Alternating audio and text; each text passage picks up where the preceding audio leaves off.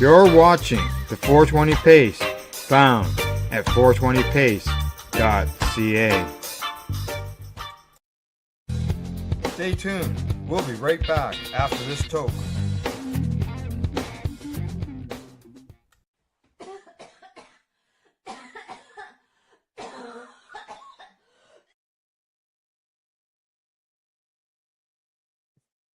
All medical advice during our broadcast is not a medical opinion and should be checked with your medical physician.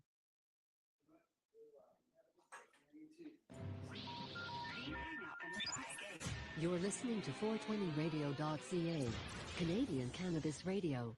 The opinions of the individuals during this broadcast are their own and may not be the opinions of their group or other organizations they may be involved with. All medical advice during our broadcast is not a medical opinion and should be checked with your medical physician. You like music, you like weed, well, we gonna be good friends indeed. This is not much I like more than smoking trees. They'll make you dance the do-si-do and teach you how the cheese will grow. Smoke a bowl on the 420 radio show.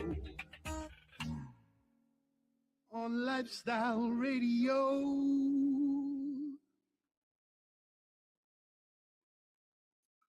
Yeah, man. Hello, Ted. How are you? I'm doing well, thanks. How are you? I'm pretty good. Today on the 420 Radio Show, we're going to be chatting for a little bit with Ted Smith. He is the founder of the Victoria Buyers Club, which you were the first buyers club in Canada, yeah? Yeah. Hillary Black was selling cannabis to patients out of the back of Hemp BC when I started, but she hadn't actually gotten an official name or organization or phone number or anything to that effect. So I sort of beat her to that in certain aspects. But yeah, we just celebrated our 30-year anniversary. Wow. I was a member of COM when they were down on Queen Street in Toronto. Okay. And I vividly have a memory of watching the police kick in the door and knock a patient over who was in a wheelchair as they were coming in when they were raided, I guess, maybe 12 years ago now. Yeah. You know, you've been raided. You've been evicted. You finally get yourself settled in a place where you're not going to get evicted, hopefully. And look what happens again. You want to explain who you are, and we'll go into what has happened now. This latest fight you're on. Okay. Well, back in January 1996, I decided that people with basically, incurable chronic medical problems deserved access to cannabis and should have protection according to the Charter of Rights and Freedoms to do that. And so we started up the Victoria Cannabis Buyers Club. But I also had just met a woman who made cookies and brownies and served a lot of people with AIDS. And so I even before I started the club, I met her, and really she helped inspire me when I saw all the other medical benefits on top of smoking cannabis that were good for people that were in pretty serious medical need. And so it was with her cookies and sobs and stuff that I started the club up in January 96, and then went from a van to an apartment, and a few years after into a storefront. And I was doing a lot of activism along the way. With a group called Hempology 101, eventually taught a free non-credit lecture series and published a book. And I was actually on a book tour and convention tour when I met Marcel out east there. And so, I was doing a lot of education stuff.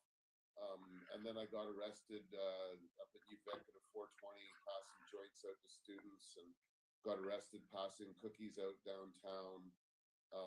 And then the club got arrested and raided 4 times in 2002, 2003. we were acquitted of every single charge that was laid against us. And then in 2009, our bakery got raided. We took that to the Supreme Court of Canada and won a unanimous decision that made edibles and extracts legal in 2015 for patients, that is.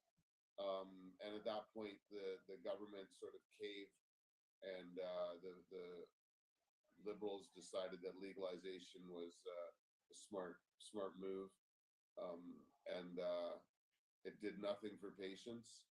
And so, if anything, things have been worse for patients since legalization, because doctors are now refusing to sign medical licenses at all in some cases. Yeah, just go to the store, you can get it yourself, kind of thing. Right.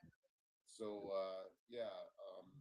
and so on a personal note, along the way, I fell in love with one of the patients, Gail Quinn, and sadly, she was dying of cancer while we went to the Supreme Court of Canada, and after her death, I took some time off, and then I came back, partly because I could foresee legalization being a serious problem for patients, and so since legalization, the club has been raided 4 times now, the most recent one just last week.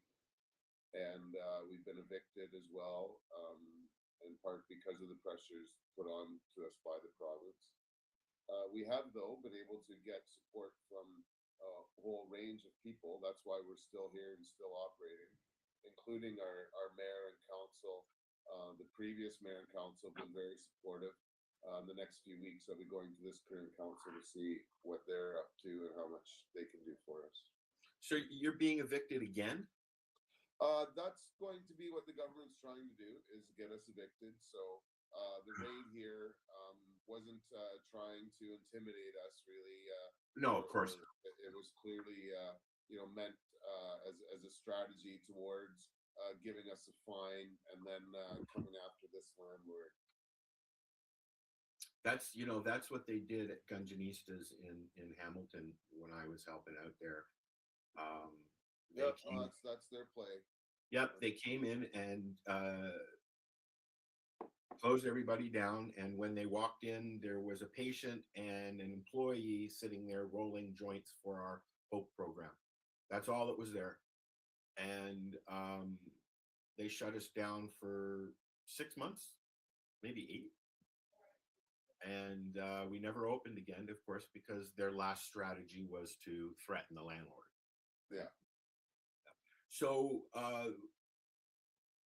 where do you go now? You're gonna just fight it again, or are you gonna? Well, we do have a judicial review at play here that's, slowly working its way to court, although now we're trying to push it to happen faster. We really only put it in the fall of last year. It's been frustrating dealing with administrative law. It's a lot different than criminal law. And so in certain aspects, there isn't the sort of time pressures that occurs with criminal law. And honestly, until last week, we were fairly happy with it just kind of slowly going along. Now we're fast tracking it and getting our expert reports and the last affidavits together, so that we can push for a court date for the judicial review as soon as possible. I had thought that you guys were just happily going along. You had a landlord that was understanding, yada yada yada. Well, like I say, that was the case in the last place too, wasn't it? So yeah, it's been over 3 years since the last raid, so it did seem like there was a bit of a reprieve, that that the advocacy towards Mike Farnworth and others that we've done had somehow been heard, and that they'd backed off. But for whatever reason, that patience is gone. Just last month, we also were notified that they are proceeding to seize the home of my girlfriend. No. Bought her house long before she ever met me, but she was on the board of directors through this, and ironically, we weren't even together when she was on the board originally here, and now, because he's on for the old fines of $3.2 million. They're also moving ahead with that. So yeah, we are under pretty serious threat here. That's for sure. Wow, dude. What else can I say than that? I mean, it's what year is it? It's 2026, and we're still fighting in some ways the same fight. In fact, it's worse in some cases. Yep. There's lots going on down in Nova Scotia, as I'm sure you know, with raids. Yeah. And yeah, I'm glad to see that increased enforcement as well. But it's all the same reason. It's control. Basically, it's not even control. It's a taxation. In Nova Scotia, our provincial government is running out of money, and they got to try and get it from somewhere. So they're going to try and take every cent they can get. It's all about the money, that's for sure. Yep. And then yesterday, I guess, they went in and raided a place or several places in Tanganyika. They're going after the criminal element, they say. They were apparently producing alcohol as well as other stuffs, and they went after them with the band's permission. No. From what I read, it was not with the band's permission. And Chiefs invited them to come with the tribal police. I read it this morning. Yeah, I read something else that said that it wasn't. Let's see if I can find that again. There's a video of somebody. I'm assuming he's a higher up in the clan there, but my dog is sniffing around my chair looking for treats, and it's distracting me. So you were open the next day, I'm assuming. Yes, Tim? Yeah, that's what we do. Yeah. It's been a struggle to get all of our products back online, but they really didn't even look that hard when they were here, which is one more indication that they weren't really trying to rob us or intimidate us, getting financial evidence that they can use to give us a big fine, and then follow through with the fine on the landlord. I'm certain that they did the same thing in Hamilton, and they do the same thing in a lot of different places that they go into. That's why it's not hard to figure out what they're up to. Right. I mean, they knew that even though they shut us down, they knew that we were still there. We couldn't go in the lounge itself. We couldn't go in the dispensary itself, but we had 2 floors above. So you find a way to do what you have to do. You've managed to do that. You're keeping your patients relatively, still serving them, and that's really what matters, right? Is keeping your patients. When we were doing Hope in Hamilton, we were asked to leave by the business association that was running that particular area. They said, "Well, can't you go somewhere else?" No, this is where the need is. Yeah. We don't have that problem. We have a very supportive city here, so that's been nice. So the city's on board, but the government is not. It's the provincial and federal government that we're up against. It's weird because it's the federal government writing the rules and the province enforcing them.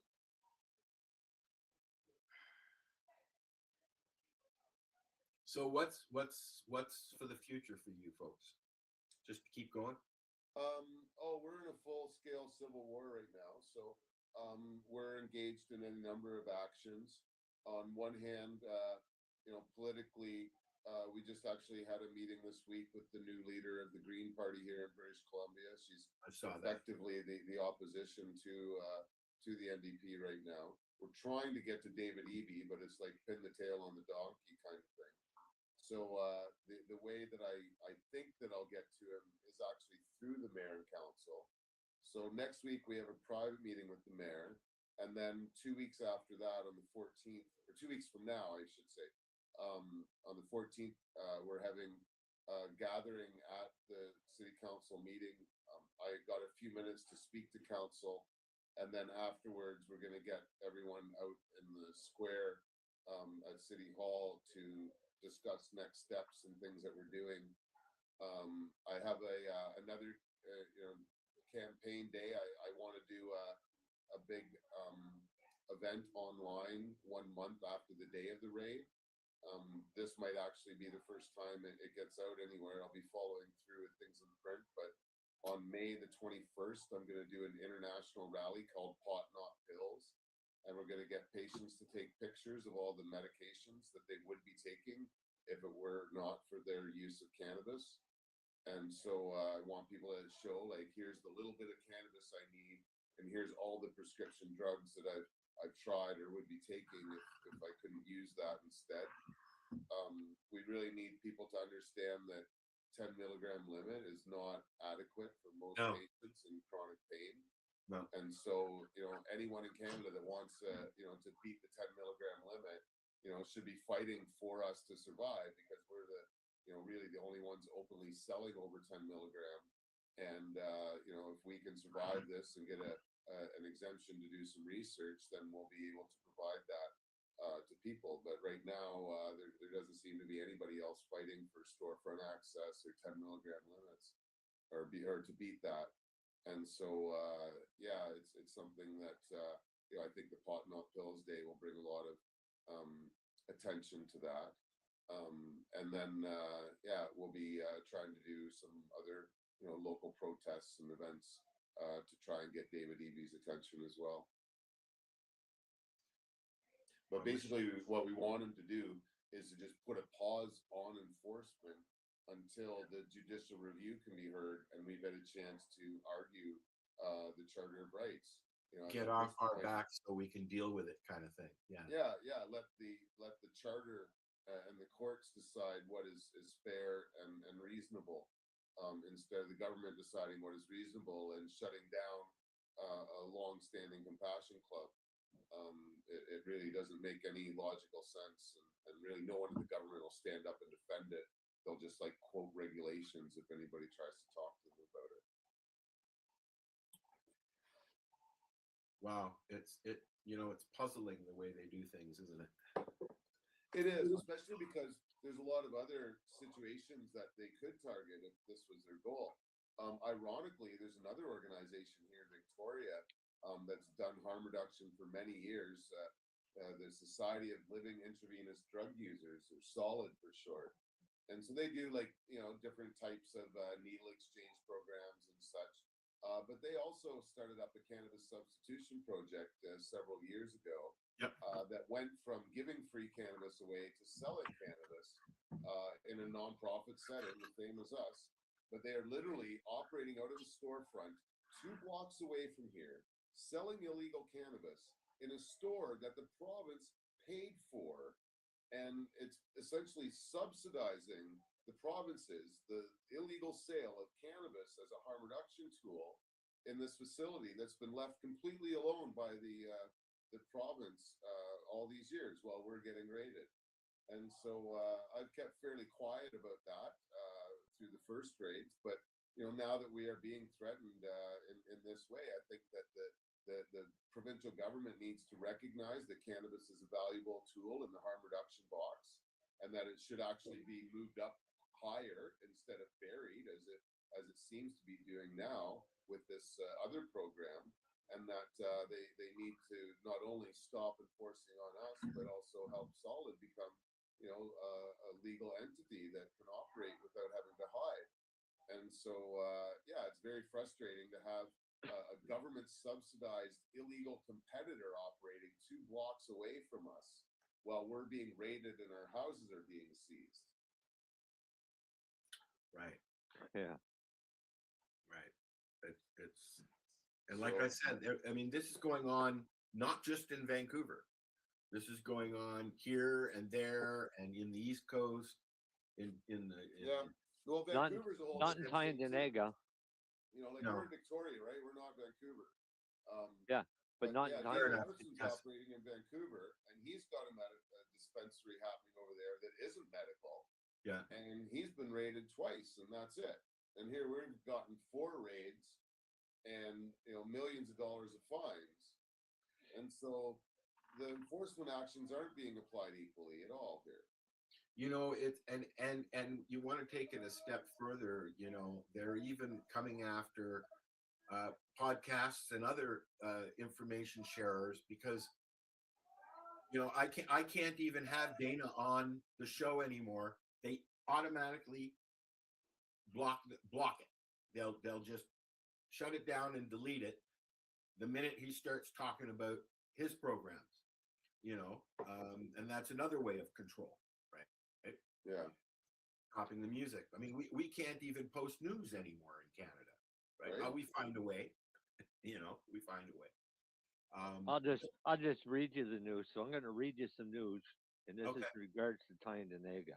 Okay.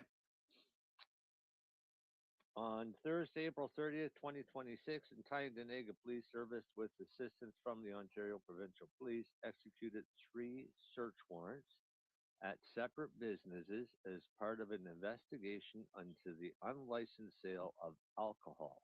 Yes. A significant quantity of alcohol was seized. During the execution of the search warrants, police also located and subsequently seized suspected psilocybin-related products. No cannabis or tobacco nicotine-related products were seized. Huh. How do you like them apples? Yep. How do they like it how do they feel it's okay to say, okay, you're shut down, you're under arrest, we're going to court, blah blah blah. Oh, never mind. And how many times do they do that? Oh, they do it every time they realize that somebody's going to fight back, and they know they're not going to win. How many times you've been through this? 4 times now, Ted? Well, it's our 4th raid since legalization. We had essentially 5 raids before that. So 9. This is 9. Yeah. Over 30 years. Yeah. Okay, so when you started, how long before they started coming after you? Back then? It was actually a good 5 years, a bit more than that actually. I think before I actually started to get arrested, which was kind of surprising. I assumed I'd be getting arrested more than once when I started. Every week. And so it took quite a long time, but they typically operate by complaint, and people that Right. generally aren't bragging about breaking the law, and so they were really unsure what to do with me for a long time. And funny enough, the first time they tried to get a warrant for me, they were unable to. At which point they told me to get a storefront because I was getting protection. Because they wanted to come in and they wanted a door to go through. Well, yeah, it's easier to get a warrant for a store than a private residence. Yeah, Cafe found out that, eh? In Toronto. Yeah. When they shut them down, they just put up a banner in front of the shop so that it looked like there was no police presence, and the police brought in those big concrete piles, the big, to block the front of the place and everything. And they're still going. That's amazing, really. There's a lot of places that are still going, and then there's a lot of places that are not. And unfortunately, the places that are not are the ones that we're helping people, not just making money. Yeah. I mean, when it comes right down to it, it's about money. You have to be able to support the cause and your patients and yada, yada, yada. The money's got to come from somewhere, right?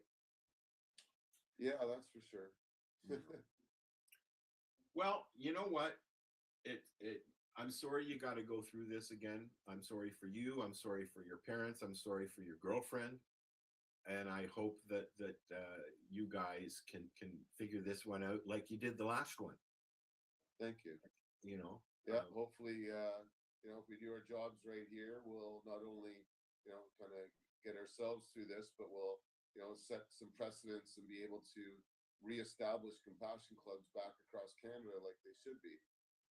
At times, it's been interesting, doing this work lately.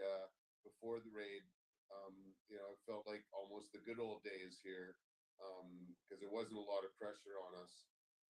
But it also felt sort of awkward that, you know, sure, here we are in this beautiful club, you know, you know, all this great medicine, but no one else in Canada has anything like what we have here. It's a very special place. The lounge that we have now is incredible. The community that we have is, yeah, it's just amazing and vibrant. And we shouldn't be special in that way. Everyone should have something like this. And so it seems that it's come to us to not only defend our club, but to fight until, you know, everyone else can have a place that they can call their own, just like this.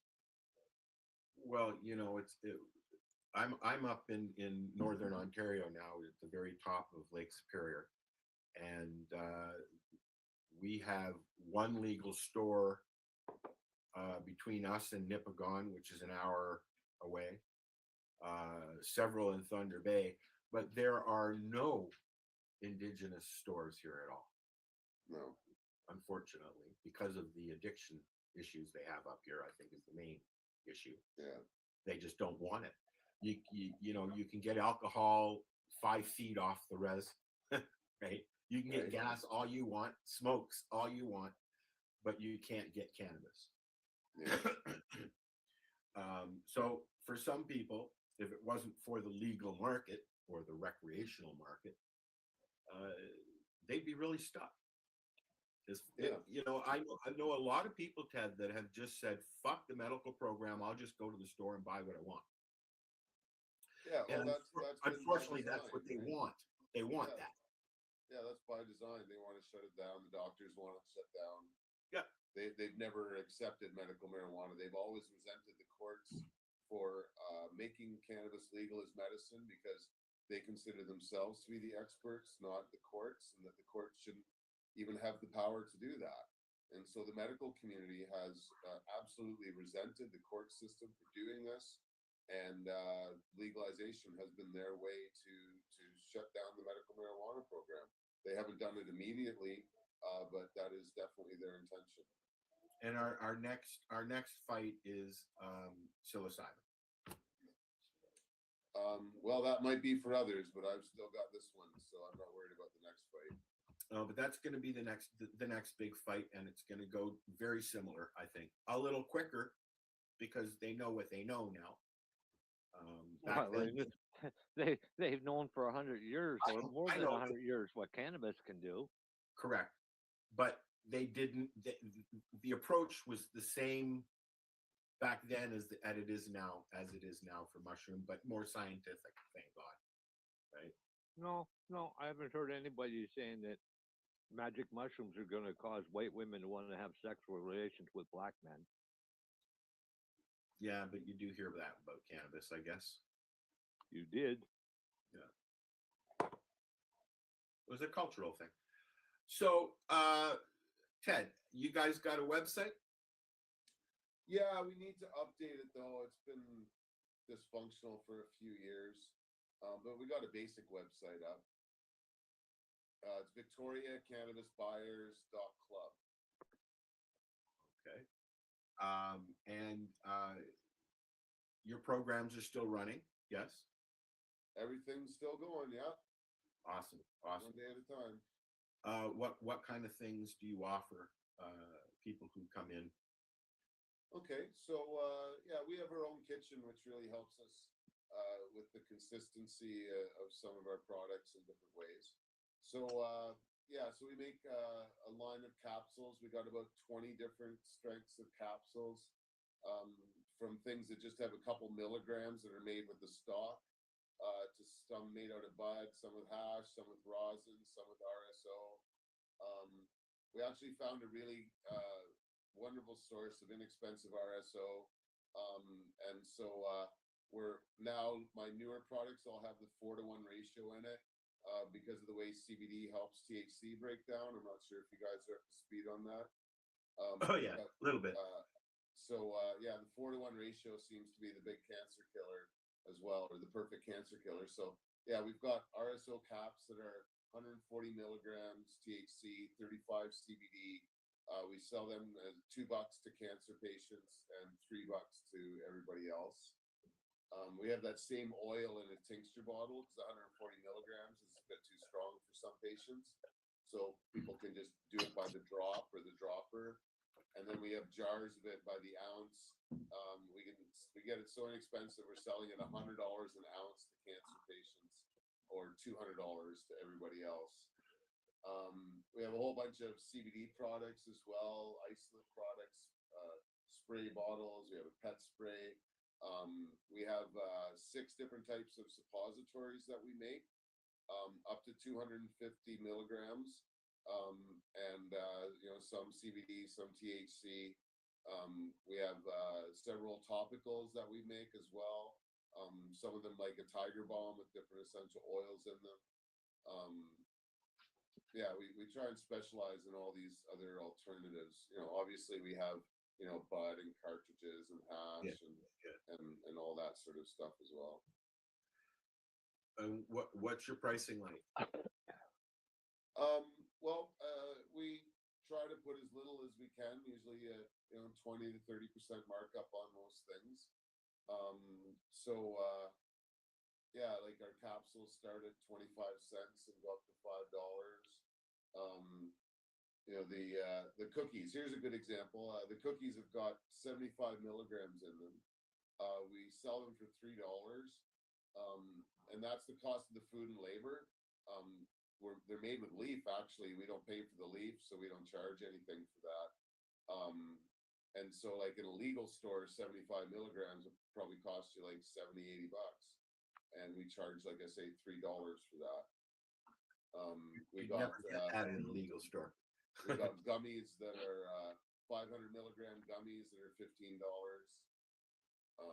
Wow, man, because you can go in and get what I think 4 5-milligram gummies will cost you, I think, $5 or something like that at the legal store. Yeah, and that would do nothing for most people that were medical, anyways. Yeah. Might fuck somebody up, a recreational person that's not used to the edibles, right? Yeah, I'm not someone that in persistent chronic pain, trying to avoid using opiates or painkillers or fighting cancer for that matter. Yeah. The biggest thing right now, I mean, we've always known that the oil will help with cancer and other things like that. But the biggest thing right now that I see a lot is pain management, specifically in seniors. Yeah. Because a lot of us that started doing this 20, 30 years ago are now seniors. The landscape has changed so much, and unfortunately the youngins are not coming out of the woodwork to do the kind of work that we started doing way back when, because all they care about is money. Yep. Yeah, most of the new people that are coming in are certainly elderly and retired and unable to find what they want in the legal system, so they end up coming here kind of by default.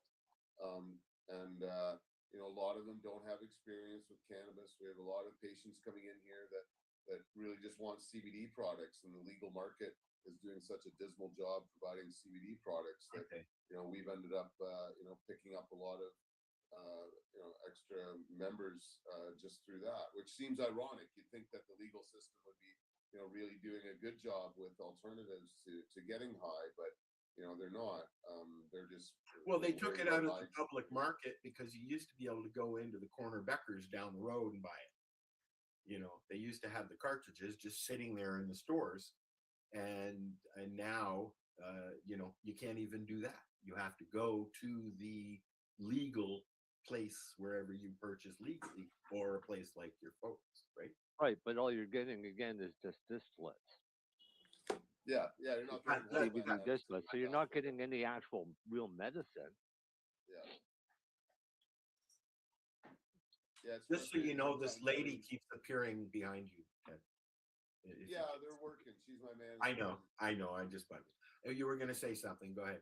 Well, I'm just gonna say it's frustrating having patients coming in asking for things like CBG, when really the only way you can have a CBG product is if you're using this equipment and machinery and processing it and really taking all the other valuable medicines away to get one of a bouquet of medical compounds that the medical benefits are reduced because they're not working in synergy with all the other medicines that come in the natural plant. So yeah, But, we you have know, a few just let them products. know that the whole plant oil will have CBG. Yeah, well, we try, but I'm just saying, like, often patients are coming in and these products are being promoted by the legal industry because they can sort of patent and corner the market a little bit with these products.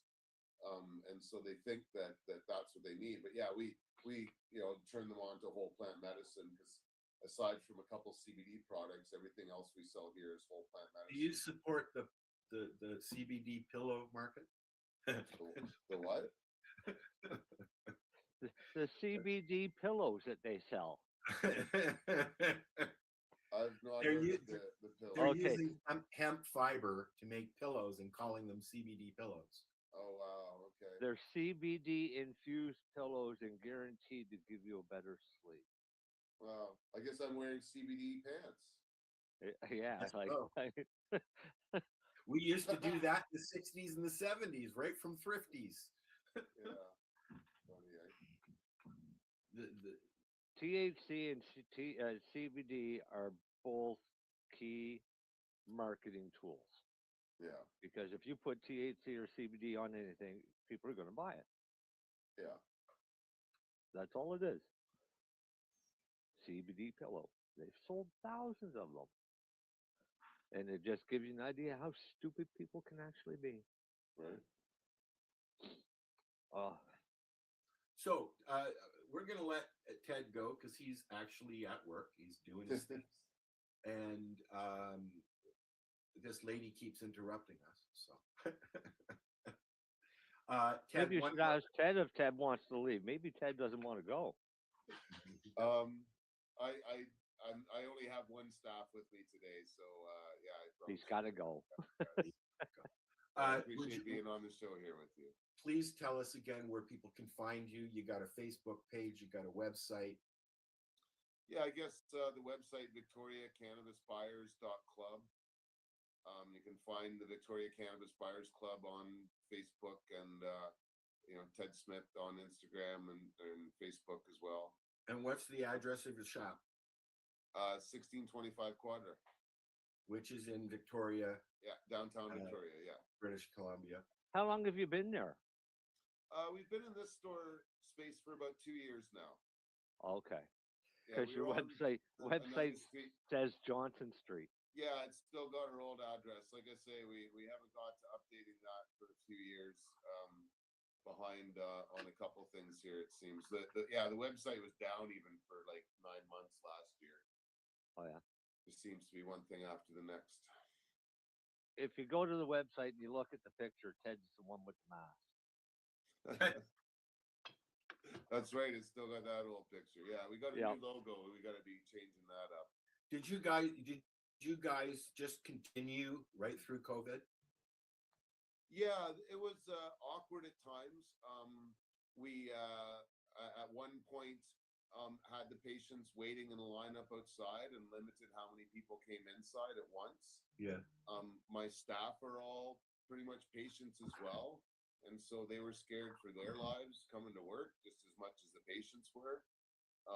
And so yeah, it was pretty awkward for a time there. I think we even at the very beginning we're only open on alternate days even just to limit people's exposure. But yeah, we survived. We shut our smoking room down for some time. So it was a while before we reopened that. But yeah, we got back to normal eventually. Do you have a lounge area? Do you have an area where people can go and hang out with others and medicate and? Yeah, just don't tell my landlord's insurance company, okay? Okay, all right. So no. Sorry, I asked It's that a question. beautiful space. We're very lucky to have it. Yeah. That when you approach a landlord with your idea, this is what you are going to be doing in this slot, and are you okay with that? And then they say yes, and then you get rated, and that all changes, doesn't it? Yeah, we'll see. I hope that your landlord is. They're being threatened with some heavy fines. Yeah. And so, we'll see if their resolve stays here. I really hope it does. I haven't actually had that conversation with them here since this last raid, but they stayed with us after the first one, and so hopefully they'll make a stand with us here. And I hope so, Ted, because this is really just a push and shove bully moment, is what it is. That's for sure. It's unfortunate that they're taking aim at. There's all kinds of other illegal shit going out in the world, and other bad things that we need help fixing, and they're going after people who have chosen to use a fucking plant. It's very infuriating.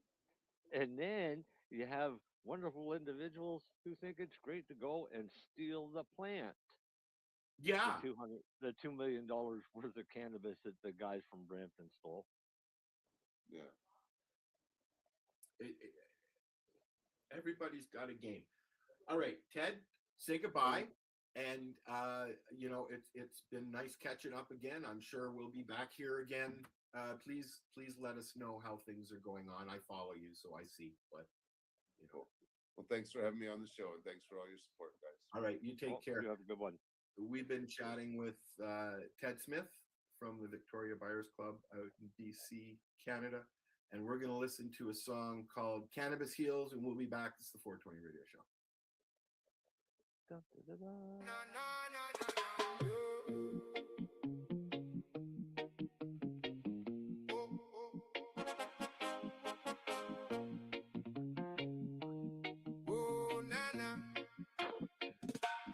Morning rough, bones talk loud. I rush slow through the crowd. Green breath in a paper crown. Got the weight, but I sit down. Hard week, heavy hands. Pockets full of shifting plans. You say pain don't leave clean, but I know what the roots mean. Let it spin. Let it swing. One small spark and the whole room sings. Easy now, take your time. Feel that calm come over mine. Cannabis heals. Cannabis heals. Heals. Heals. Heals. Cannabis heals. Cannabis heals. Yeah, it cools. It shields. But one deep pull, I'm back in my skin. Cannabis heals. Let it roll in.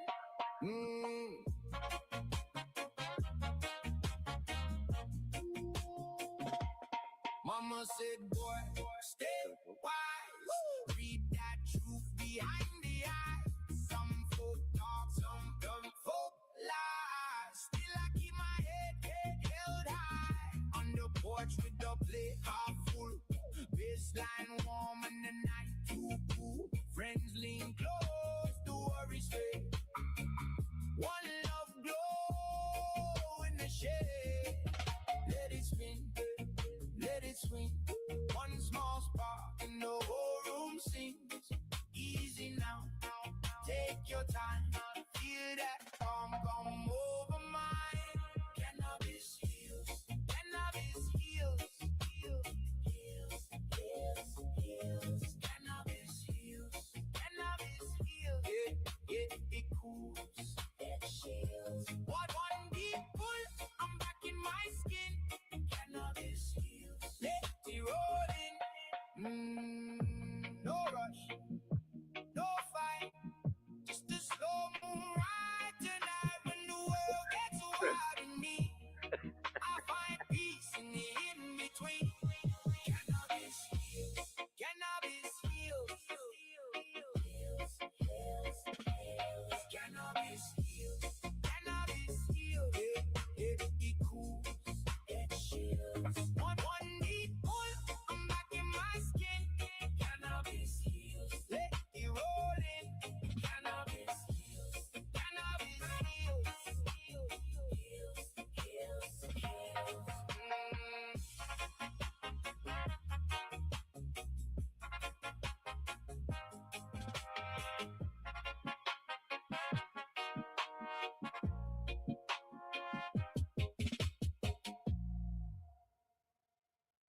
My dog is standing there staring at me.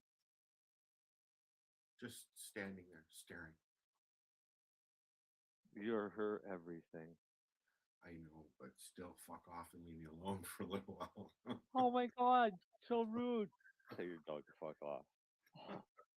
I never tell mine. Well, I have. It's usually Steven. Steven, it's spring. They're both driving me nuts.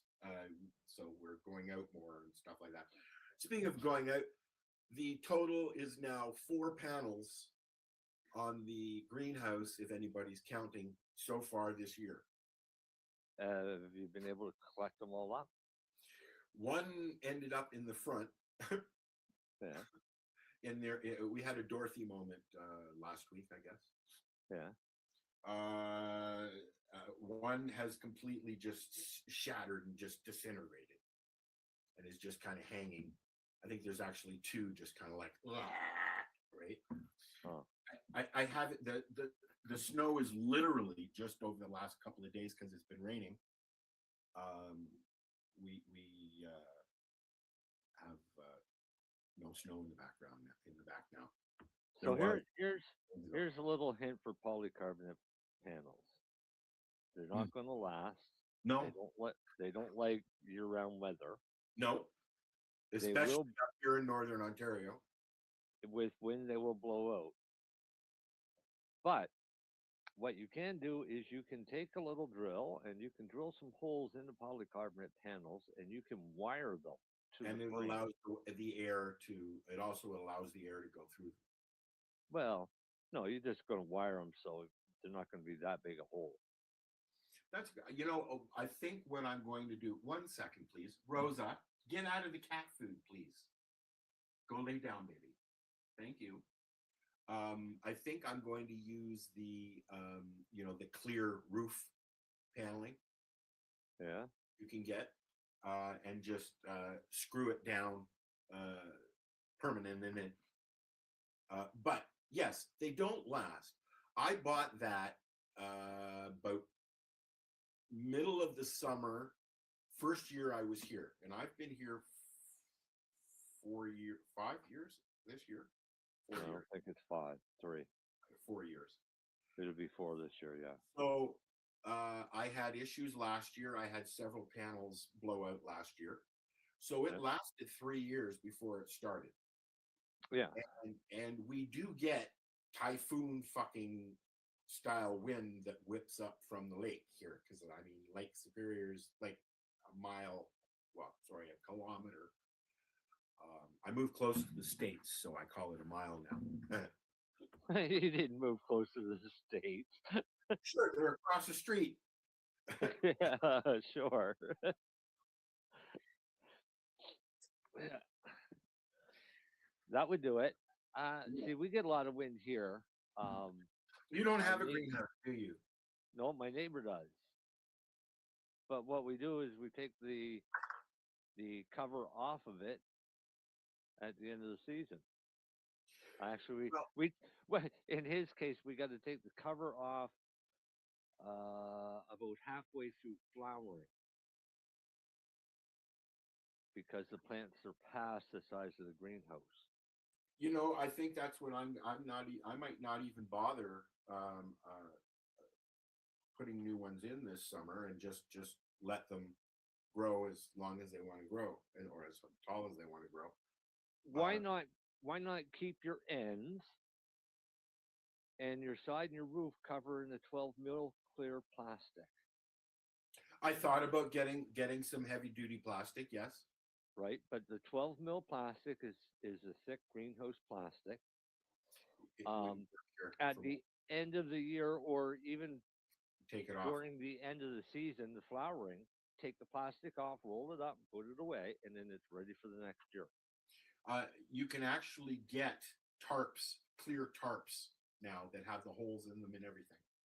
Well, if you can get one that size, get it. Yeah, that's what I'm thinking about doing. It's only 6 by 10. So, but how high at the peak and how high at the wall? 6 feet at the peak. The peak is only 6 feet. I believe so, because I fit in there. Maybe 6'5", because I fit in there, and I don't, gash my head on anything. Right when I'm in there. Yeah. So, but anyways, my point is, I've had reasonable success growing outside at the farm. Yes, I know the climate is different here, but all I did was I put the pots in the field and watered them and fed them. That's all I did. Right here, I have to futz about, and that's not going to happen this year. I don't buy auto pots for your greenhouse. Okay. I don't buy You know auto what? pots. I'm not even sold on them downstairs yet, bud. I don't. Because I can't get them to go fuck anywhere downstairs in those pots. So come wintertime grow, I might just buy some pots and throw, or even use the ones that I've used outside. But this year they're going in big pots. They're just going to sit there. I'm going to take the hose every day and go, pss, pss, pss, pss, pss. Here's a little food for you. Here's a little food for you. And do it the way people do it. Do it. Do it. Do it. Do it. Hi, buddy. What are you doing, buddy? What's going on? What's going on, man? I don't mind auto pots if they're inside and you know what you're doing with them. Well, you see there, I have not been able to tune them in. This year, I tried, and every single, there was water all over the fucking floor. So I don't know what happened there. I ran the fucking maintenance shit. I cleaned everything out, blah, blah, blah, blah, blah, blah. And I went down there. There was a big pop. That happens. Yeah. I mean, I'm learning. Okay. Yeah. So hose could have come off. Actually, that's exactly what happened. The hose from the container came off. Yeah. We don't need this up anymore, do we? Nope. Get rid of that song. MJ's coming. I know. I got another song I want to play. Uh-oh. And this one's a little more your style. All right, good, because the last one wasn't. I know you don't like the reggae stuff, really. Not really. This is called "Ramble on My Soul."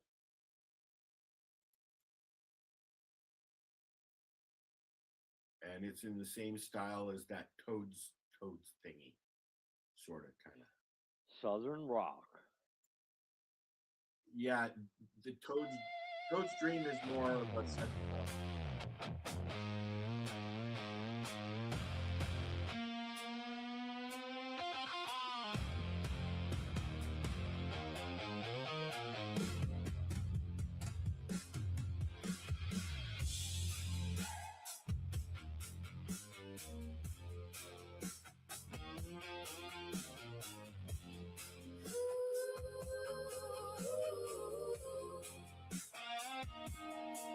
I got dust on my boots and a bruise in my name. Your hand on my shoulder, like a match in the rain. We lived that town in pieces, never turned around. Now the dark keeps calling from the fairground ground. Keep me from the edge, keep me from the fall. I can hear the thunder moving through the wall. Ramble on my soul, ramble on my soul. Burn me slow, let me roll.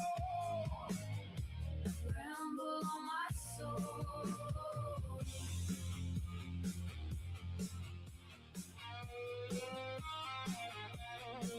You wore a red scarf, like a flag in a fight. I found your name in gravel by the county line. We came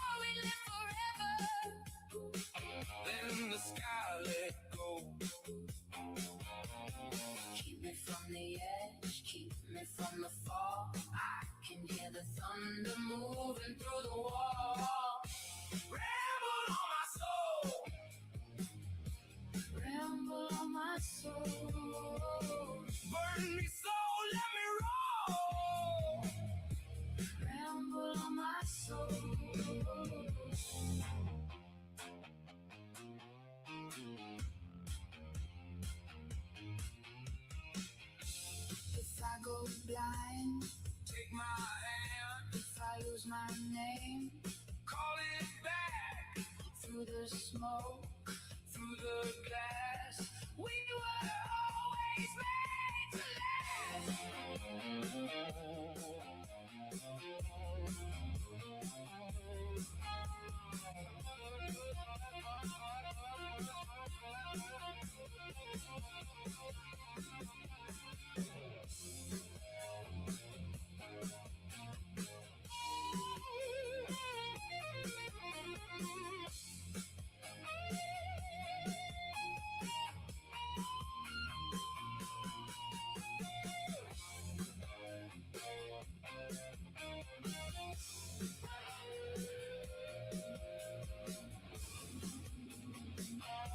Fridays at 7 p.m. Eastern Time on 420radio.ca.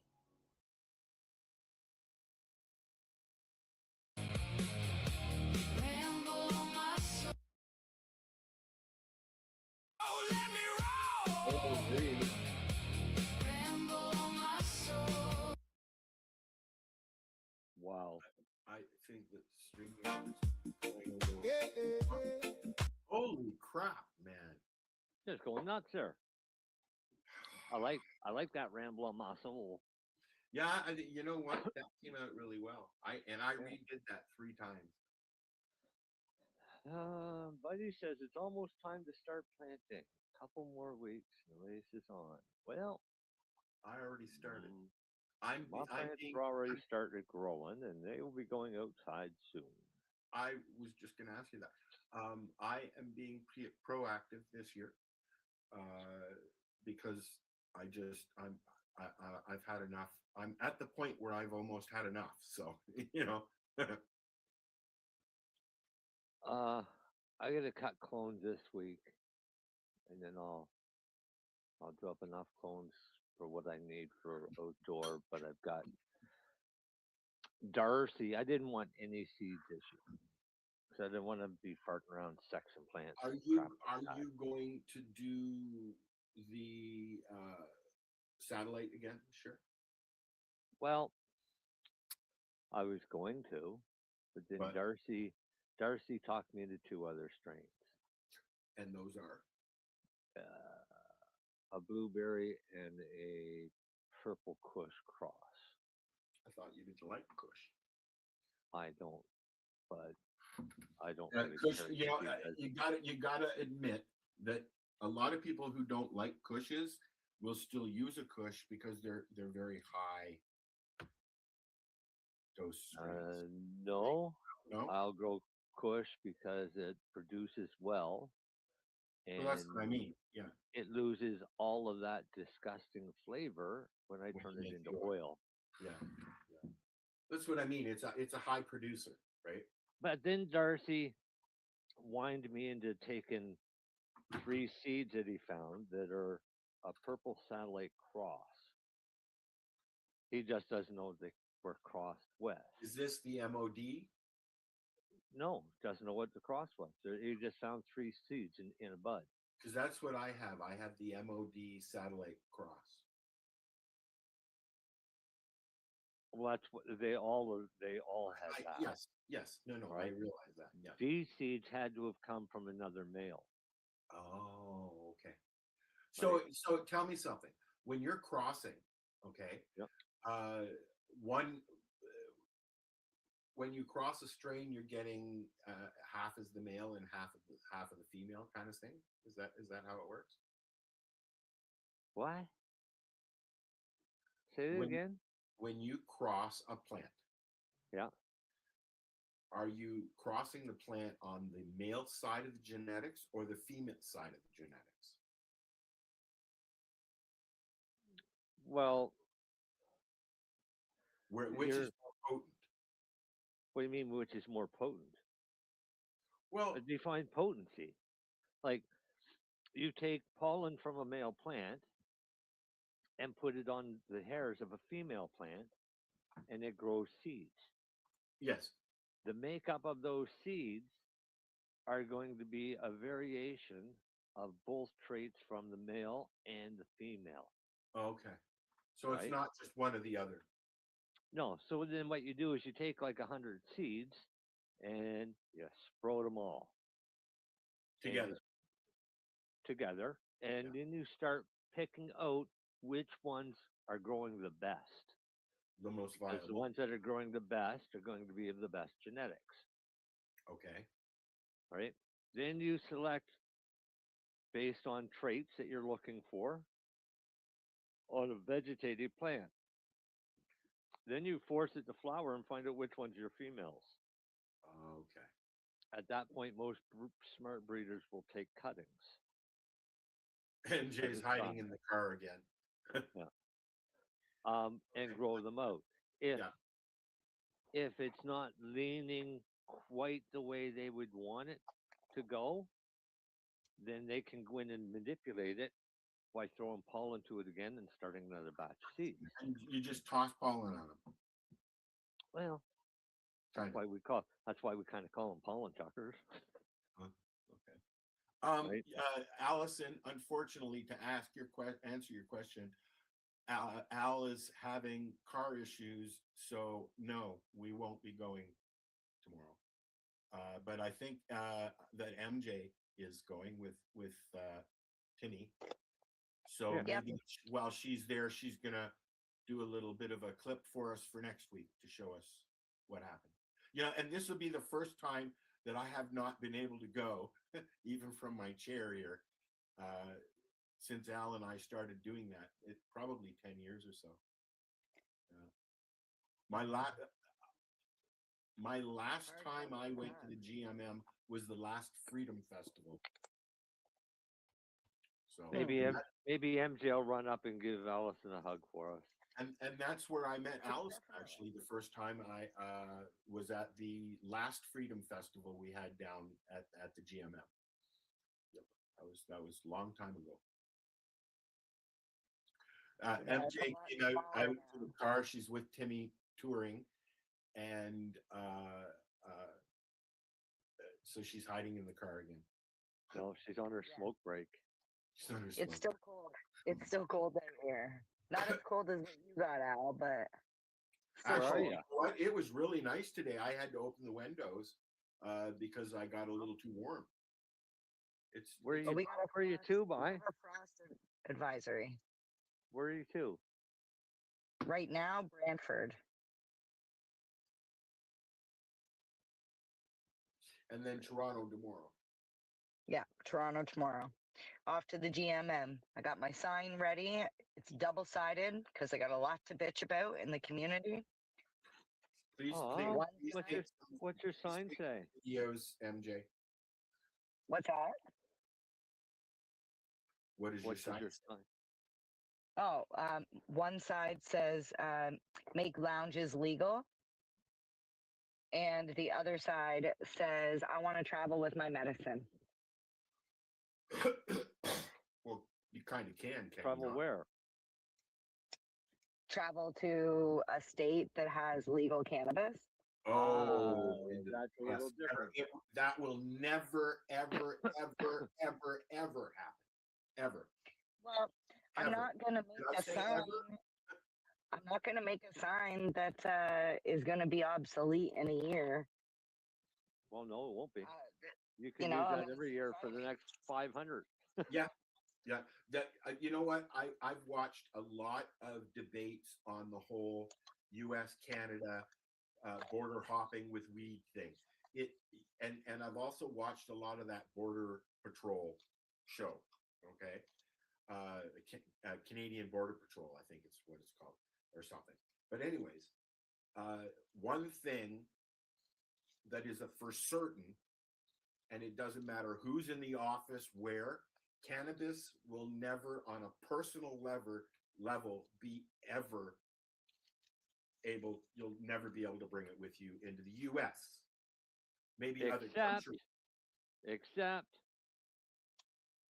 we know people that have done it legally. Sure. Kaylee and Nick Jones got a letter from the U.S. State Department that allowed them to take their cannabis medicine for their daughter to her Make-A-Wish trip to Disney. That was a first last year, yes. Yeah. But when I say on a personal level, maybe medically, yes, But on Yeah, a that's what I'm personal talking about. one-to-one level, you'll never be able to just get on a plane and when they say, "Do you have any drugs or weapons?" "I have cannabis on me," and they just say, "Okay." You can Yeah, but fly in that's not. Canada. You can fly in Canada with your pot. Yeah, but that's not what my sign says. My sign says I want to travel with my medicine. Yes. Okay. So Well, like for example, this is the well, most frustrating well, part. So your in, sign is pretty ambiguous since you're allowed to travel with your medicine in Canada. yeah, but the photo, if you look at the photo that goes with it, it's the world and there's a plane flying around it with cannabis on the plane. Like I want to be able to travel around the world with my medicine. It's my It will never, medicine. it will never, Oh, okay, good luck. like going on a cruise ship with weed. It'll never happen. There's time zones. There's legal issues. There's, one of the reasons they had no alcohol. But a There- ship hold on. sailing out of Canada should have no problem once it goes into international water. Fair enough. That's what I was just getting at. There are some ports like Qatar and stuff like that where the country is alcohol prohibited, and yet they have alcohol on the ship available to their travelers, but they cannot serve alcohol while they are at dock. They have Right. to be out, I think, 100 kilometers outside of the country. International water. In international waters. And there are actually a lot of places that do that. Why can't we do that with a cannabis cruise? You can go and have tobacco. They have smoking areas usually on a ship. But you could do that if they really wanted to do it. If somebody wanted to do it, then there would be no reason for them I'm to. surprised a company like Virgin has not tried it because they Right. are the party company, right? But send a boat, get on a cruise from St. John, New Brunswick, And go around. No, it ain't. go around Nova Scotia up into all the way to Montreal, if you want, with stops along the way. It would be a great little trip for people, and there's no reason why you couldn't use cannabis the entire time. Well, you see, and I thought about that up here too, because we have a cruise ship on Lake Superior that goes from Thunder Bay, Ontario, down all the way to the other end of Lake Superior, down to the lower end of Lake Superior. And Right. So as long as your boat stayed on the north side of that lake, they don't do that though. because they go across the Canada international and the line. US.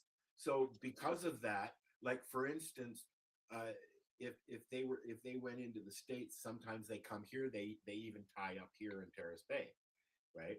And I don't exactly know the distance between me and the U.S. border, but it's not that far. Halfway across the lake.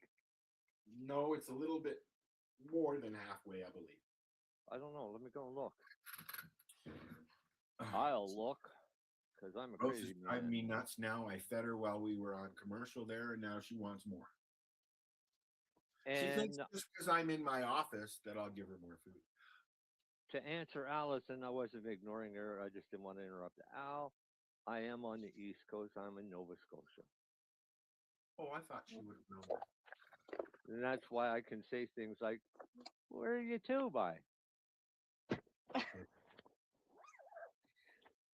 Whether or not people understand it.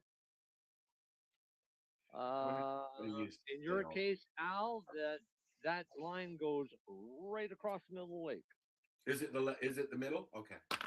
So it kind of takes a jog around Isle Royale National Park, which is south of Thunder Bay.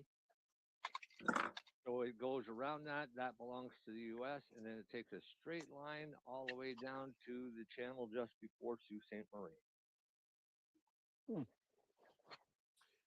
Something I learned yesterday, the largest meteor crater or asteroid crater, or I don't know, it's been there for, is in Sudbury, and it's actually the Sudbury Basin, where Sudbury, the city, is been built up into this meteor strike area. I thought the largest one was the Gulf of Mexico. Well, I just watched the thing, so if the guy who made the thing is wrong, Yeah. okay. excuse me 1 minute. Rosalie, would you please lay down? You're driving me nuts. Lay down, please. Thank you, sweetie. Okay.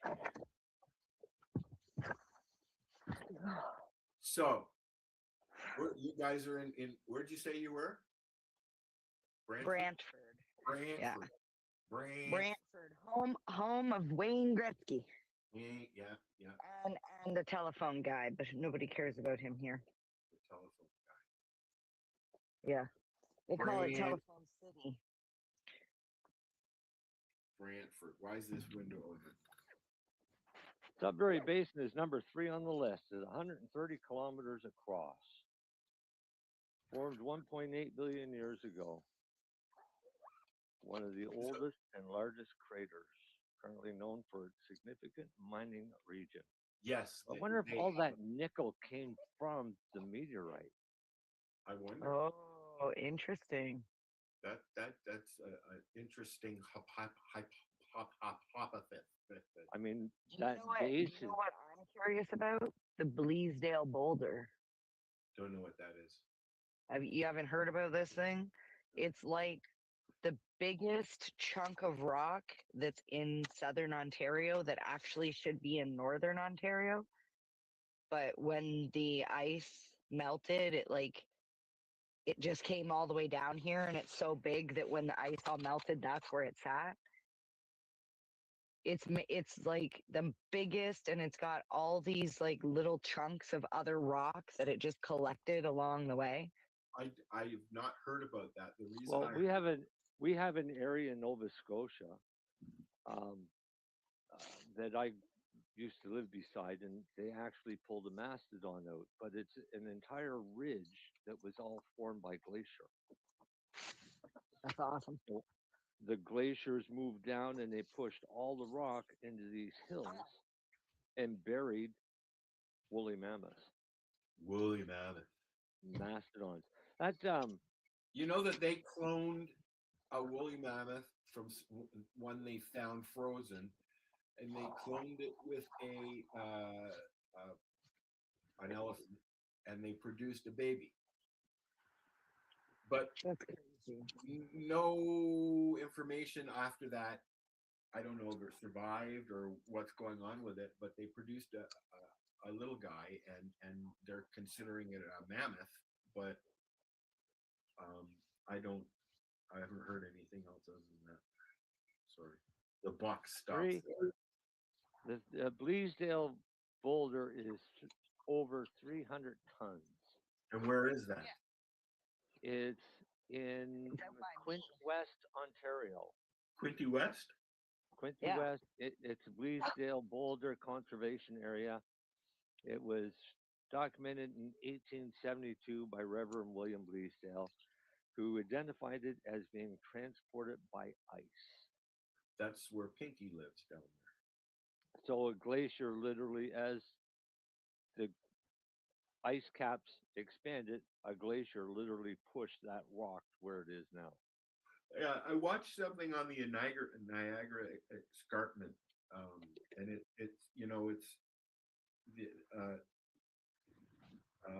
Niagara Falls has moved since it started 11 kilometers, Yeah. and continuing to do so. Yeah, everything's moving. Yeah, no, I realize that, but 11 kilometers. Yeah. What was it? Literally carved out the river, the Niagara Falls River. Is that what it's called? Niagara Falls River? What do they call that river? The Niagara River. Niagara River.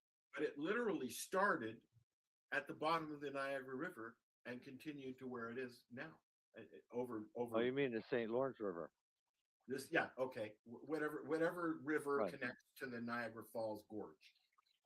Right? Okay, when I was in living in PEI back in the 80s, we were told then that the province of PEI was losing 1 centimeter per year on the Brunswick side, and the north side, the Newfoundland side, was gaining 2 centimeters. free. because it was shifting. It's literally moving north. There are many islands in the Pacific Ocean that are there 1 minute and gone the next. Oh yeah. Well, a lot of that is due to volcanoes and earthquakes. So. Here today, gone tomorrow. Yeah. That's interesting you say that because there's a beach in Sarnia that I go to all the time, and That's the waves crash up against it, and we go like every 2 months. So I went in the winter and I seen how high the ice was, and I went back just now and I was like, why is there so much sand here? Like there's like it's like over the winter and spring, all this new land is built there now Right. from just washing in. Like it was Well, crazy, and you could see the rocks had these like indents that when you like ran your hand across it, you could tell it was from the waves crashing in and crashing out. The thing that gets me is it's not that long ago. Like it's happened. It happens very quickly. Is my point, right? well, And it's in we some have cases right in front we of have your eyes. yeah, but we have a spot here, a few spots in Nova Scotia, because of our tidal system, that it changes twice a day. So I used to be a whitewater river guide on the Shubenacadie River, and we used to take boatloads of people up and wait for the tide to come in. And when the tide comes in, it goes 30 kilometers upstream I've heard against the river. a lot of marshes are like that. So to get people down to the mouth of the river, you load them all in the boats and you drive down on the river channel. And you literally weave in and around sandbars everywhere. It's a really wide river, but a very narrow channel of water when the tide is out. I just watched a YouTube thing on that. Yeah. When you get out there, when the tide comes in and the wall of water hits you, the water raises, in some cases up to 30 feet higher than where you were. Well, yeah, Lake Superior has white caps that are 12 Right. feet. So what happens is this water rushing over these sandbars creates rapids. Yeah. And we get big ass waves to take people over, get them wet, have lots of fun. But what people don't realize is every time that tide goes up, it picks up every bit of sand that's in those sandbars. As well as the undertow. Takes it all upriver, and then when it comes back down, it just deposited sand in the sandbars. From one day to the next, you can have sandbars in completely different locations in the river.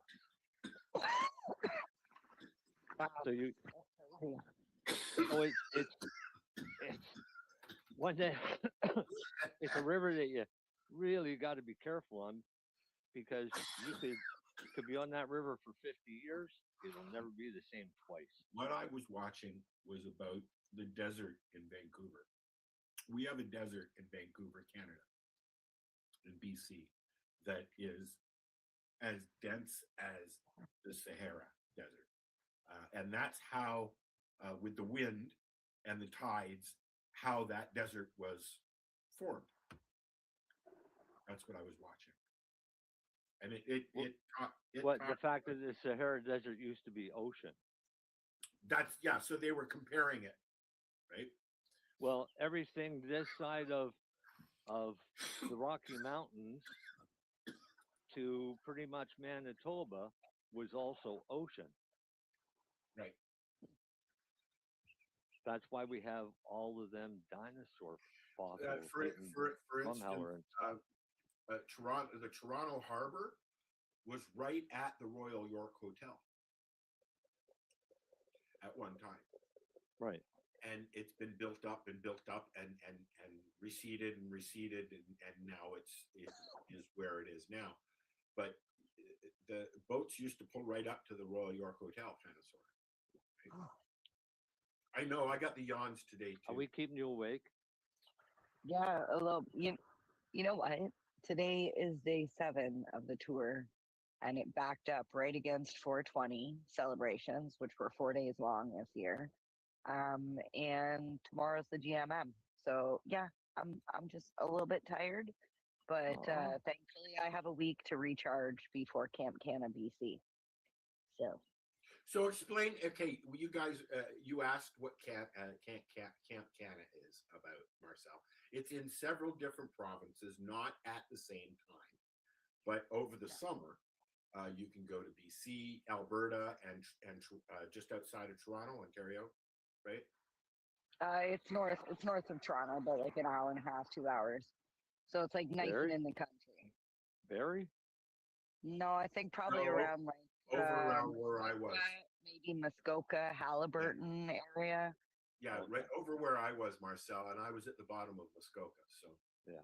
Yeah, it's really cool. It's basically like I understand Marcel said it sounds like just camping, and we've been smoking weed for like ever camping, and that's totally cool that you have that ability. they have It other things going on. yeah, Oh, so it's not. it was usually liquor though. Well, no, it's not like Harvest Fest. Like Harvest Fest was camping with vendors and Oh, like they have and, and speakers. They have therapy people like are massage you talking about therapy. Harvest Fest or are you talking about Camp Canada now? Canada, do they not have like Well, therapy sessions and stuff like that? so at Camp Canna, each camp provides something different because they're not created. The only camp that's actually created is Alberta. BC and Ontario, we step into a camp that's already there. Right, right. So it's whatever activities they have at that thing. Plus, they bring in some people. You're right. There is a massage therapist there. As There's they going to bring be in different, they there's bring in bands. comedians, they bring in Yeah, they bring in some MCs and bands. DJs, and they bring it's a festival, but it's also a camping experience. Oh, yeah, it's less festival and more just camping. But it's like kind of like when you would go to kids camp. You know, like when you go to camp as a kid and you stay in bunks with all your friends. And Yeah, I went to you Camp do all Bobby Con on Lake Temagami, which is 3 hours outside of the city of Toronto, north of North Bay, and it was the most glorious place. That's probably why I moved up here. well, a lot of Never people been to have. one of those camps. So I usually went to military camp. Yeah, no thanks. Yeah, I never got to go to camp as a kid. But some of the people that have been, they have like really fond memories of kids And camp. now she goes as an adult. Yeah, basically it's adult kids camp, but with the ability to have cannabis there with you. You bring your own cannabis. If you run out of cannabis, they have an on-site delivery in BC and Ontario. However, in Alberta, you can do on-site sales, so they have on-site sales there versus Oh, on-site yeah, okay, so delivery. I'll have some vendors there. Yeah, regardless, they make sure that if you need to get your cannabis, you can And still which do ones that. are you going to this year? All of them? Mhm. Wow. Yeah, we're going to be at all three. I'm super excited for BC, mostly just because I've never seen mountains, but I, also because there's a lot of cool people over there. I don't remember BC. Where in We went BC? skiing a couple of times when we were kids, but I don't remember. Where in The BC? BC Camp Canna is in Canal Flats. So there's going to be a bus that's picking people up from the airport if they want to fly in, or those that drive there can just drive there. But there's going to be a bus that picks people up and brings them to the camp. How many people usually show up there? Is there a cap? Is it a private event? You can only have so many people. What? Yeah, there is a cap. I've heard that BC is about 75% sold out. Where did you And say in BC? it's Canal Flats. Never heard of it. Yeah, I'm super excited because the camp that we're going to there is like it's sort of like off the grid. Like everything is run by like water power and like it's gonna be super cool. I went to a family Wait now. I went to a family camp with my mom and my sister, and we met her friends there, and it was a whole week of camping. And I was in my early 20s, I guess. And we got there, and I saw the sailboats, and I said, I'm going to go over to the dock and see if I can. I was really big into sailing back then. And I walked up along the dock, and I said, can I take one of these? He turns around. He said, yeah, I taught you how to sail at Camp Wabicon. I think you know how to sail. Go ahead. So, yeah, I miss sailing. I couldn't get into a boat now. If you're flying and take a bus, it's flying into Calgary, right? I'm not sure. Maybe. Because that's a hell of a long bus ride from Vancouver to Canal Flats. Yeah, I don't think it's from Vancouver. Yeah. Probably fly into Calgary, then you'd be there in a couple hours. Hmm. Yeah, man, what a kind of a nice spot. I mean, it's right in a valley. What's in the between URL for Camp Canna, MJ? Oh, it's campcanna.ca. There you go. Yeah. And I will give a shout out and a little bit of a plug. If you do go over to the website and you're really curious, book yourself a concierge call. You'll end up talking with the owner, and you can ask as many questions as you want. And before you book your tickets, let them know that you heard it from me, the doobie. You might get a discount. Ooh, Ooh, discount. yeah, save money. Or you can use it for the gas, since it's so dang expensive. All right. Well, I got another song. Go ahead, Marcel. And then I'm going to put the spot's a pretty remote spot, but it's in probably some of the most beautiful area because it's literally right down the road from Fairmount Hot Springs. That's where we're going. We're gonna stop there too. Oh, you're gonna love that place. You said campcanna.ca. Campcanna.ca. Did you say Fairmont, like the hotel Fairmont? Yeah. Nice. No, I'm talking Fairmont Hot Springs. Yeah, like actual natural hot springs. Yeah. Yeah, we're stopping there. Okay. Yeah. That's literally just the other end of the lake. Yeah, I think we're gonna stop there on the way on Thursday because we're going to drive do out? we're gonna fly in. You flew in. Okay. Yeah, we're gonna fly in and then drive. So you're flying into Calgary. Yeah. Yeah. So you're gonna drive in. You're gonna go up through Banff. Oh, I put Camp Can. Let me try that again. Camp Canna. See So you're gonna go through Banff? That's cool. Oh, come on now. And you've never seen the mountains? No, I mean I've been to Vegas, so I've seen those mountains, but No, there's never a seen, little big difference there. Not really. It's the same mountain range. I've seen mountains really? in I guess Venezuela. it would be, yeah. I guess it would be. Yeah. But those are more hills. The Venezuelan ones, they're Is just that like right this time? Is that right? Is that spelled right? Yes, it is. Yeah. Okay. Yes. I think we had this discussion, right? That hilled, treed mountains are not mountains; they're just hills. Correct. The rocks. Yeah. Although trees on them, they're a hill. Most mountains don't have trees on them, except for pine, because pine will grow in the rocks and attach themselves to the rocks. I watched a video on that this morning. Yeah, but pine do not do well with low oxygen and that close or that low of atmospheric pressure.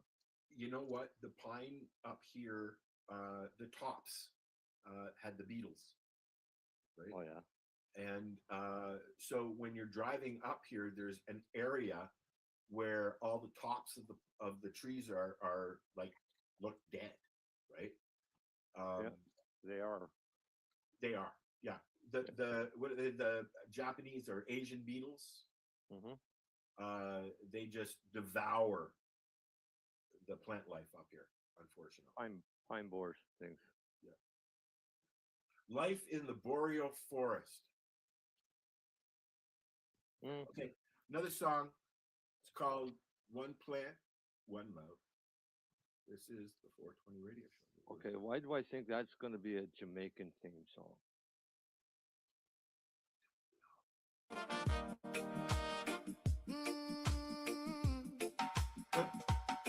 In the yard, sun on the fence, green leaf dancing makes sweet sense.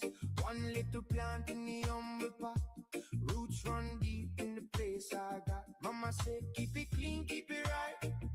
Share that mercy through the night. One hand feed, one hand hold.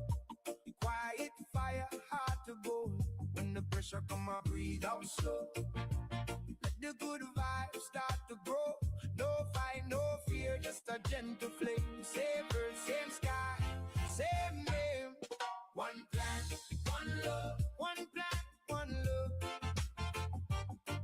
One plant, one love. It'll rise above. Give thanks, give peace. Oh, give thanks. Oh, give thanks. One plant, one love. Jamaican breeze. By the roadside, rhythm in the air. Sister laughing, brother not care. Leaf in the morning, leaf at dusk. Not for trouble, just trust. When the day feel hard, let it ease. Let the mind bend with the trees. From Kingston corner to the mountain stone. Everybody want a little piece of home. When the pressure come, I breathe out slow. Let the good vibes start to grow. No fight, no fear, just a gentle flame. Same earth, same sky, same name. One plant, one love. One plant, one love. One plant, one love. It rise above. Give thanks, give peace. Oh, give thanks. Oh, give thanks. One plant, one love. Jamaican breeze. Pass it around the circle wide. No heavy shadow, no divide. Drums keep time, feet move free. Healing grow where the people be. One plant, one love. One plant, one love. One plant, one love. It rise above. Give thanks, give peace. Oh, give thanks. Oh, give thanks. One plant, one love. Jamaican breeze. Oh, one love. One plant, one love. One plant, one love. Forever sweet.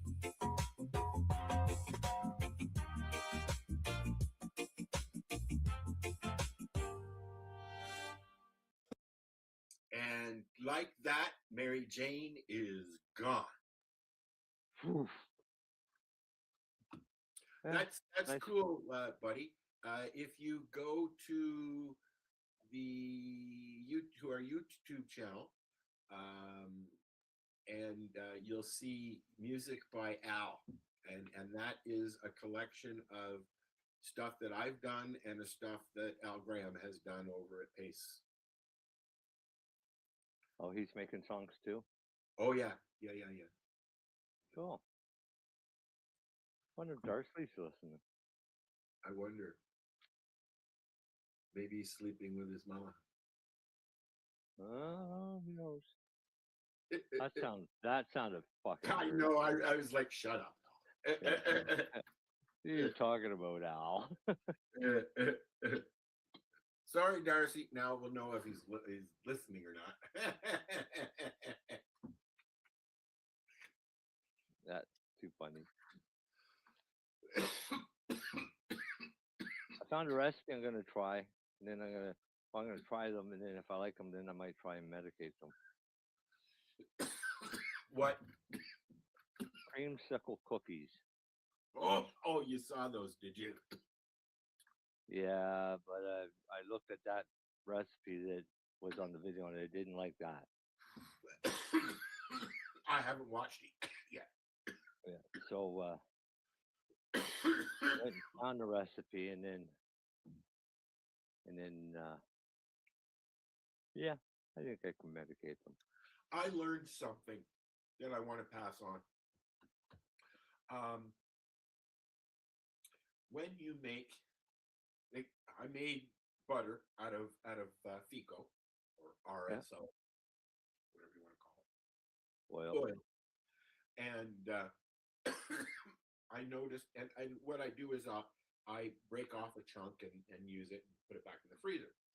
So I noticed a white fluid in the bottom that Water.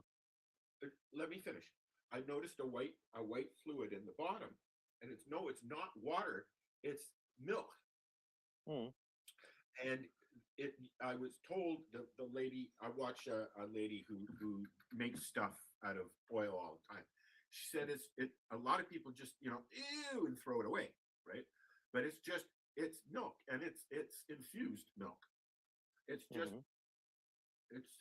it's like So what I do when I'm when I'm making butter, right? Because a lot of times I'll make butter for certain recipes. As it's cooling, I put it in the fridge to cool it. Yeah. As soon as it starts to set, I bring it out and stir it. Yeah, it's separating. Yeah. And I stir it several times to incorporate that infused milk back into that butter.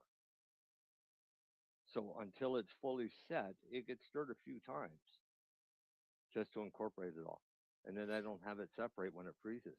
Okay, but most people will make their oil, be it out of cannabis or oil or concentrates, however you like your oil, and then they just put it in the freezer and they use it as they use it. And so my point is, don't throw out that milk, that milky white product in the back, at the bottom of your container after you've used up all your butter, because that's infused milk. Put it in your, coffee or tea, or use it in cooking, whatever. Don't throw it out. It's not bad. Or when you make your butter, let it set while it's still hot and liquid. Let it set. Yeah. And then take the clarified butter off, which is ghee. And that's why they tell you to take that off, right? And then take the rest of that butter that still has the milk solids and stuff like that in it, and use that in your baking. Yeah. I'll do that from now on, because I opened up the container. I used half of it, right, to make cookies the other day, or a few weeks ago. And the only reason I'm bringing it up is because I finally bought some fresh eggs, so I'm going to make cookies this weekend. Cool. And I've got a half a tub left, so I made it as per instructions, and threw it in the freezer. And then when I went to use it the last time, I saw this like viscous white stuff in the bottom. I was like, ew. And what did I do? Off on his butter. Yeah, it looked like somebody came in my jug. Al in the middle of the night. Yeah. I'm not that desperate, thanks. Not yet. You'll read about it in the newspaper. Oh God, no. But yeah, so I wanted to make sure that I passed that along, because that's something that most people would just go, ew, and drain it out. And then, that's a good, in some cases, that could be a good half a cup of cannabis milk. Mm-hmm. So as long as your butter's not moldy and stuff when you make it, it's not going to be bad. Yeah. So, now, next question. How long will cannabis butter stay in your fridge in a margarine container? probably forever. Yeah, that's my point. And the reason being is the U.S. Department of Health holds a patent on cannabinoids as antioxidants, which means they act as a preservative. So, hemp seed oil, which is very, very volatile oil, can't be heated or loses its properties, goes rancid very easily Yes. within a few months. If I mix it with my formulation and do it up, I've not seen it turn rancid yet, and I've got stuff that's over 7 years old.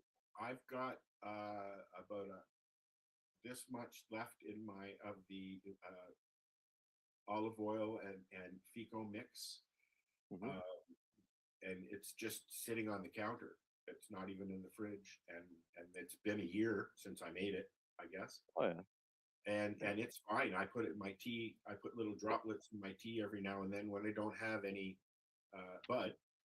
And you know what? It helps.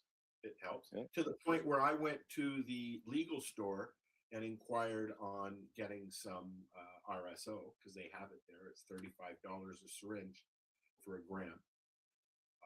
I figured better to have that than nothing because that maintenance microdose every day, 4 times a day, it really, really, really helps. And it's good for your skin too. For a comfortable little dose, 1 gram should supply you 100 doses. Yes. As a comfortable dose. Right. And that'll last you at four that's a month's worth. Well, it depends on how much THC. So if you look at most oils are going to range anywhere from 50 to 85%.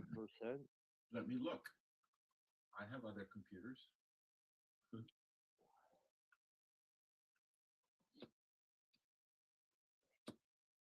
You can keep talking. If it goes over 85%, you're starting to deal with distillates.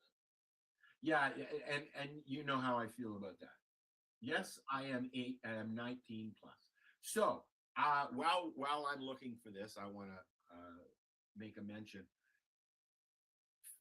Facebook, even though we're on Facebook, we broadcast the show, we broadcast other shows on Facebook. They are now deleting the video after 30 days. So now our Facebook pages for the show, for the station, for the looks like a bunch of fucking deleted videos. There's nothing else there. Rude. Hardly. Yep. So please step on over to our YouTube channel, and that's where you can get, as Buddy mentioned, our playlists. We put all our music on there. We put all our shows on there. If you want to follow both Al, him, and myself, step on over to 420 Pace. That's where we do a weekend reboot called the Saturday Reroll, which is all of our shows here at 420 Radio and all of Al's shows, as well as a few others mixed in over at Pace Radio there. And that runs all day Saturday. So check that out tomorrow at 420radio.ca, 420pace.ca. The 420 Pace, and what's the last one? The paceradio.net is Al's. So go check us out there. But anyways, my point was, check us out on YouTube. You can watch us live there. You can watch years and years and years and years of shows. I think there's over 1,000 now.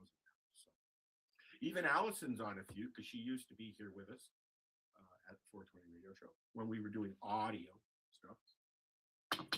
Long time. And also, I want to make a mention. I was hoping everybody else would be here today, but today marks our 20th season start. This is our first show of the 20th season. Damn. Yeah, and a lot of things have changed. No shit.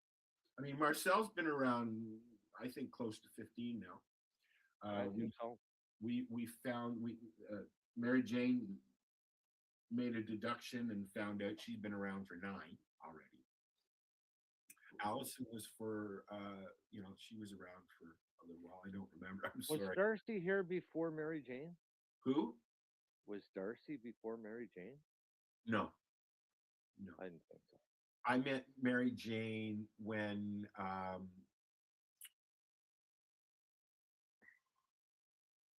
what's his name? When you were in Hamilton. No. Shortly after that. I think she was following us for a little while before that, but okay. I met her at first when we went to look at the building we were gonna do the store in. Okay. I can't even remember where it is now. In Trent. Yeah. With what's his name? Ross Middleton. Yeah, sorry, Ross.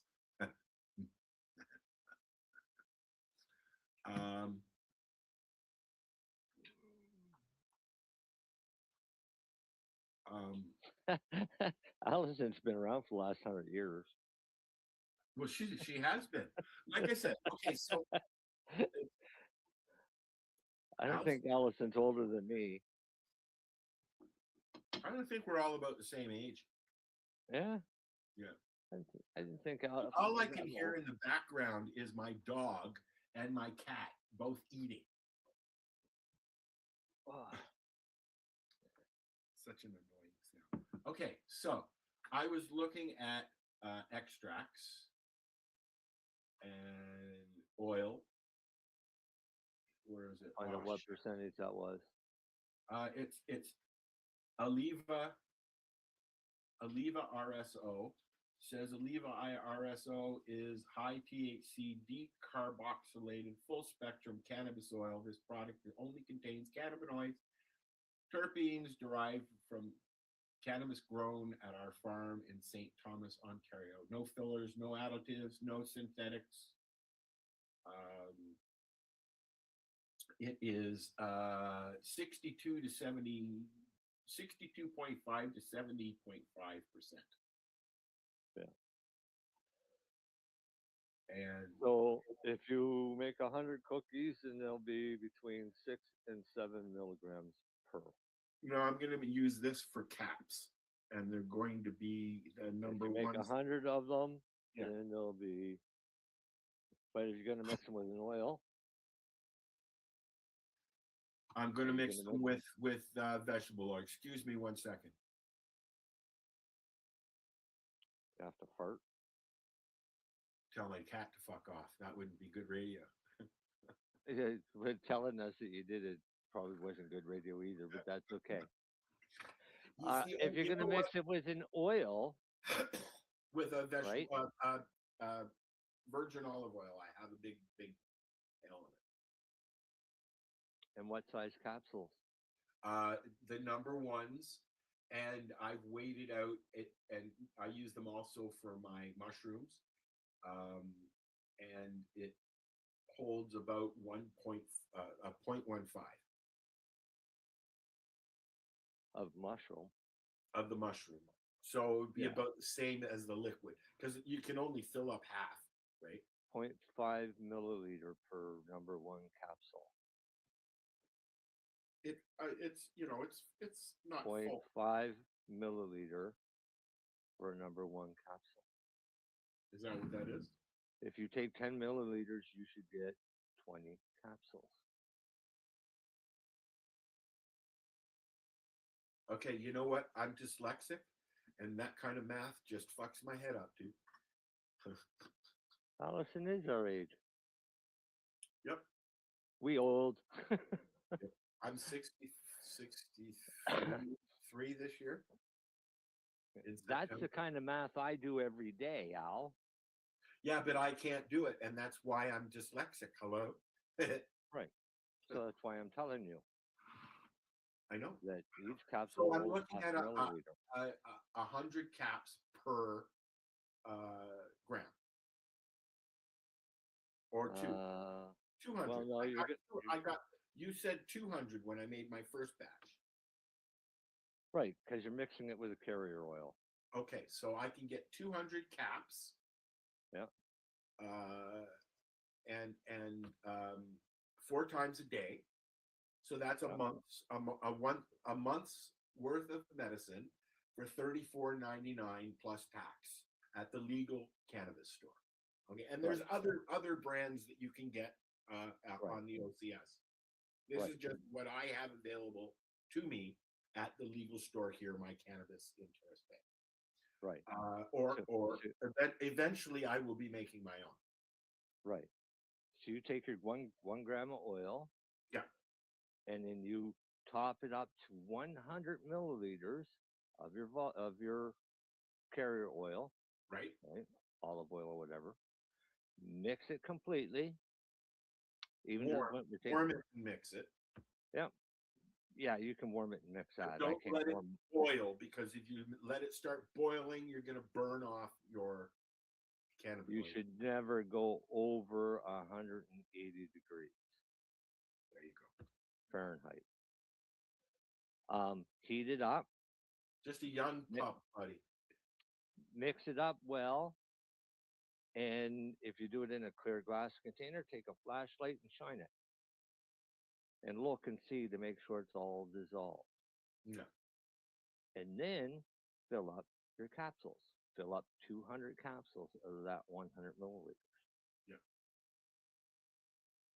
And then you'll have a nice little dose for every day. Dean has a printer. Right? Mm-hmm. What do you call them? 3D printer? 3D printer.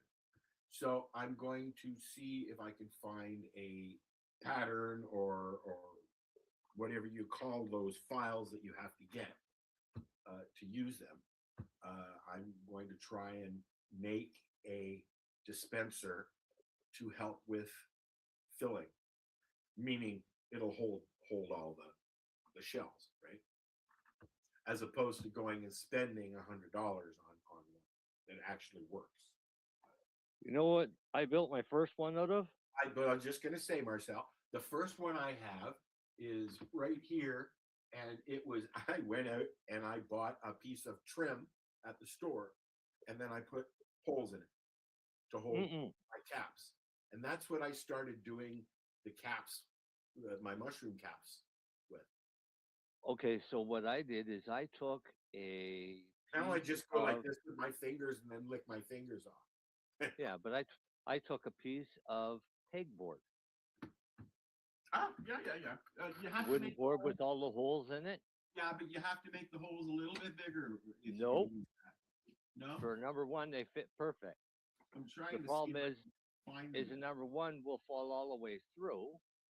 So I had to screw another piece of wood on the bottom to make the base. And I literally used that for years. Mine has 50 holes. This is what I made. Yeah. And just on the fly, I happened to have my drill beside me, and it worked. And I use it because it holds everything, and I don't. But then I started, I was like, I'll put it in a bowl. I'll take my fingers and go fit, and put them in the bowl, and it works.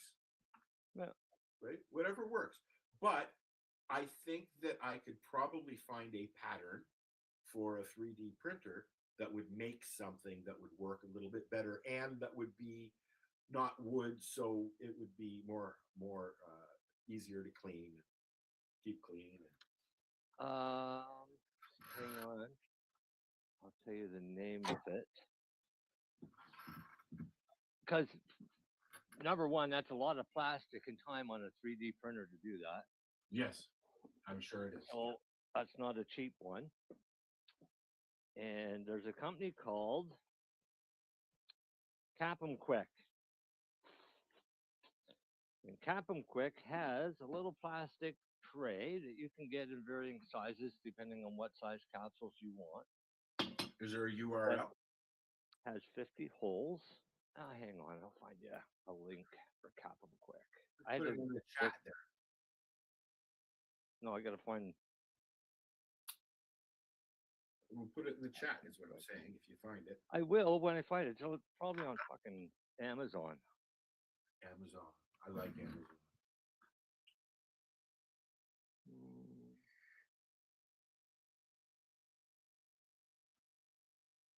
Did you just burp? Me? No.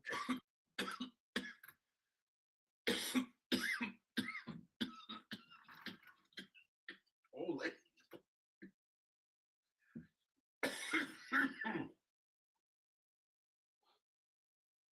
I should have made cookies for tonight. But I didn't. I didn't.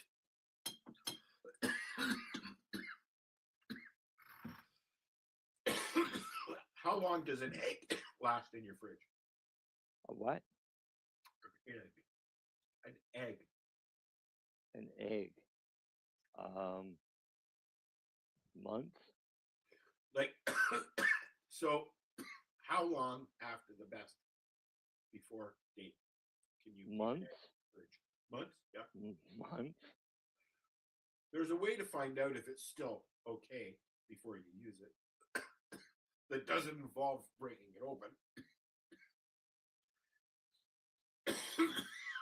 Probably. Well, from what I understand, as long as it's refrigerated, they'll last years.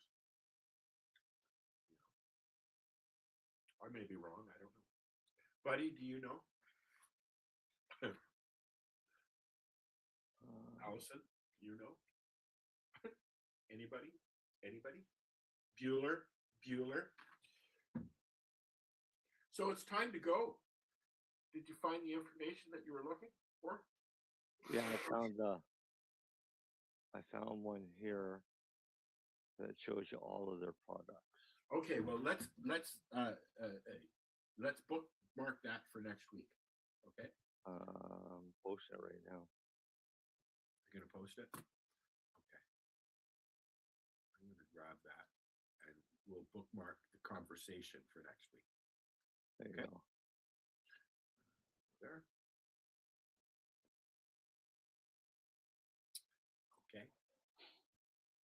Quick, Cap M quick. Capital Cap M quick. You know, and I've seen these, and Yeah. I've tried to order these, and they weren't available.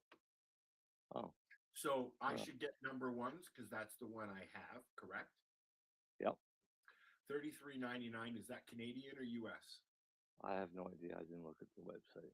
Okay, I think it's probably U.S. If I remember correctly. But anyways, all right. So I'm gonna bookmark this, and we'll have this conversation next week on the 420 radio show. How's that? Sure. Okay, buddy. It's time for us to go. All right. Y'all have a great week. Bong bye. Bye. Time to walk the dog. The opinions of the individuals during this broadcast are their own and may not be the opinions of their group or other organizations they may be involved with. All medical advice during our broadcast is not a medical opinion and should be checked with your medical physician.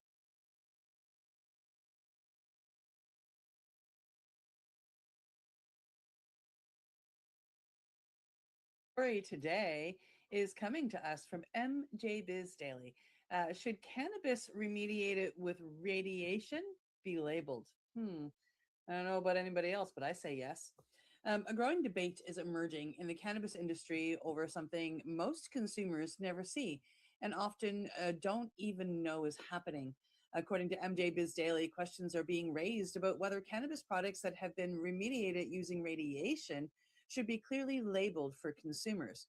Radiation treatment, often through methods like gamma irradiation, is commonly used by licensed producers here in Canada to eliminate mold, bacteria, and other microbial contaminants.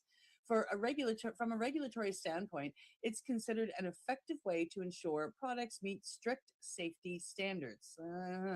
But critics are arguing that transparency is lacking. Right now, in many jurisdictions, cannabis that has undergone this process is not always clearly identified on product labels. That means consumers may have no way of knowing whether the cannabis they are purchasing has been treated by radiation. Some industry voices say that's a problem. not necessarily because the process is unsafe, but because consumers deserve informed choice. As one perspective often raised in the debate puts it, if the product has been altered post harvest, people should be told. On the other side, some producers and regulators worry that mandatory labeling could unintentionally stigmatize safe products or confuse consumers who may not understand what the product process actually involves. Supporters of irradiation point out that similar methods are used in food and safety and medical supply chains, and that the goal is simply to ensure clean, compliant cannabis reaches the market. At its core, this debate isn't just about radiation. It's about transparency, consumer trust, and how much information people should have about the products they're putting into their bodies, especially in an industry that was built in part and a lot of part on the promise of openness and natural medicine.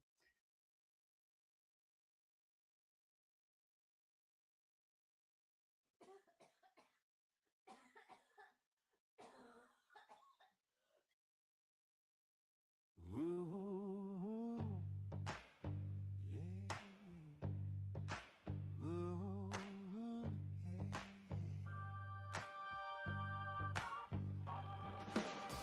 Brain on shuffle, same song. New spin, coffee gone cold, legs can't sit still again. Little blue notebook full of half-born schemes, page after page of almost an in my dreams. When my head keeps spinning, I microdose my mind. Tiny little ticket to the room, realign. Take a slow, sweet drag, let the static unwind. When my head keeps spinning, I microdose my mind.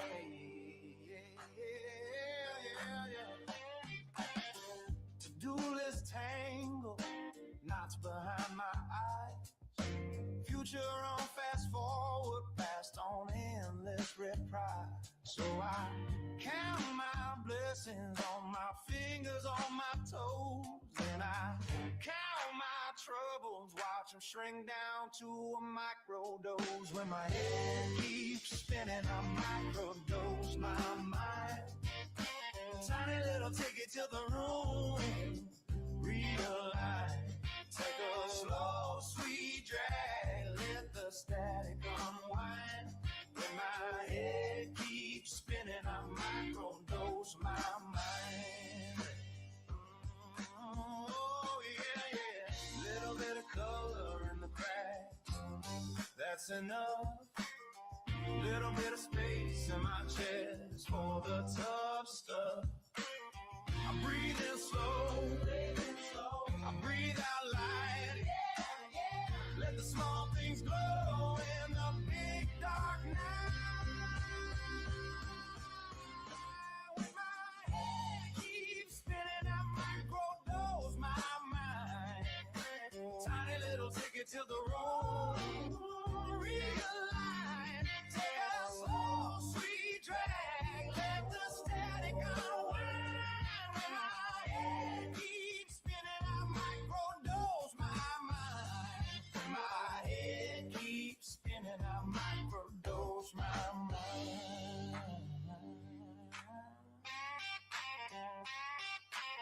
Ooh, ooh,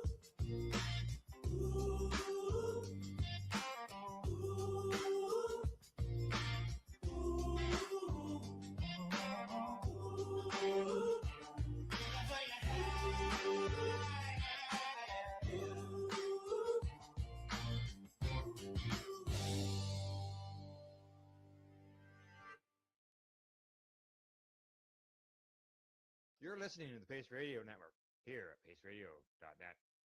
The views expressed by the individuals during this broadcast are their own opinions, and they may not be the same as those of their group or other organizations they may be involved with. All medical advice during our broadcast is not a medical opinion and should be checked with your medical physician.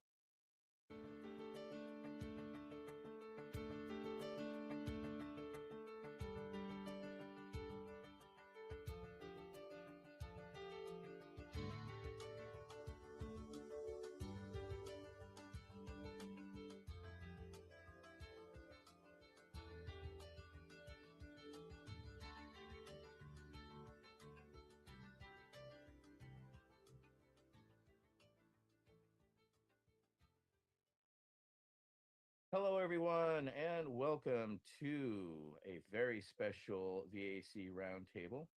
Uh, um, as we go through the various discussions, we want to touch on various aspects of cannabis.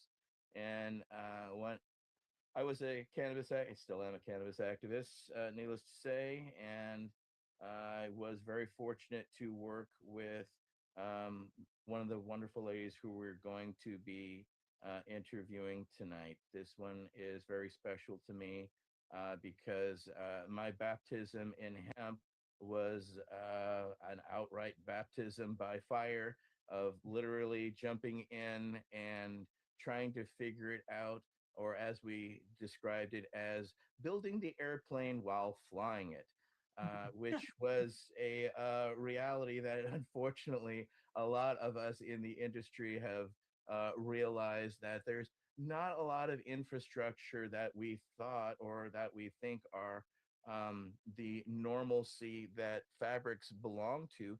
Hemp has been a challenge and a unique challenge. So, tonight, we're welcoming Barbara Philippone and Summer Star Haskey from Enviro Textiles. And these are the top women in cannabis as far as I'm concerned, because they've been importing, exporting for decades. And their experience is pretty much unparalleled. So we wanted to have them in for a discussion to see where things are going, what's been happening, and then to see where things are going. So we're going to jump right into it. And the first question is going to go out to you both. And it's kind of a multi level question. So, how did you originally come to cannabis? Is a multi tiered question, such as when did you first hear about cannabis? When did you first get turned on? And then when did you realize it was your life's work? So, Barbara, going to start there. Well, usually the first thing I say when I hear the word cannabis, are we talking about industrial hemp or are we talking about cannabis that we can ingest? Well, the initial question's about cannabis to ingest, and then you'll go into the other part. So that's why I Oh, said it's a multi-part question. So cool. because usually you aren't turned on to, hey, you want to check out this hemp fabric? You know what I'm saying? Right. I think I was the first one ever busted in ninth grade. New Jersey Task Force raid. Luckily, I was tipped off and I was able to clean 5 55-gallon trash cans of ditchweed from Nebraska out of the house before they raided.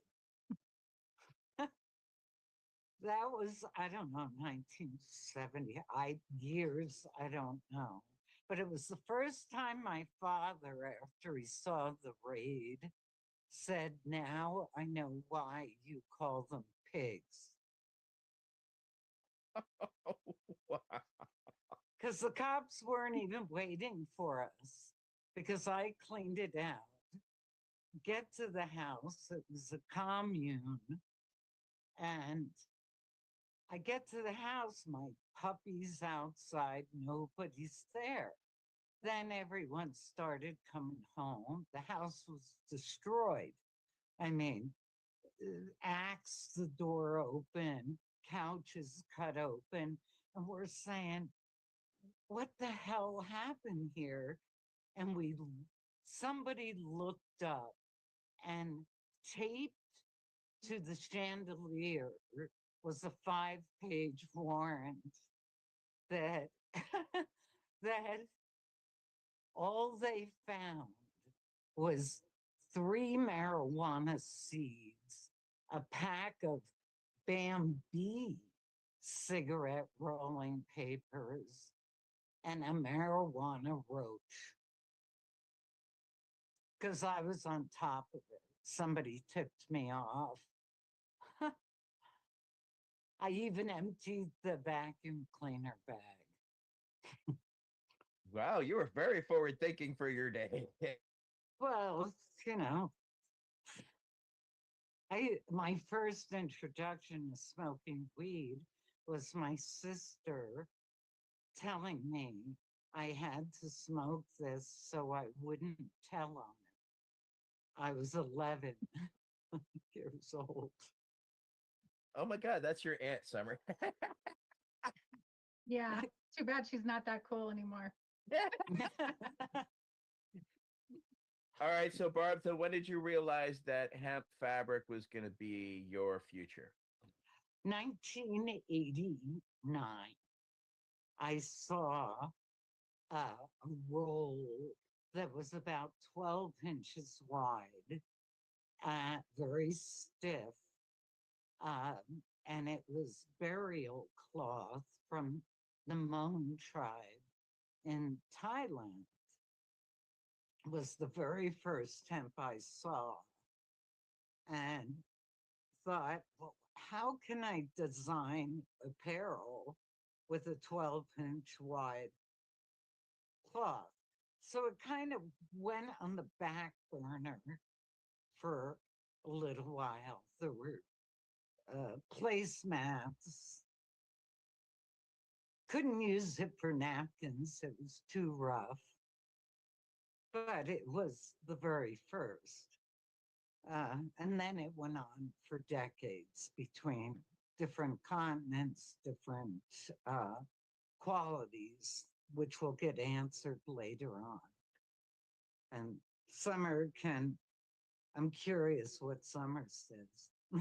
She's my daughter. I know, so that's why I was wondering if y'all had this conversation prior. So, all right, Summer. So She called you. She called Steve. I called the office, yeah, but that was a different time. That was a different time. I just had a flashback of the first time I met ATN and he about fell over. But for me, it was definitely kind of always a staple in my life. I mean, my mother had been a designer. She kind of skipped that part with her introduction. She was already a very known fashion designer. And she was trying to stand up for human and worker rights and conditions in India and got kicked out of India. And so she was, back on the trade show scene saying, hey, if I'm available on the market, she would get contracted by brands. And that's when she came across that 12-inch wide hemp and ended up doing the first high-end hemp fashion lines, Earth Tribe and Earth Goods. And that's what then was in the big magazines. And Steve D'Angelo saw her in those magazines and headhunted her to go off to Romania and rebuild the factories and do all this cool stuff. So for me, I was 10 years old in the first Senate hearings for cannabis after the prohibition. And that was the Senator Casey bill back in 91, 92. So I was 9, 10 years old. At that time, I was growing up with my father in Denver because mom was off in Romania and all in DC and all over the place. And so I just happened to go to middle school 2 blocks from the Capitol in Denver. So during those hearings, I would go run into the bathroom in my middle school and put my hemp suit on and run down the street to meet up with mom. And at that time, there was Karen Byers that was involved in that as well. Mom and Karen were sharing an apartment in Capitol Hill when mom was around. And then Aguadas, that does the hemp ice cream sandwiches, is still around.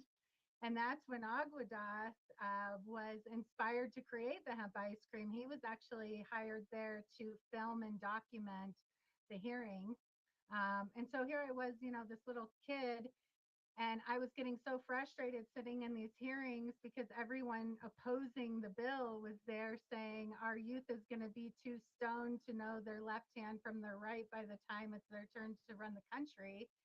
And I'm over here going, we're not here to talk about marijuana, cannabis. We're here to talk about industrial hemp.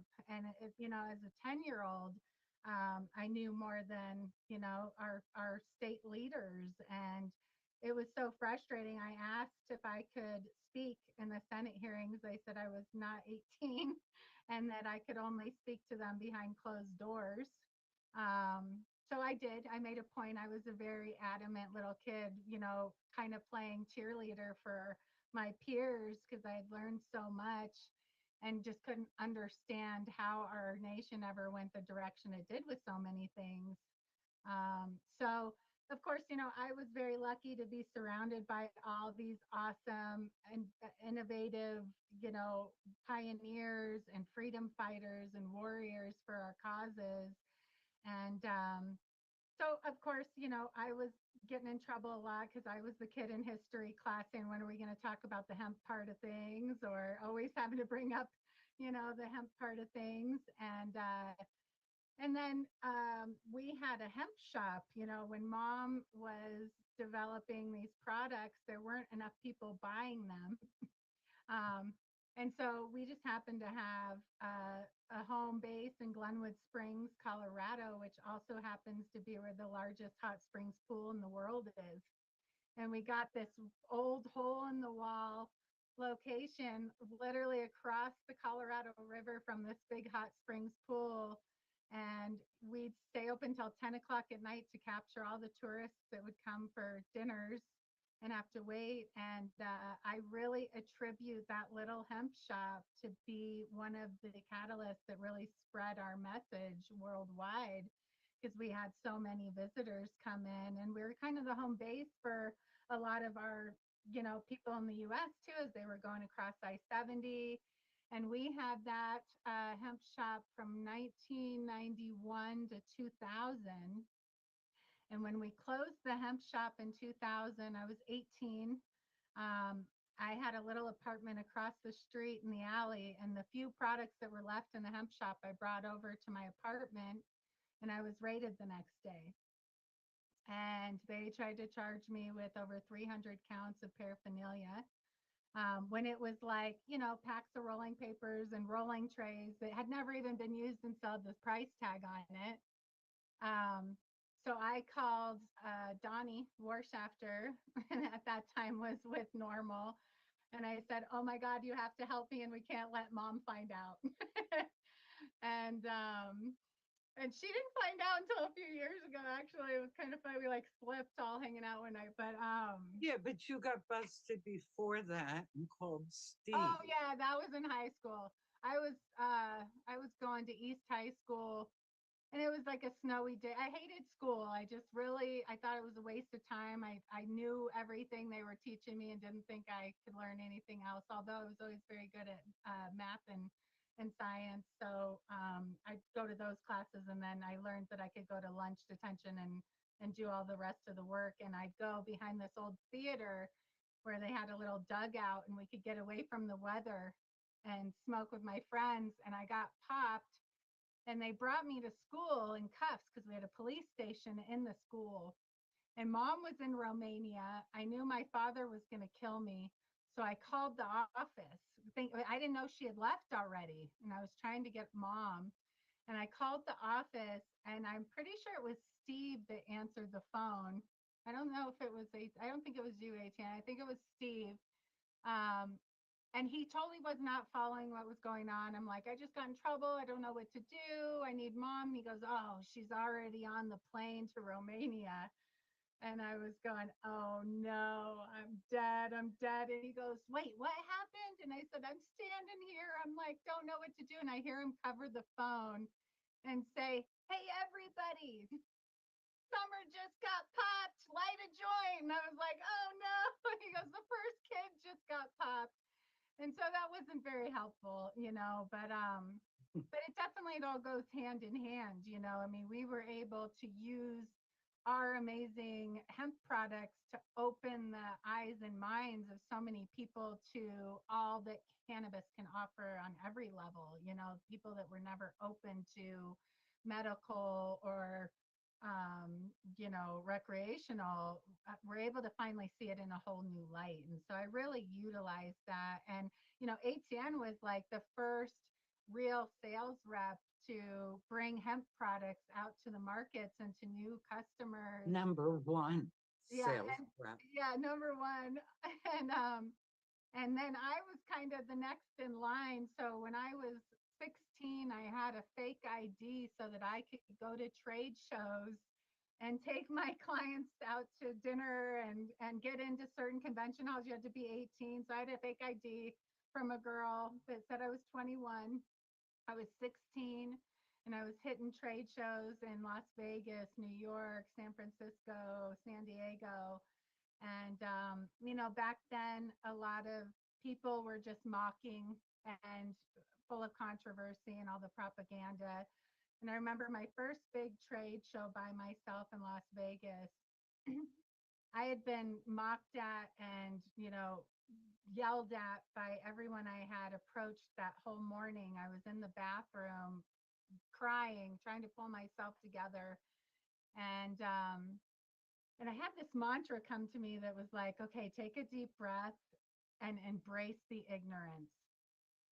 And that has stayed with me my entire career and passion, because you have to accept that, like, people just don't know.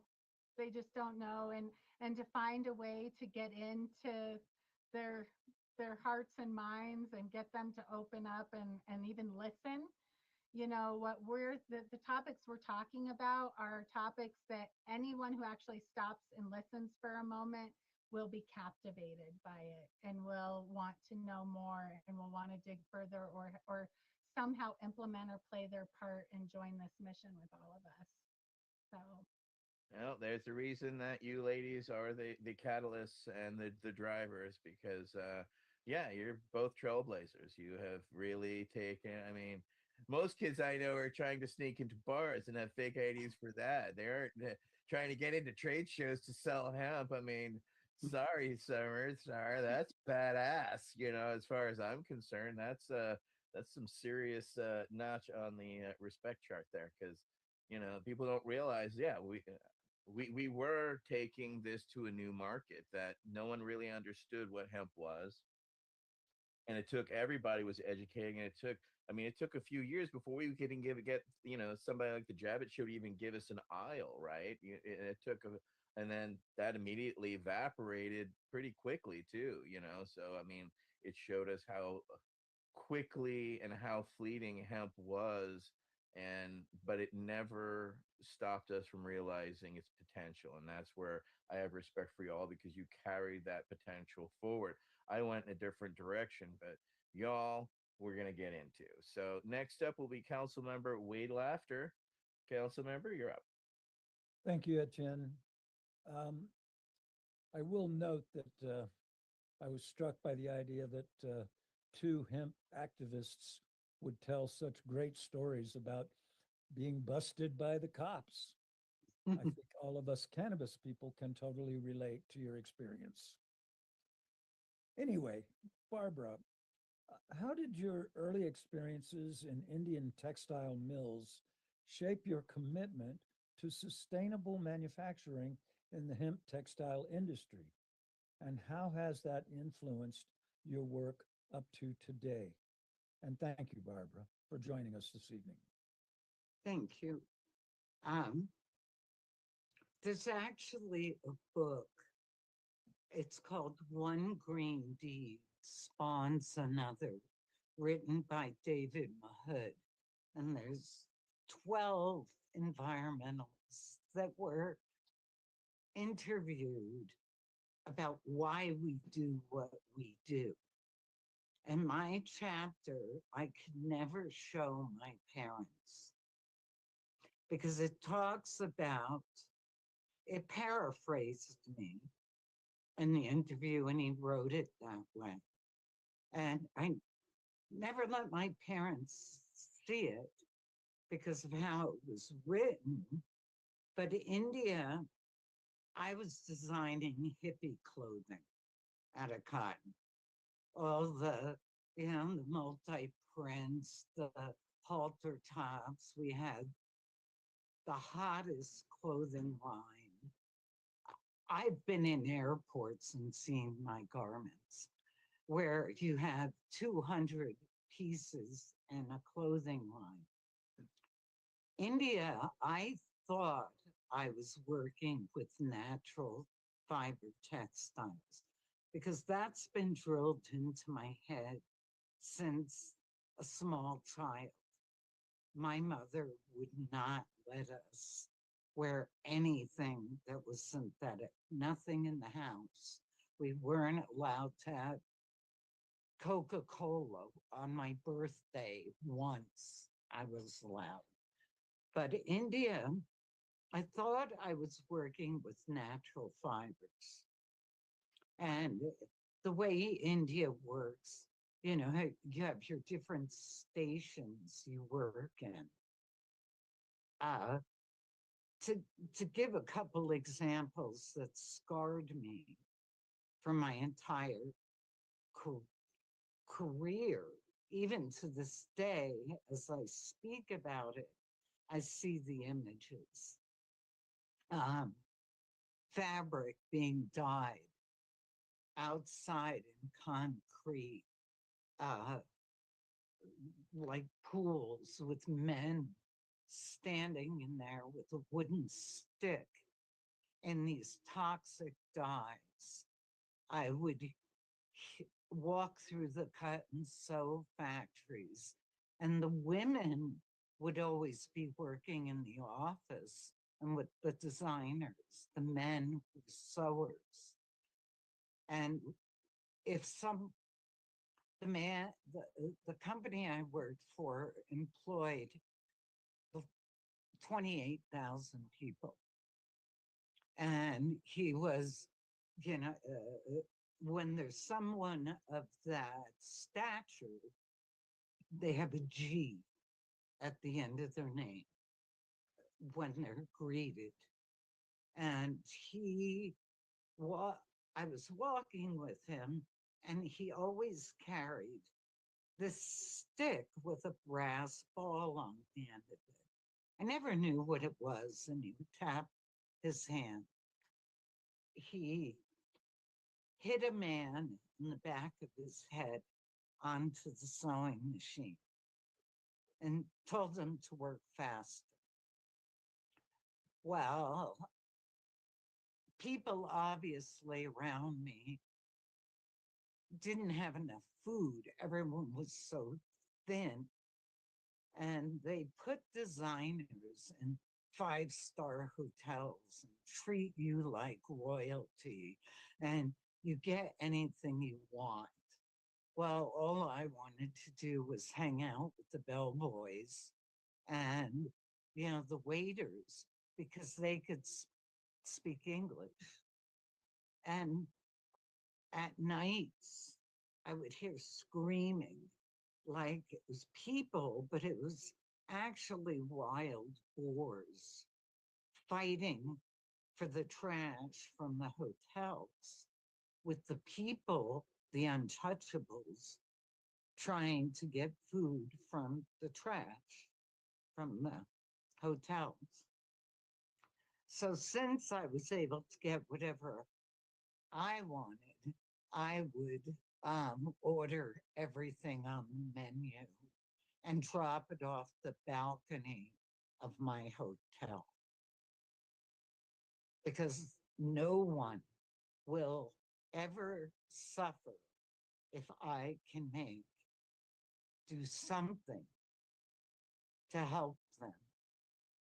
So I learned about the caste system, that there's only rich and the very poor, which is still to this day. And the younger generation maybe in India will change, this new generation. But from what I can tell, there's still a superiority issue with the poor and the rich, the untouchables.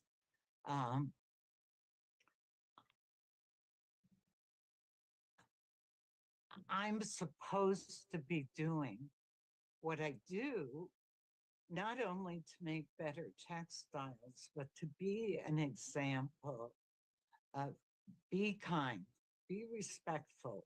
If someone's in need, maybe I don't give them money, but I carry wool sweaters in the back of my car. when there's someone homeless, they get a sweater. So it's kind of funny in my town here because all the homeless people are wearing sweaters. But it influenced my work to scrutinize every detail of what goes into fabric and garments. I ended up getting I got kicked out of India because I was at dinner one night and they made me wear a sequence gown, but I was wearing Birkenstocks with my sequin gown. And at dinner that night, they said, well, what do you think of our country? Heads of state, people that were, logistics companies and, government people. And I asked them, do you know what a trash can is? Because they don't have trash cans. Everything goes on the ground for the untouchables, the lower class, to sieve through whatever trash is thrown on the ground.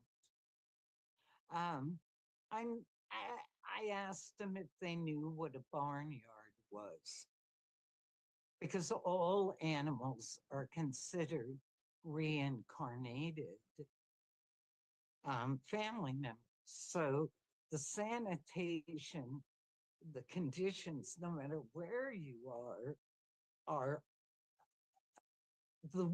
you can't describe them. You can't possibly describe cows and pigs and dogs. If they want to go in someone's tent that lives on a hillside, they get to go in the tent and shit all over the place, and you can't shoo them away. Yeah, because and that's grim. Mom, you also would always complain about you know, these these facilities, these people weren't getting breaks. They weren't standing up and stretching every couple hours. There was no windows to bring any light or air in. And she would implement this with even domestic facilities. Like when I was a kid and we were in Denver, there was a couple facilities that we went to, and she would say to me, this is as bad as India. And I'd go, really? Right in Denver? And she goes, I've seen some of the worst right in our own backyard in LA and Denver. And she goes, are we going to turn our back and leave these people with nothing, or are we going to go in there and try to make a difference? And she'd say, you guys can get our contract, but only if you do this and this and this and this and this. And by the end of the month, when I come back, if I see that you have chairs and you guys have opened up the windows and the people are taking breaks, then I'm going to give you a chance. I'm going to give you a contract. And if you don't, then you don't get it. And I think it was everywhere in the US but once. And we went back a month later and they were gone. The place had just disappeared. But everywhere else, they actually really appreciated her giving them the opportunity and also helping to better their way of life there. They were sweatshops. Yeah. With a lot of Vietnamese people. It was mostly Vietnamese. Yeah. In the United States. Okay. So it's kind of funny, not funny, but ironic that we scrutinize the world when we're as bad, if not worse, in our own country. And this is right here in Denver on Federal Boulevard, Los Angeles. And I'm sure they're still there. And sooner or later, I'll probably be utilizing. But this is, what we wear. I think of what's the objective, and then working backwards in that objective so that every single part is healthy spiritually, physically, for who's ever wearing it. Because look at, we spend 99.9% of our time in a garment. Pajamas, suit jackets. I wanted to change things. And it's because of my dear mother. My mother was the one that was like this. She taught me from the age of 3. I lost her last week, a couple days ago. Our dearest condolences. Thank you. But she's with Dad and my brother now. They were all buried in a compost cemetery. They took my brother's ashes, my father's, and my mother. She didn't want to be cremated, so she wanted to be buried in a compost. So that tells you what she was always, from as long as I remember.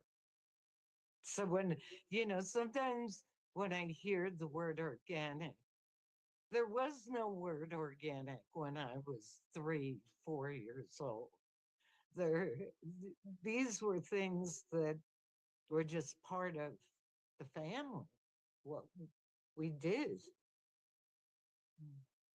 It's Yeah, it's a responsibility, and you taught us. I mean, remember the Adidas hemp shoe when we finally got the recycled sole? You went and found, I do believe, a factory in Thailand that was responsible to actually then do the shoe because we had to do it right. And so I've never forgotten that, and I've respected you greatly because you led by example and taught us to lead by example, to not just think about hemp, but think about how what our hemp is produced and who is producing it and how they're producing it. And that really set home to me because it Yeah. was the message of hemp. It was all about compassion and doing things right from the beginning, and hemp is part of that. So I cannot thank you enough for your continued leadership there. So Mary Lynn is up with our next question. So Council Member Mathry.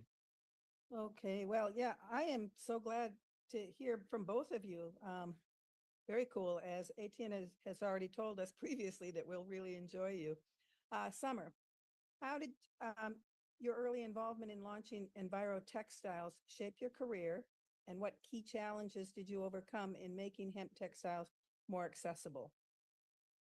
Well, that's a good one because Etienne actually touched on as he was kind of exiting was when we were starting to really get some momentum, but it was like this, go stop scenario where the first multi-million-dollar order for hemp came in, and there wasn't enough hemp in all of Europe that could have filled that order in 5-10 years maybe. um, that's actually come back up recently, Etienne. The part of the order that was filled, there's a part of it still sitting in a warehouse in the U.S., and we are now offering it as our novelty collection. Oh my God, that's hilarious.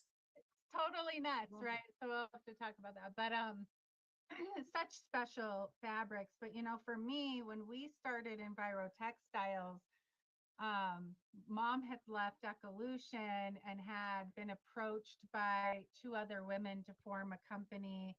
Our name Earth Goods went through many different phases in the early hemp days. So originally it was the first high-end women's line that mom designed. Then it was the name of our hemp shop. Earth Goods was our little hemp shop here in Glenwood. Then here come these 2 partners with mom, and they say, we want to actually, invest in you and offer these fabrics. And so it was like the first fabric focused company. Earth Goods was the fabrics, American Hemp was the twine, yarn, and cordage.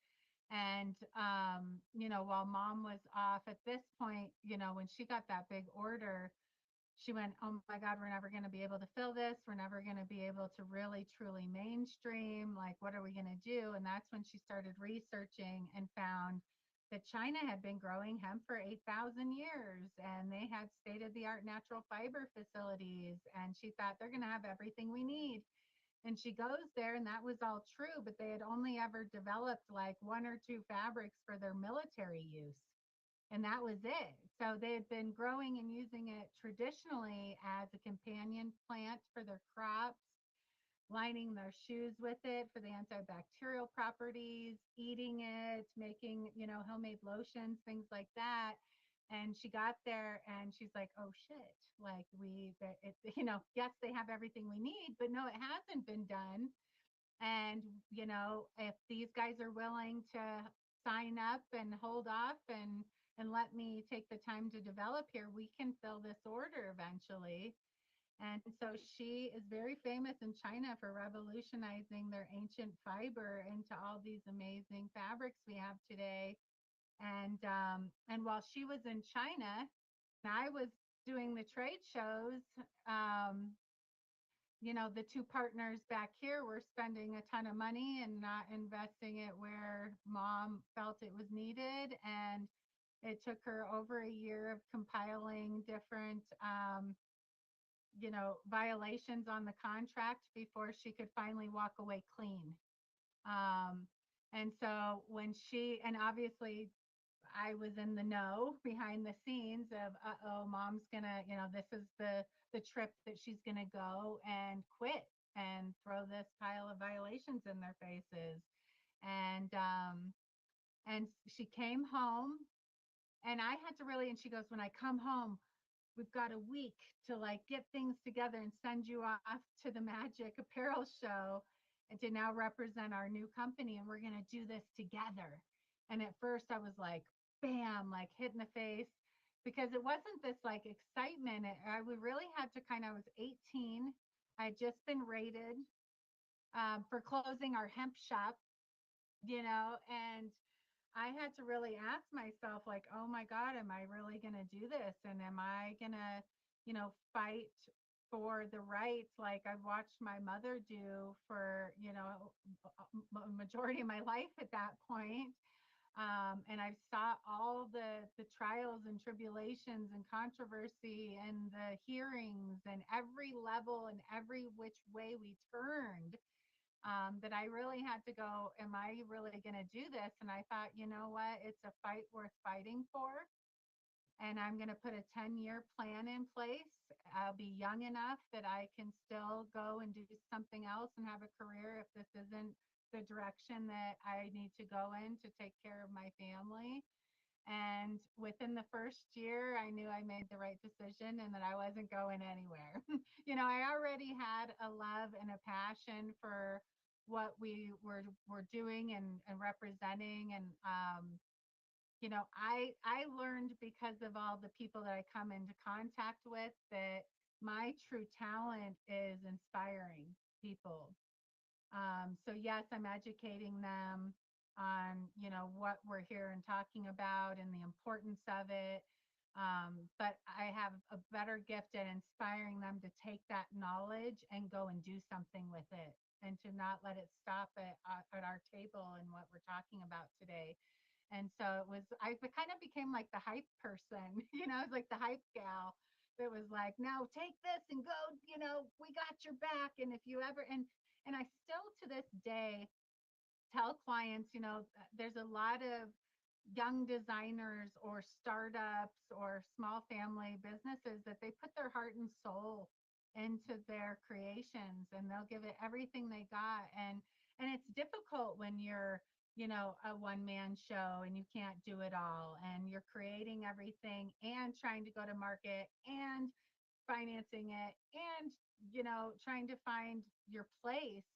And so people can get really discouraged and burnt out. I mean, so many people in the hemp and the cannabis space, we've all seen all these people that are like, man, I've given it all I got, whether that was 5 years, 10 years, 30 years. We go in and out of this, like, am I really doing what I should be doing? Or like, should I be doing something else but have this in the background instead of this being the forefront? And so I often remind people, I say, if you ever feel that way, or you're ever feeling alone or down, I mean, I can't tell you how many clients, I mean, we have over 14,000 active accounts around the world these days. We just had to upgrade our internal corporate system because we ran out of space for our client base. And so a lot of these creators are like off grid in the woods, like really living the life and walking the walk. And I go, you guys especially are gonna feel that sometimes. I say, if you ever do, just call me. Call me and remember that we all have each other and we're this green army and we have spread our wings around this planet so many times that there's somebody close. And even when we're not close, we're still all connected. But make sure you say when we talk about 14,000 people, these are people that buy maybe 5 yards, It's 10 all, yeah, I mean, yards, it's and they grow with us. it's all levels, with us. I mean, obviously we're wholesale only. But like, they have to start somewhere. So sometimes you'll have a huge brand that only needs 5 or 10 yards to do their samples and then take it to show and they write a ton of orders and then they come back and need a large production amount. Sometimes we have like we have really high-end designers, Versace, for example. I got in the doors with so many of the world's high-end designers with our hemp silk. Our hemp silk, 70% hemp, it's 30% silk. And it's, I don't know if the lighting's good enough in here, but that's 70% hemp, you guys. And it looks and feels just like silk, but it's even stronger and more durable and it's gonna last and it's washable. And we got in the doors with companies and brands like that. But Versace, it's like, even though it's Versace, they only go through like 100 yards a year because they're only selling 10 of these high-end 10 to $30,000 gowns a year for the red carpet or for what, their music video, somebody that got it for a music video or something. So it's interesting that sometimes the smallest order could lead to the largest impact out in the mainstream market. Yeah. And balancing that, yeah, I mean it's its own set of challenges, and y'all have negotiated that very well. Next up will be Councilmember Tony Landry. Councilmember Landry. Hey, Barbara and Summers, an honor to be here listening to your story. It's such an interesting story, and thank you for being forerunners in the hemp fabric industry. I think it's very important. My question is to you, Barbara. What role did you play in standardizing hemp textile production in Romania and China, and how have your quality control systems influenced the industry today?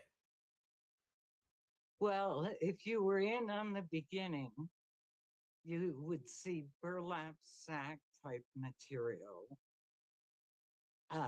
Romania, how did I influence it? All the way down to the field where, Etienne, you'll remember we used to have in the retting process.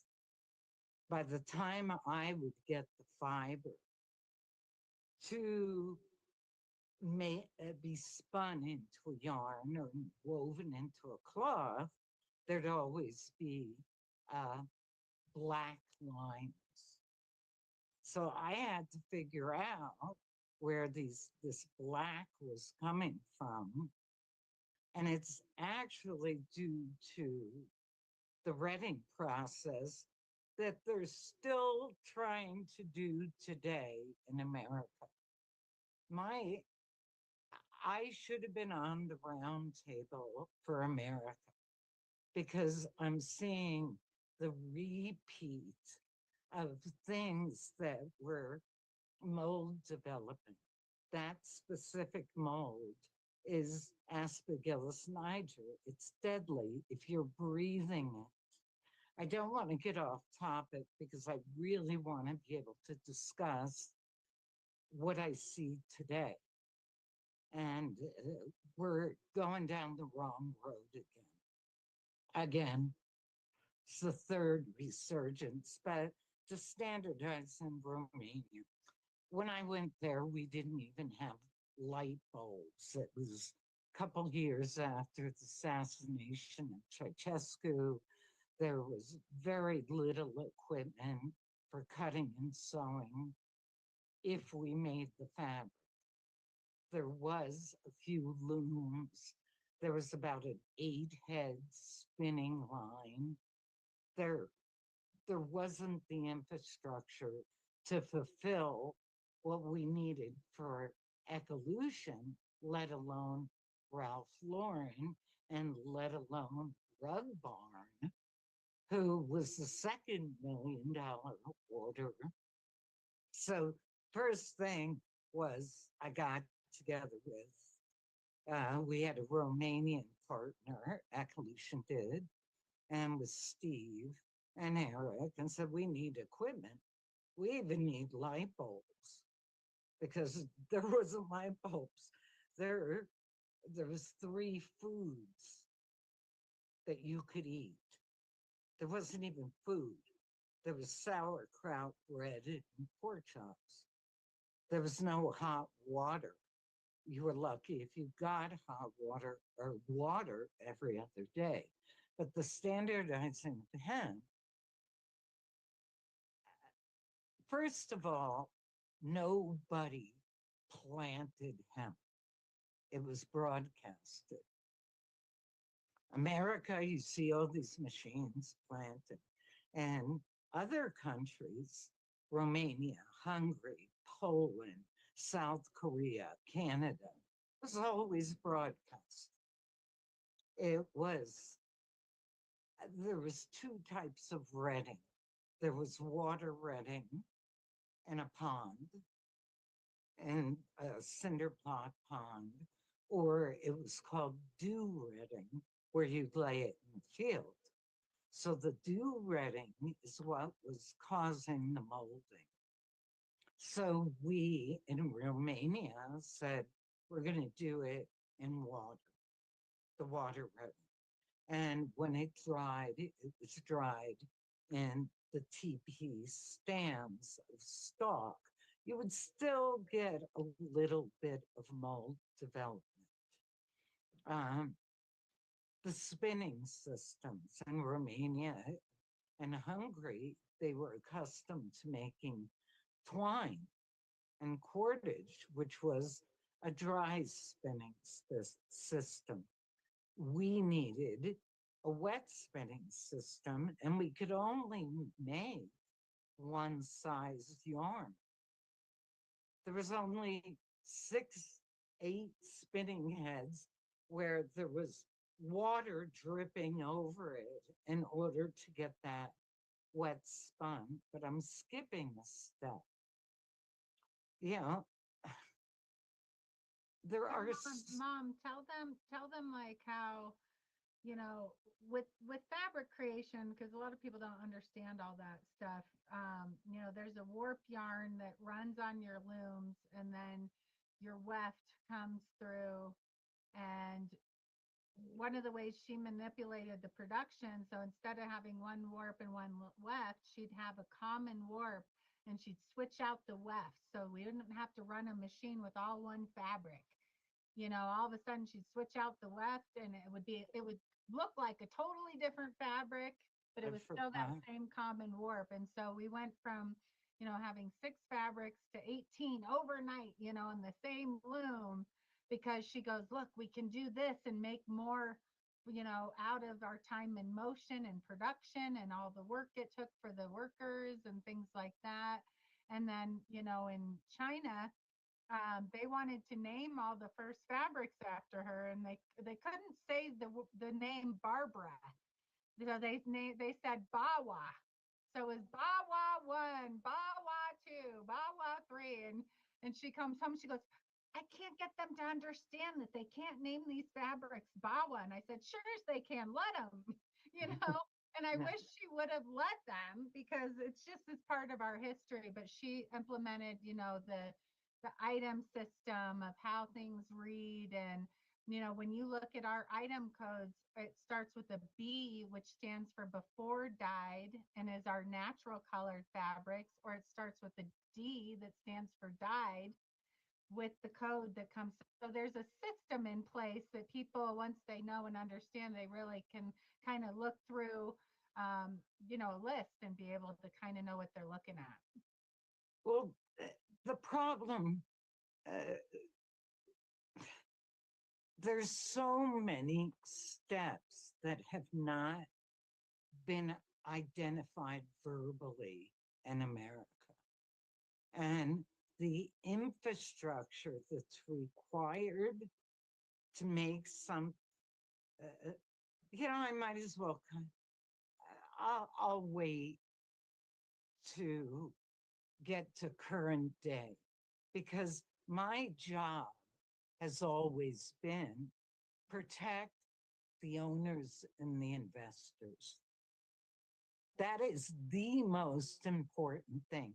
Do not let anyone put a penny into any hemp project without a full evaluation. And that includes logistics. What's the roads like? What's our power systems? How much water allotment is allowed? What are before anybody puts a penny anywhere, these are things that are really critical. And when people say, I'm going to grow hemp, I'm going to process it, I'm going to make yarn, I'm going to make clothing, that is not humanly possible. And I don't want to use anyone's names in America, but trust me, the hound dog is on it over here. Because it's not possible. The infrastructure needed to do this is at least 5 factories and 2 purification systems for effluent waters. That's about a $300 million investment if you want to make t-shirts and clothing. If you want to use the method Romania did, it's more mechanical. Right. It's organic. Yes, but in America, I mean, we're probably going to go off this line of questions. I'm actually going to skip to question 5. Mom. Because, no, we're on question 4. Okay. So this blends into 5, where it says, the blends of fabric. All right, a hemp stalk, the stalk, if it's planted correctly, and if it's done according to a method that I'd love to show everyone. I've been at so many events in America, and we can do this. But everyone was too into being Louis Pasteur when I was trying to get the focus on hemp. We knew, ATN, that what GW went through. We knew you had 28 years of clinical trials. You can't make a medical claim without satisfying the white man in the blue suit that you got to get through all the hoops when it's utterly absurd. It could have been, and it did turn into, I guess, a nutraceutical. I don't know anything about the medical side of it, really. I know it works topically for me. And I dosed my dad before he died while he was in hospice. I was sneaking it. So I'd love to talk about the medical side and my perception of it, but I need to explain, are there people watching this that we can't see? Yes, this is live on Facebook, so it's out live to the world right now. Oh, good. I hope there's a lot of you because the stalk in America, I'm hearing the term, I'm growing for fiber. I'm growing for fiber. They're including the herd with the fiber.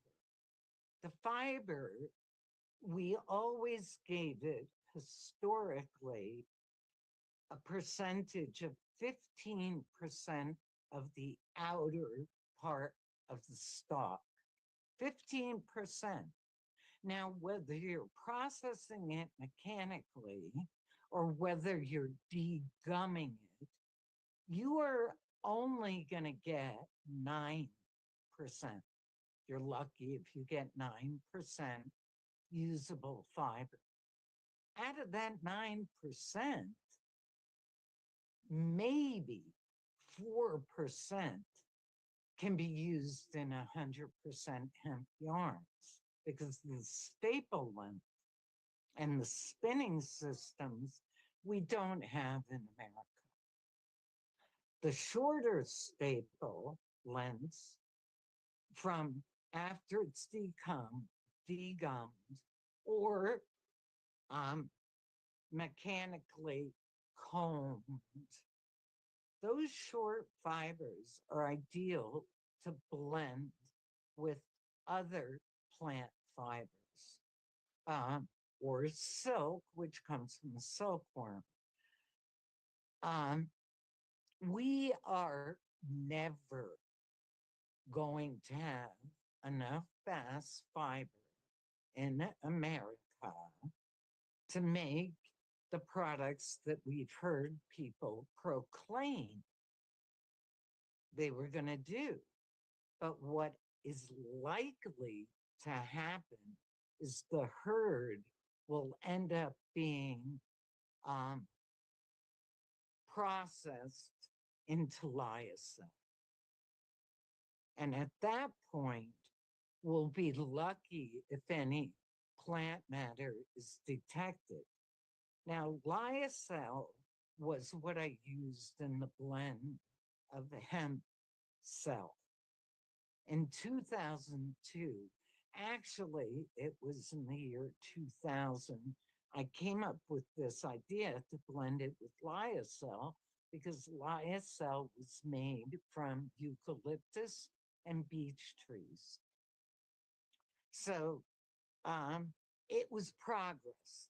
It's not perfection, but we needed something other than cotton to blend with the short staple length hemp.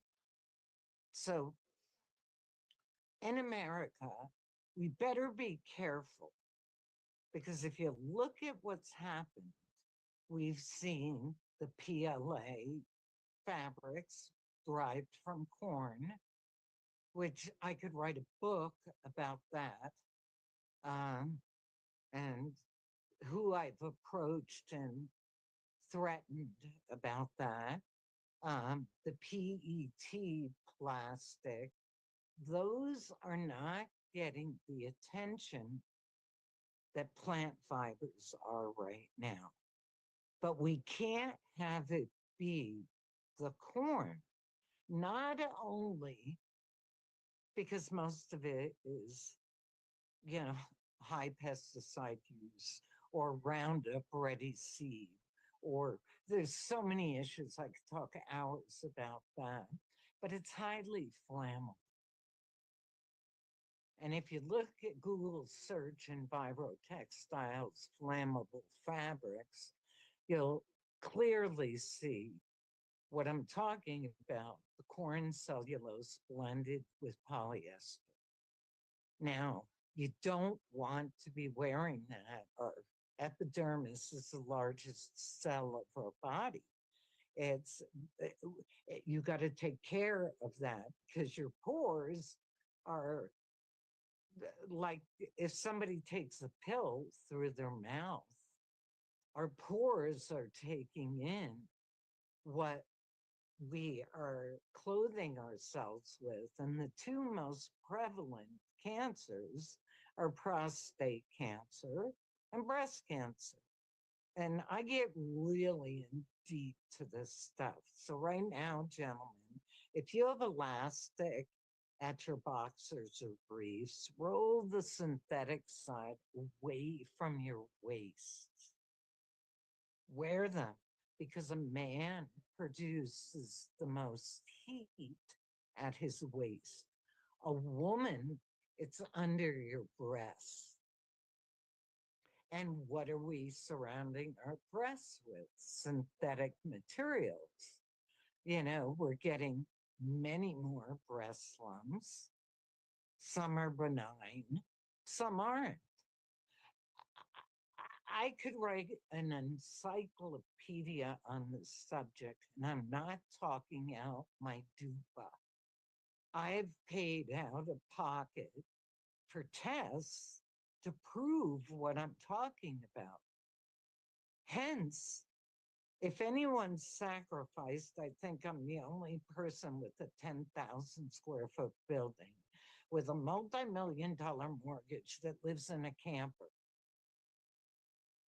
Okay, I will do whatever it takes. And here I am in America begging for people to listen to at least a plan.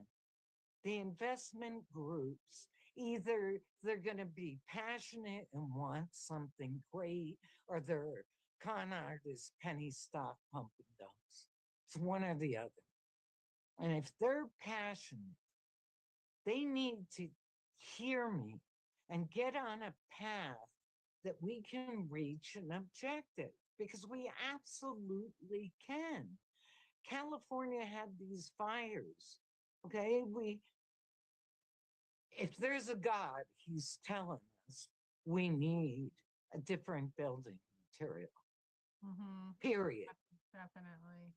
And we can do this, but without standards in the herd. And I'm not saying standards. You're not going to be able to pass the ASTM tests, structural tests. You're not going to be able to meet code. The herd has to be standard, and it's quite easy to do it.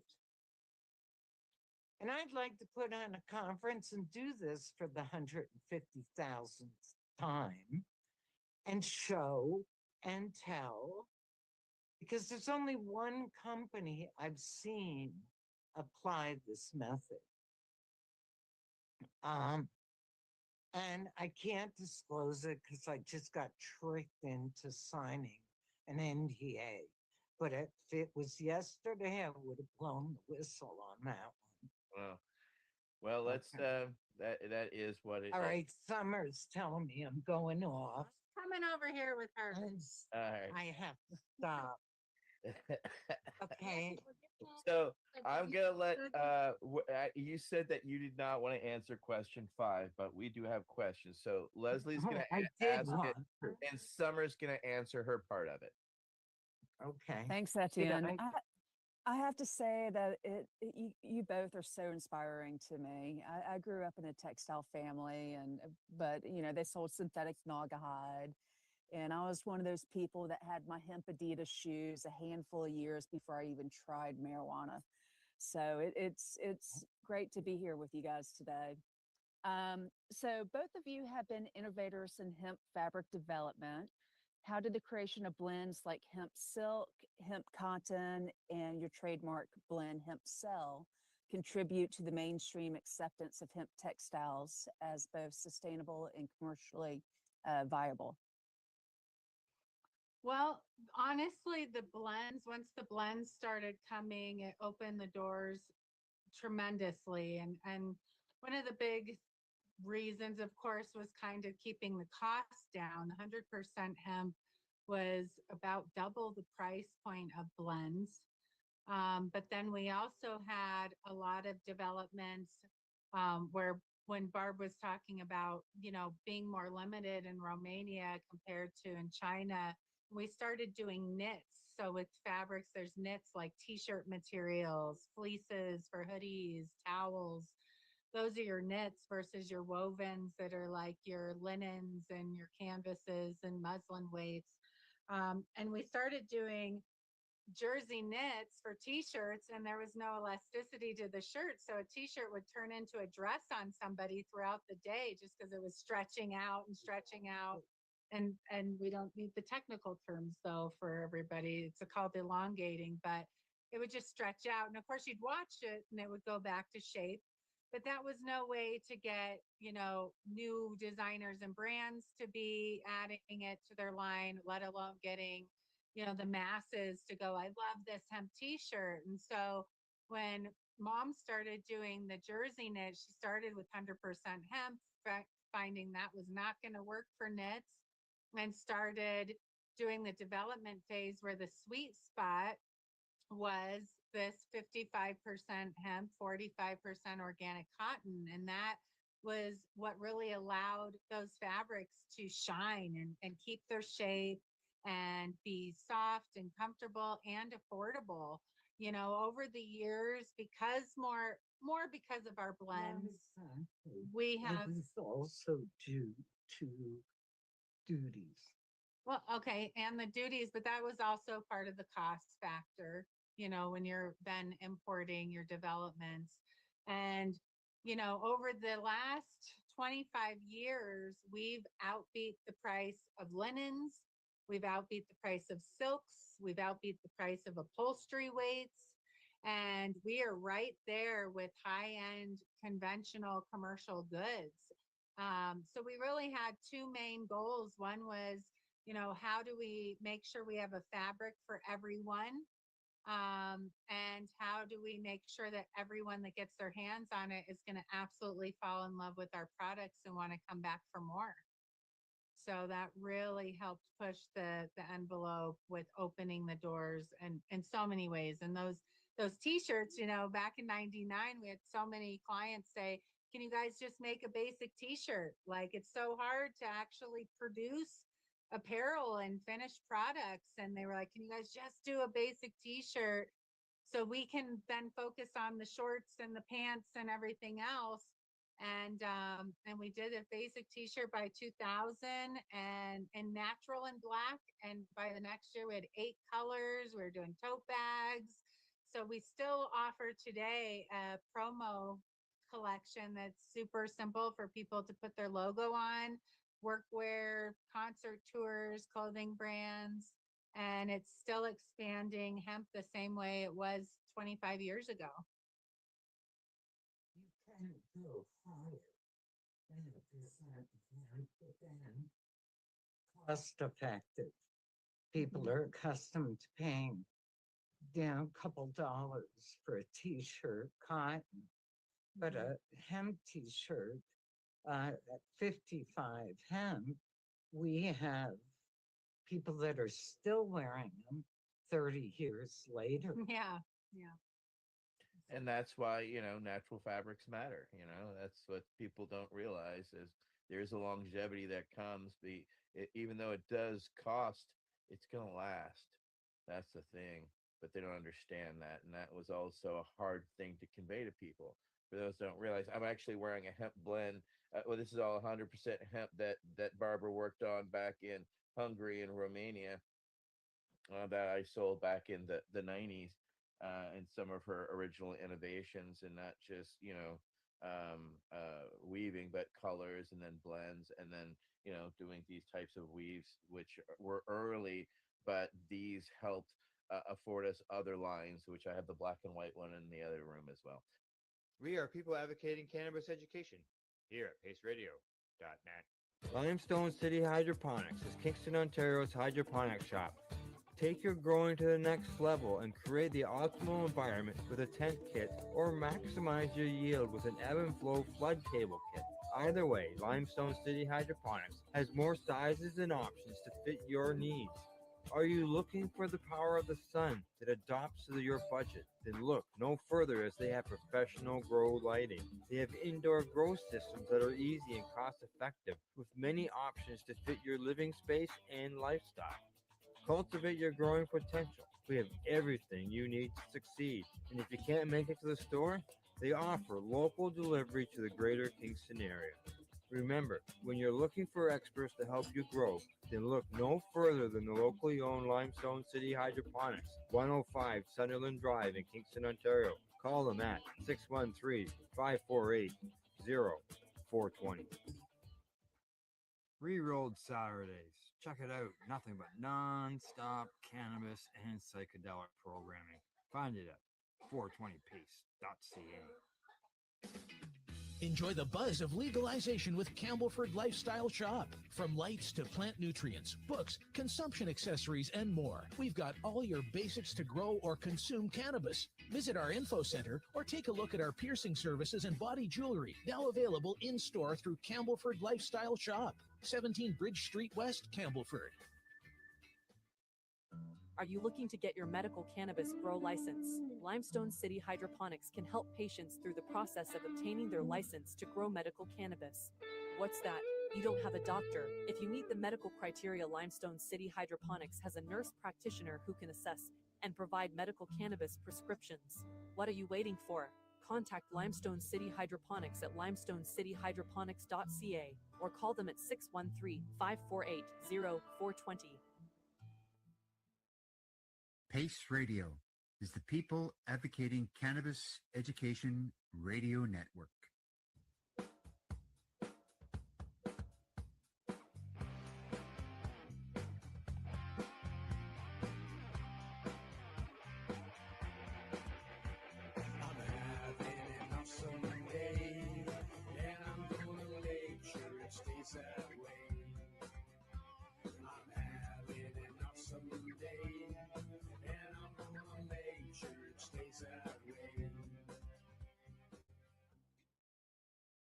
You're listening to the Pace Radio Network here at paceradio.net.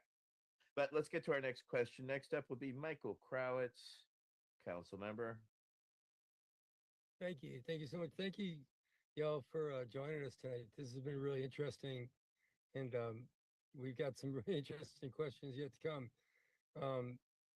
Before I get in this question, I just find it interesting that people may buy a hemp product and not know it, or they may buy a hemp product and buy it specifically because it's made of hemp. And I was, trying to figure out one day, like, where is the line of a cannabis hemp consumer? Like, what is a cannabis hemp consumer? And we tell me what you think, but we felt like that was somebody who actually intentionally bought the product because it had hemp, even if it might be a truck. And this question is for Summer. Your role in Ford Eco Innovation Award-winning F-350 design helped showcase hemp's potential beyond textiles. How did this project influence the use of hemp in the automotive industry? It's been pretty cool. We did MTV's Pimp My Ride, and that aired in 123 countries. That is what triggered Ford to call me and say, hey, we saw what you guys could do as the interiors. We are trying to innovate vehicles. So the Ford was actually a hydro Ford. So there was two huge hydro tanks in the back of that thing, which ends up in the end, being super dangerous. Like, it wasn't going to go further from SEMA concept awards, but it was really a cool thing to be able to show off. But it definitely triggered a big interest in being able to bring it into interiors. One of Mom's early accounts that she had handed over to me, and that we still supply, is Volkswagen's Westphalia pop-up campers that use our canvas. And then we just recently had Ziggy Marley pull out Bob's original car. I think it was a Firebird, or I'd have to look. We haven't posted it quite yet.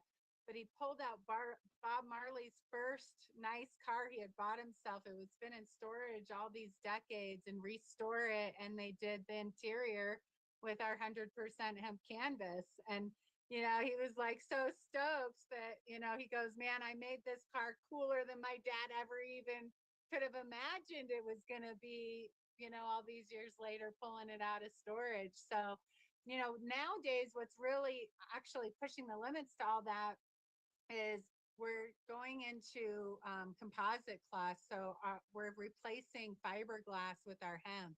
And so instead of just doing the interior and upholstery with our fabrics, we're now doing hard goods. And I actually brought over, this is a hemp prosthetic leg. Okay. And this company is doing two versions. This is their hard version, so I can't really like squeeze it, where this is their soft version where you've got some give.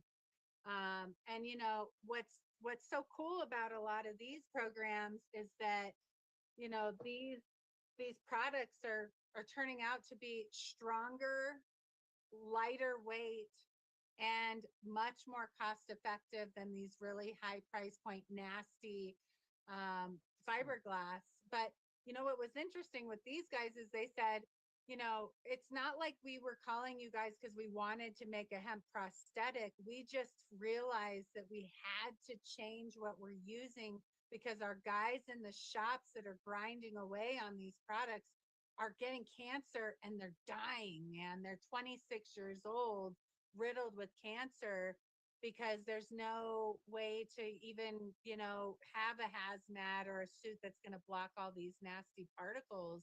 And so to think about revolutionizing an entire, huge marketplace to a healthy environment for these guys, on top of getting rid of the material impact, is so huge. So like nowadays we have clients that are doing hockey helmets, entire drum sets, tons of surfboards, skateboards, snowboards, skis. We're going into some new areas right now that are really exciting, and I think it's going to make a huge impact on a lot of some of the most nasty products that are produced on our planet. So Well, I know that Ben Dronkers has been using his hemp as a sound dampener as well as insulation in cars. So is Yeah. that starting to catch on with some of your product and some of the American car manufacturers? Yeah, I mean, it's definitely more novelty right now. I think the largest, no, but for like our interiors, the largest contract I've seen so far come through for actual like hemp upholstery for cars. They did a very novelty limited edition run of 5,000 cars. So, when you think about the market percentage of that, we're not even coming close to like a 0.01% of a market yet. But I think that, we're just starting to see that really come to life right now. Hey, Yeah. we have veterans who, of course, have lost limbs, and how would they find out or get information, or could they reach out to y'all to get contact on those hemp prosthetics? Yeah, this is Human Plant Solutions out in Nebraska. Right on. Thank you for that. Yeah, I mean, people are looking for, natural solutions, and unfortunately, our service members are leading the edge, unfortunately, due to loss of limbs due to recent warfare.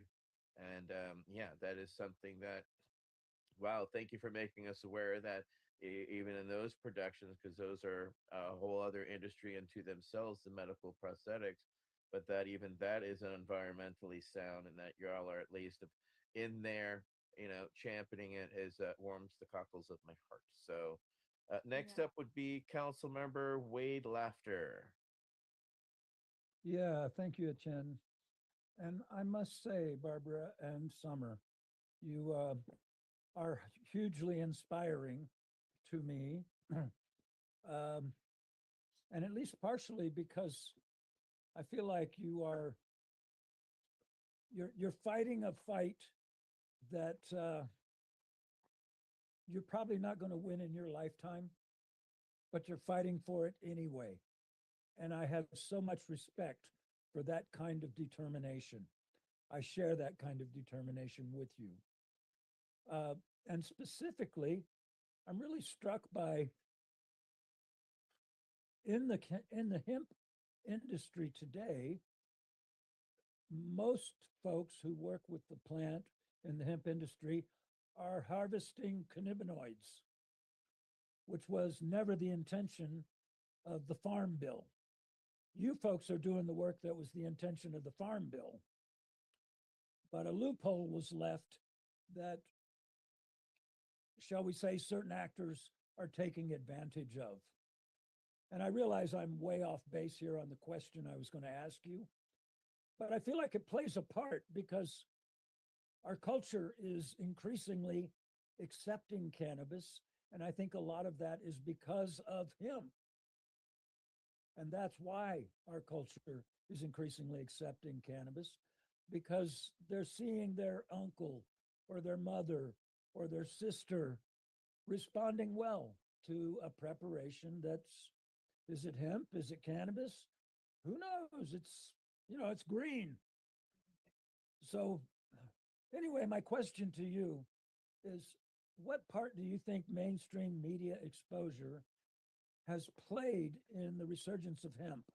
And specifically, Summer, how did your collaborations with Pimp My Ride and The Tonight Show with Jay Leno help bring sustainable hemp textiles into public awareness? And again, thank you for your determination and your bravery. Bless you. Thank you so much, Wade. Thank you. It's all of us together in this, or else we wouldn't be getting anywhere. I will say, to touch on one of the things you just said, though, never in a million years do I think any of us, even Etienne in California, like all of us that were part of just the cannabis whole scene, want to see everything move forward. This wasn't just all about hemp. We want to see all of it move forward and everybody embrace cannabis in all its forms. But we never thought in a million years in Colorado that it would be Amendment 64 as a medical marijuana initiative that just happened to write industrial hemp in the back end, and nobody even knew, like that was also going to push it forward.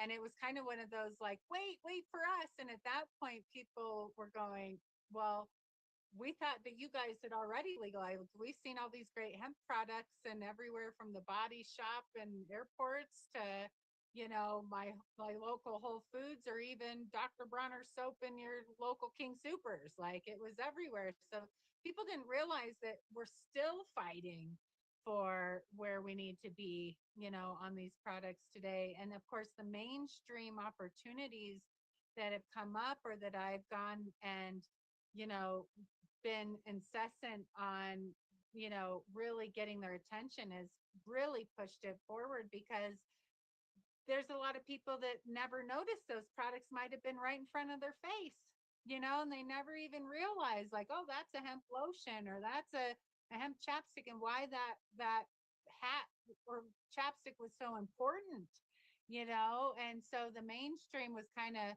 one of those opportunities where it was like, when we did that Pimp My Ride, it was an Earth Day special that brought in Arnold Schwarzenegger, who was the governor of California at that time. And Arnold, being a foreigner, you would think would have a little bit more understanding about industrial hemp. And, even on the episode, he's feeling the interior saying, oh, this is really nice fabric. And they said, yeah, it's hemp fabric. And he pulled his hand away really fast and said, oh, no, we have a bad enough problem with this in California as it is. Now people are going to think they can smoke their car. And it was like, oh man, no, he didn't just go there. And then he goes on to say, I just outlawed hemp in California. And it was funny because we had a call from the Capitol 2 days later saying, can you guys make any announcement or put something on your website? Because we've had so many calls from that Pimp My Ride from upset Californians thinking that Arnold had just banned their favorite lotion from the store. Like, nobody got it, and then he didn't even say it properly when he said, I just banned hemp. Like, no, you had just vetoed an initiative that nobody even really got to know about. You didn't ban hemp in California, dude. So it was really strange to kind of see the disruption that a lot of mainstream would come would result in. But of course, to be able to show the top of the top with, Pimp My Ride and Miss America, we've done, Miss America having hemp wedding gowns on the runway, and Project Runway, and different chefs shows, and it just continues to bring the topic up and keep people excited about what they're going to see next. Right on. Oh, very proud because I mean it's yeah. I had people contacting me and like I know those people. They're great. All right, next up will be Marilyn Mathery, Councilmember Mathery. Boy, this conversation is it is very just captivating. I'm so excited. As a nurse, when I got into cannabis for medical cannabis, it's always been the whole plant because, we think of the whole planet and the environment and how we have to be good. This thing about the prosthetics just it was like, oh, wow, yeah, everything is so cool. I've been thinking, hospitals need to be of hempcrete just for the mold resistance and all that kind of stuff. But anyway, this question's for Barbara. You developed the SBP, the Sustainable Biodegradable Products trademark rating system. How has it impacted eco-friendly textile certification, and why was this standardization so crucial? It at the very moment I launched this, I got approached by the USDA BioPreferred program.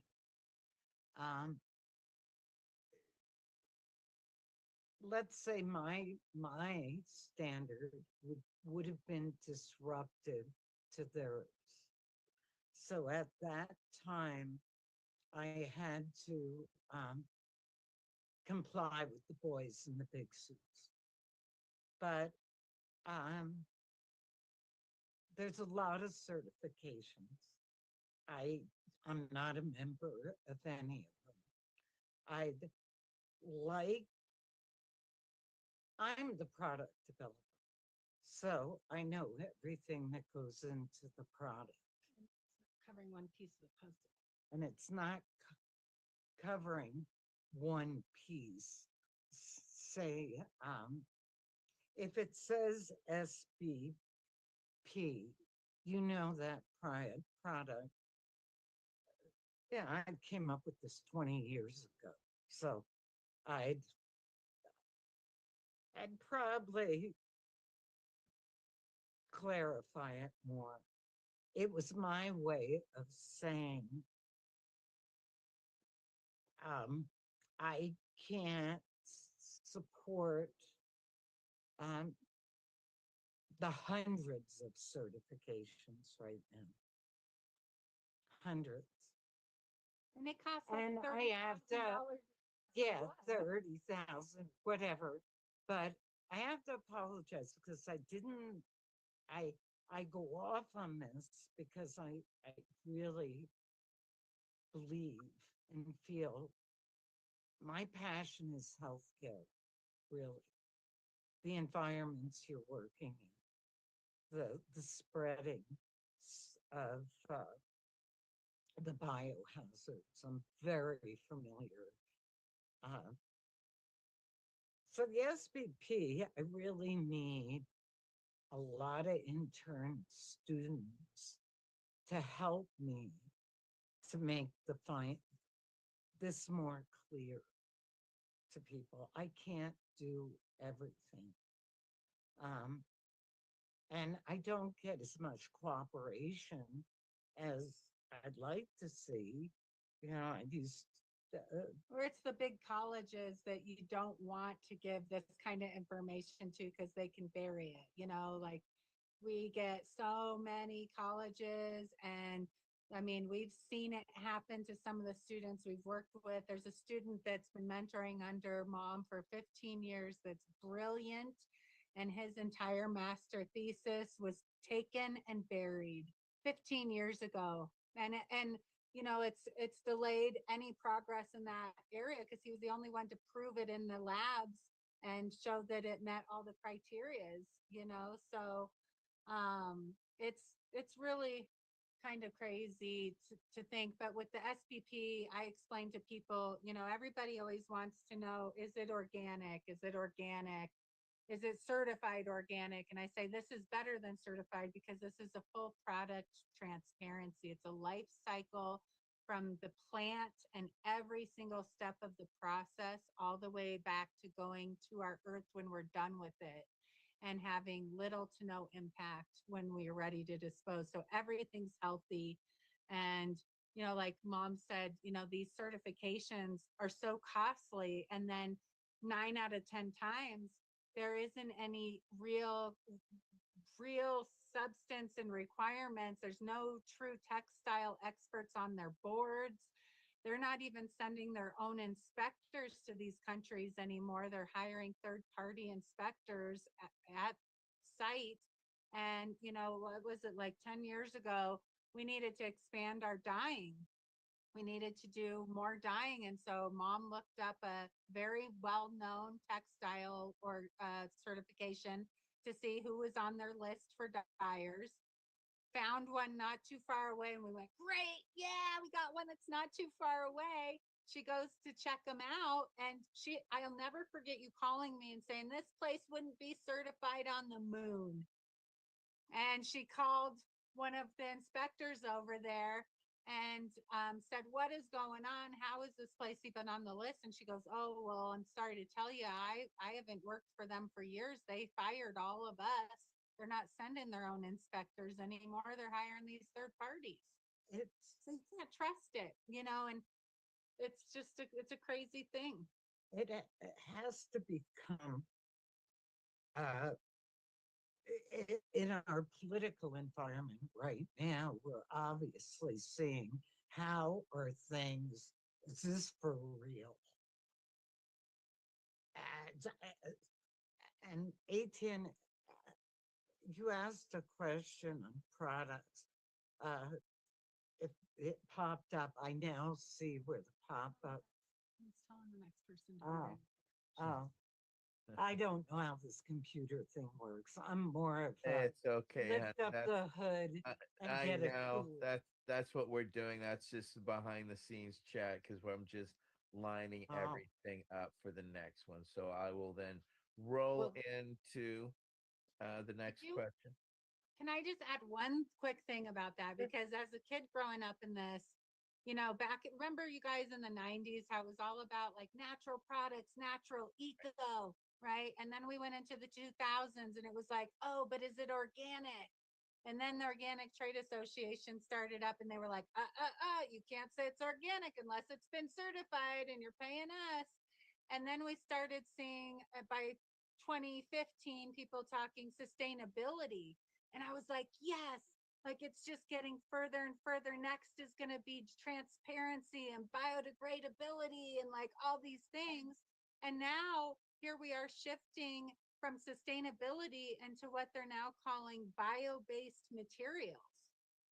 And so like they're considering GMO corn stalk waste being turned into polyester, a bio-based material. No. And that's total bull. No. So the greenwashing that goes on, and the bigger that conscious consumerism gets, and the bigger our market gets with all these different companies and products, the more greenwashing and the further we're seeing them get away from what the true intention was. I don't remember what year it was. It was 2 decades ago. We sponsored at FIT the first sustainability conference to introduce a curriculum to the students. But it will only be adapted into a curriculum if the endowments allow it to be. Yeah, so that's where the greenwashings come in again. All these endowments manipulated. So the curriculum that we fought for has been totally manipulated over the years. And in Texas, when I'm not going to say specifics, but I was asked to go speak during this resurgence we've had.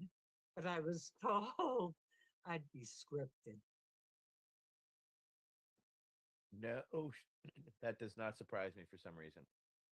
Yes. So I didn't go.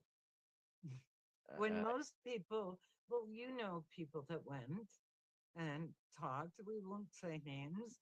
I was, if if Harvard asked me to go, and most people would go, "Oh, I spoke at Harvard." Well, I'm sorry, I didn't. Because I can't compromise this plant,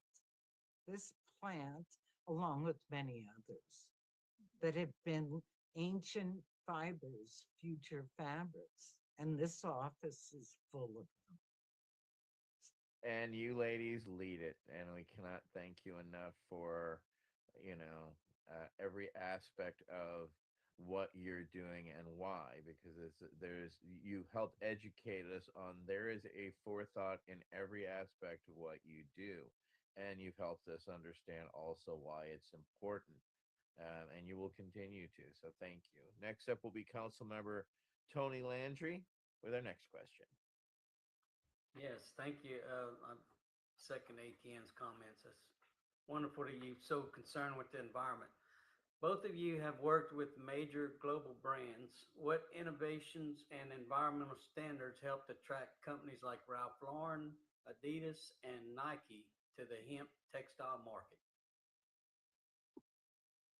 So I think in the early days, like with Adidas and Nike and stuff, it was more just kind of doing something different and out of the box. I mean, they knew there was a small market for it, but they knew they could play on it and just have something much different than anybody had seen, and it worked well for what they wanted to do. Patagonia, these places like Patagonia. I worked with hemp vortex in China. Okay. But I mean, but that's a brand that like focuses no, on being they were able to get. We had Patagonia, we had Gramici, we had big outdoor lines. A lot of people were using him, but it goes back to the fact there wasn't enough supply, even out of China. There wasn't enough supply. And so they might do really well at a trade show. Good example, one of my first really big accounts when I was a teenager, this guy, it was his first trade show, 3-day trade show at Magic, and he wrote $800,000 in orders on his first trade show. And he was a brand new brand. Nobody had ever seen him before. And that's so unique because trade shows, the buyers show up, they already have their budget planned. They know exactly who they're buying from. If they have any budget for a new brand, they want to see it's somebody that's been there and they know they're going to deliver. So, we started seeing some of these innovative brands coming into the show scene. And I was pushing a lot of these guys. When I was a teenager, I said, streetwear was like a big thing all of a sudden. It was never really acknowledged before. And I went, oh my God, streetwear is going to be the hottest section to have hemp clothes. Well, when you think about it, streetwear is selling to kids who don't have money. So like who can afford, hemp stuff? So it was like, oh, thank God we've got these fabrics. When mom develops a new fabric, where I come to her and I say, here's the next thing we need, an innovation for the marketplace. We also think about not only is this going to fill the gap, but this one material can lend itself to so many things. So like one canvas is going to 100 different furniture companies, is going to coats and jackets, is going to backpacks and wallets, is going to shoes, is going to, so it's really a matter of having a development that can reach multiple industries, multiple products. And, the big brands really help to kind of put it front and center. When you walk in a big mall and you see that the hemp Adidas is in the front window display and not back on a wall, that's the kind of things that are really kind of getting everybody's attention. And they all go, oh, that's the hottest new thing. We have to support that. So, it's been this really unique balance between small brands that may, like, I don't know who, Etienne, if you ever been out to Hawaii, there's this gal Abby with Sativa Hempware. And they were like one of the very first hemp shops. The hemp shop ended up having a fire in the 90s, burning down.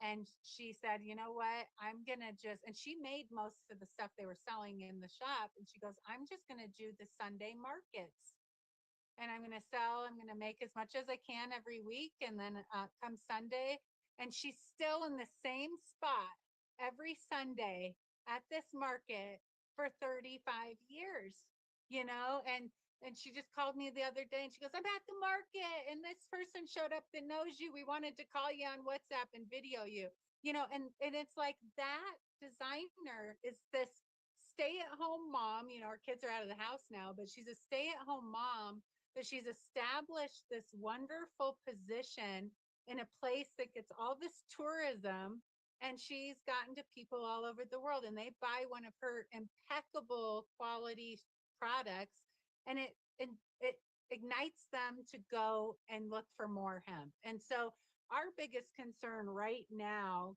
that I really want to touch on before we end tonight is, we never thought that we would ever have to say that you have to question anything hemp. Hemp and cannabis, we always want to tell people it's the best of the best. It's always going to do you right. It's always going to perform. It's always going to make you feel better. And unfortunately, in the fabric industry, we're now at this tipping point where that's not the case. And there's polyester hemp, there's cottonized hemp, there's viscose hemp, and there's no label laws for them to have to list it as such. And so now we're getting calls from people going, I bought this thing on Amazon. It's nothing like what I've worn from you guys. What is this crap? And we're going, well, we don't know. What do you got? And they're sending it to us. And then mom will send it to the lab. Okay. And that's why she mentioned earlier, and she sends it to the lab, and the lab comes back and says, no plant matter detected. It's so toxic, they can't even tell you what it's derived from. And, we're starting to see some of this stuff revealed. The Federal Trade Commission is in the largest lawsuit in U.S. hemp history right now against big box stores for bamboozling consumers. So all this bamboo fabric that everybody thought was the next big natural healthy thing, they're all buying sheets from Target and stuff. It is the furthest thing from natural. There's nothing left natural about it once it's been turned into a chemical. And the frustration, because I knew this It's coming. the Yeah. very first garment that someone said, this is bamboo. Bamboo. I was actually in China on that project for it to be a natural process. And some big conglomerate came in and said, look, we can chemically process it, call it bamboo, not anticipating someone would spend $3,000 or $4,000 to have it tested and broken down. And I had to do that. Yeah. And America is ready. It's now. And we have to get, the objective, the road to the objective paved, and the plant planted. We think from a good example, and the Chinese taught me this. They always said, why do you say I'm going to the store? Nobody knows what you're talking about. You must say the store is where I'm going. And the thinking process, it really makes a big difference. And I think COVID too, we saw a huge increase in consciousness during COVID. When COVID hit and the shutdown happened, we got a letter from our governor overnight saying we were an essential business and could be on the road. And we sold out in the first 2 weeks. We sold out of every fabric you could make a cloth baby diaper out of because people couldn't find diapers in the stores. Yeah. And that was like this huge light bulb for so many new parents, not only realizing what they had been using, but then everything else they're going to put on their babies and their pets, and now thinking about themselves. And so it was like, any chance that you can get that initial connection to ignite, the trickle effect happens because people, once you see it, you can't look at anything without seeing and analyzing and wanting to know that you're making the right educated conscious choices for our health. And COVID really was so interesting to see so many people go, oh my gosh, look at all this, the junk we're surrounded by and all these things that are making us sick. It's not just this virus or bacteria that we're talking about anymore. But healthcare is the Maryland. Maryland. That's why the sleeves on your jackets went from long sleeve to short sleeve on your lab coats, on your There's scrubs. so much crazy stuff in the back. There's so many Are areas. you connecting what I'm saying? You used to Yeah. have long sleeves, and then the sleeves got shorter because the fabrics that are currently in healthcare, the biohazards will live on the surface. And to help with it transferring. There's so many different wow. areas. I mean, Yeah. it's crazy. There's so Yeah. many different areas of So, industries that- one sec. So now what they're doing is embedding silver particles and saying that's going to make it antibacterial. They're only perpetuating the harmful, hellacious processes that when those companies, children, hopefully get older, they're going to make the change. They'll start it because these kids are hit. The 14-year-olds, the 15-year-olds. They get it. They understand. They've lived through Yeah. the pandemic to see and saw the parents' reactions, etc. So, wow, Yeah. that's very profound. Thank you, ladies. We'll go up next. Will be Council Member Leslie Fries. Council Member.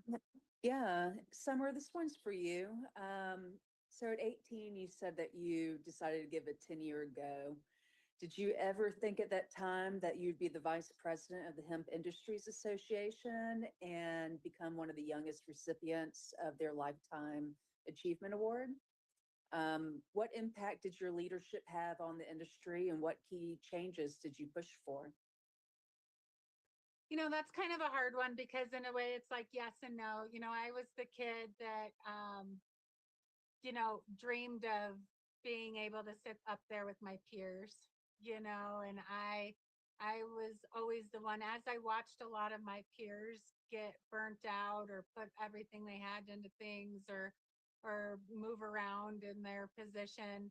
I was always the cheerleader, like, no, get your energy back up, and you can't do, and they're looking at me like, oh gosh, Summer, it's her turn. And I said, no, we're not done with you guys yet. We still need you, and so I had some really incredible peers in the Hemp Industry Association.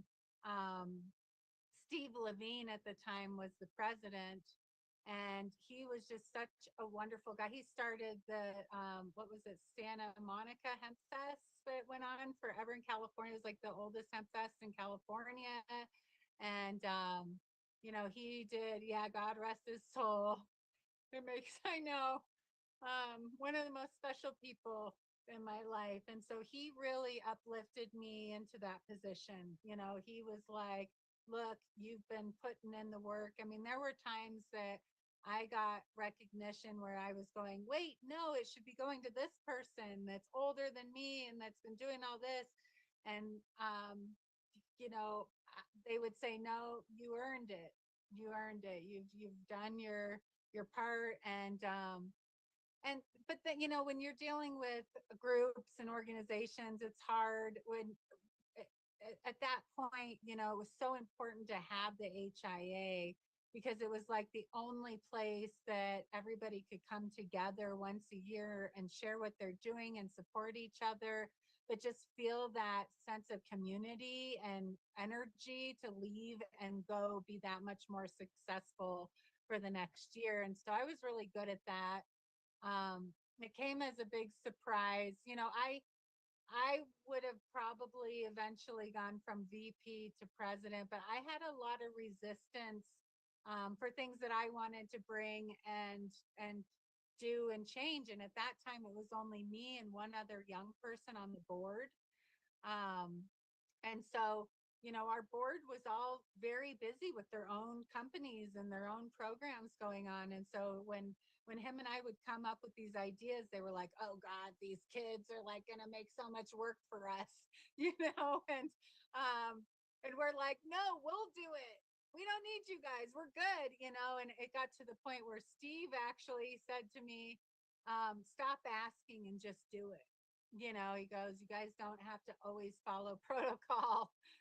Because, when I was growing up, like we learned from the best and there was a system and a protocol in place and it behooved everyone, and nowadays you don't see a lot of that. And that's why you don't see supply chains where everyone's successful in some way or another, whether it's small scale, medium, or large, everyone at least kind of was successful in their position. And now it's like you either make it or you don't kind of thing, because people don't follow those old school protocols. And so when we had the very first HIA conference in Colorado, it was the year of legalization here. So it was what, 2014, or I don't remember. I should know these things, but it's been so many years now, you guys. Mom's saying 20 years, and I'm like, try 25 since you started the SPP. But it's crazy to think it's 2025 now. But when HIA came and did their first conference here is when they gave me my first Lifetime Achievement Award. And Mom's gotten one every decade, so she's got like 4 on the wall. She got another one that night too, but they included me to receive one, and that was my first one. And it was interesting. I mean, at that point with the legalization, we had some really interesting people in the audience that were right in my face when I received that award. And I took all advantage of that opportunity and saying some things to everybody. So, I don't just go up and receive an award and thank you. We have to continue to keep pushing what the true agenda is and honoring nature in the way it intended, so that we all receive the benefits that cannabis really provides to all of us. Because the second it is destroyed and manipulated is as soon as we stop seeing all it can really do for all of us. And this is a mantra that I say in cannabis. You, number one, have to have passion. Number 2 is principles. Number 3, prosperity will come, but it's not going to come without the passion and principles. Because we're 25 years now. In this company, yeah. This company is probably the old one. This is the 7th hemp company that Mom has developed or been involved with. This is the 7th company in almost 40 years now. Yeah. So, which makes it hard because, there's some people out there that are like, we're the oldest and we're the biggest. And I'm like, what? But it's interesting because it's my daughter. She has the passion. She has the principles. And when she says 7 companies, they were little, and I had partners and I had people I worked with. This has been she and I. And we've made it 25 years. And we do it full time all the time, and that's it. There's no there's nothing else. Yeah. Well, that's being a business owner. It's people think it's a 9 to 5 thing, and what you find as a business owner, it's a 24/7 thing, unfortunately, and there is no off times because that problem arrives to you while you're sitting on the toilet. Right. Right.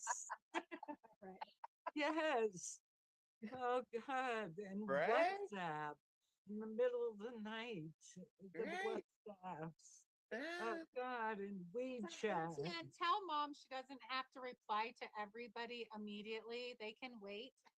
Right? Well, that's makes your mom who she is because she always felt the urgent need, and that's her passion, and that's what rubbed off on all of us is, how she cared. So of course it makes sense that, her passion would absolutely rub off on you. And of course, we were fortunate to be where we were to have that catalyst to reinforce those beliefs. Because remember, we had all kinds of books telling us what was possible, but it was Barbara showing us and clothing us and making it really beyond words. It was a reality, and I can't thank y'all enough. So for what y'all continue to do and why you do it, and you've shared many of that with us, and we appreciate that. So next up will be Council Member Michael Crowitz. Council Member. Hey, Gideon. So, seeing where we are, we've come so far in the last 20, 30 years, but yet, in a sort of a big picture way, we're not that far ahead of where we were 100 years ago, in some ways, right? But Some where ways. do you see, looking ahead, how do you see the future of hemp textiles in the U.S. and what steps must be taken to ensure the continued growth, sustainable growth in fashion and manufacturing? Well, I'd like to say right now we've got some good things, not me, Summer particularly, but the industry in the US. We've got some great products coming out. Hemp texture, we've got hemp wood floor.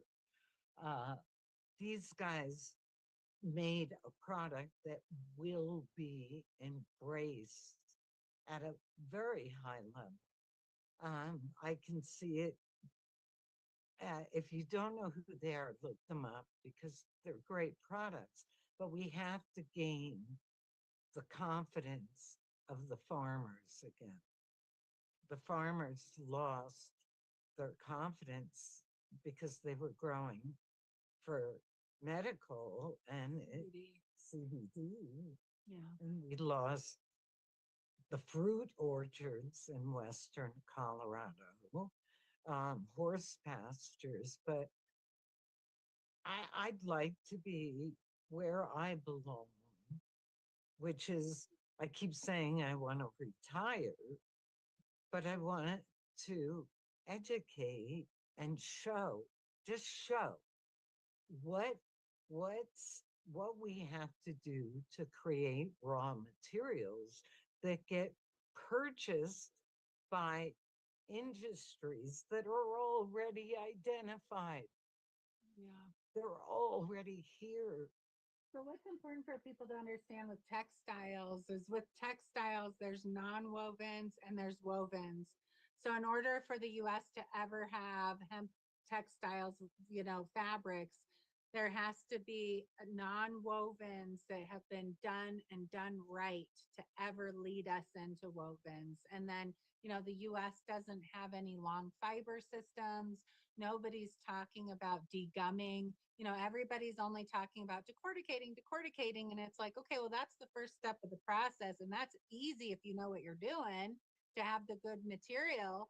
But then it has to have a natural degumming to clean that fiber from all the plant lignin and celluloses and be able to even be millable to go to combing, carding, spinning. And then we have no long fiber systems. So when she said earlier, it's going to be $300-400 million to build out 4 state-of-the-art natural fiber facilities to take on and do what we're able to do overseas. That isn't a whole lot in the grand picture of like being able to produce here and service multiple industries and needs and even get us back on the global exchange.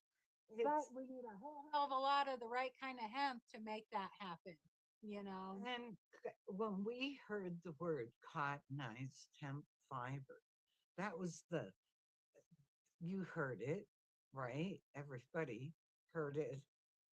Basically, what happened, it looked like cotton, it felt like cotton, but it wasn't in a standard that could utilize the systems we had in America, which is cotton systems.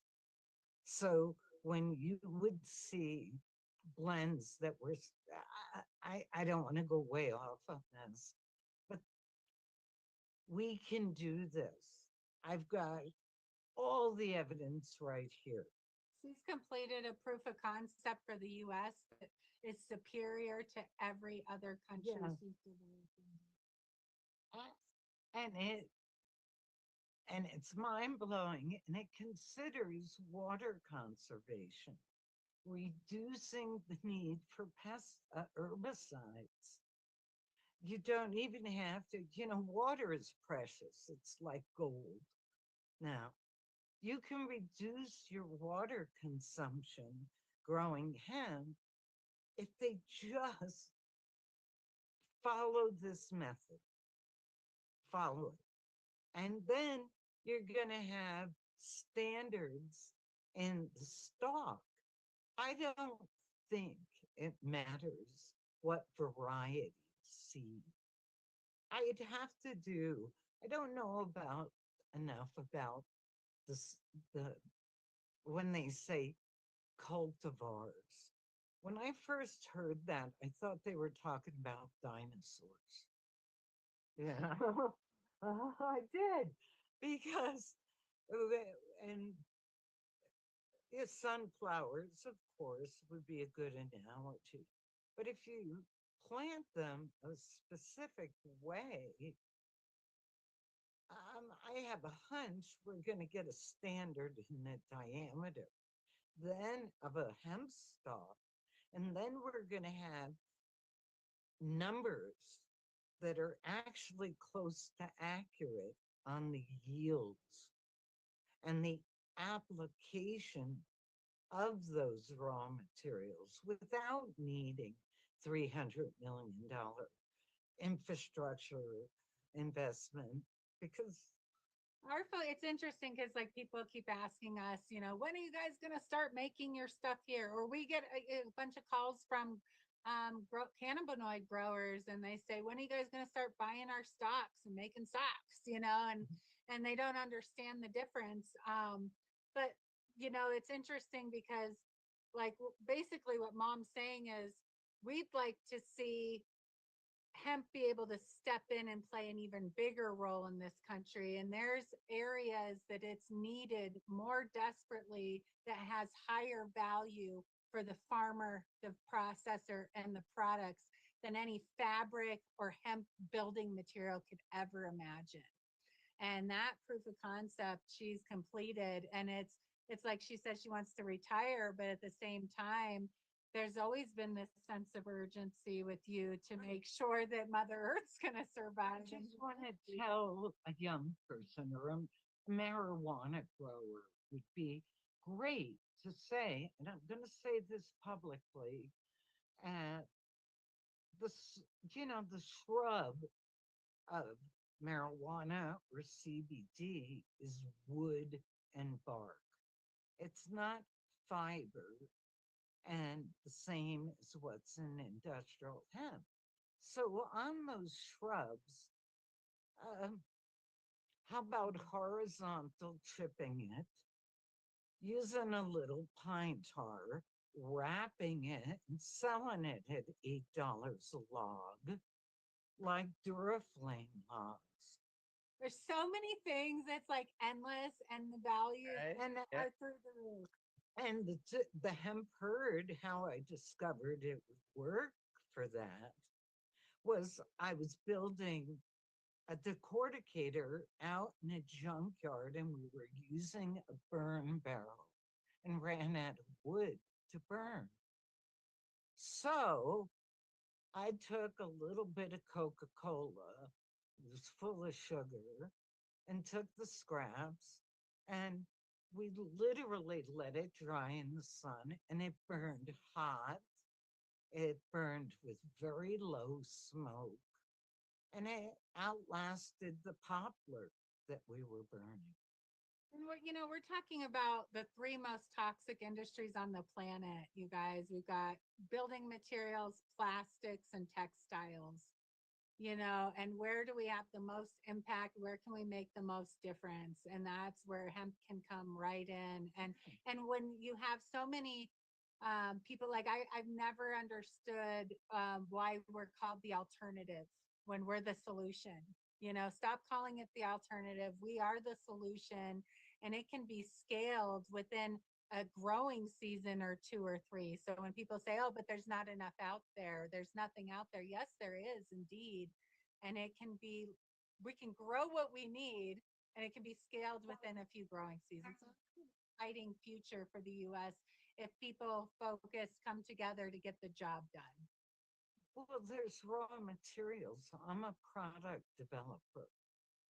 So not just with textiles and fiber, I can look at an agricultural waste product and apply it into another product.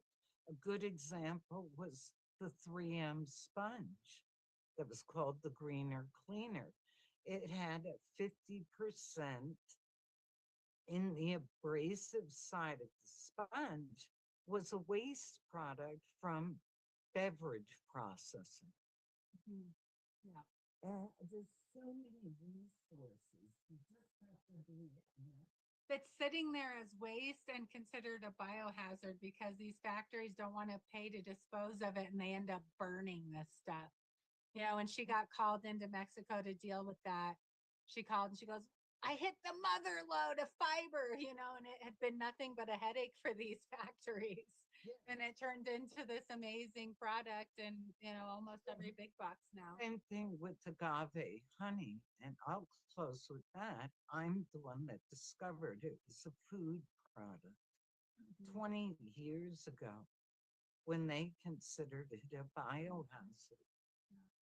So it's the vision to be able to see it. And I couldn't cook a meal if my life depended on it. Yeah.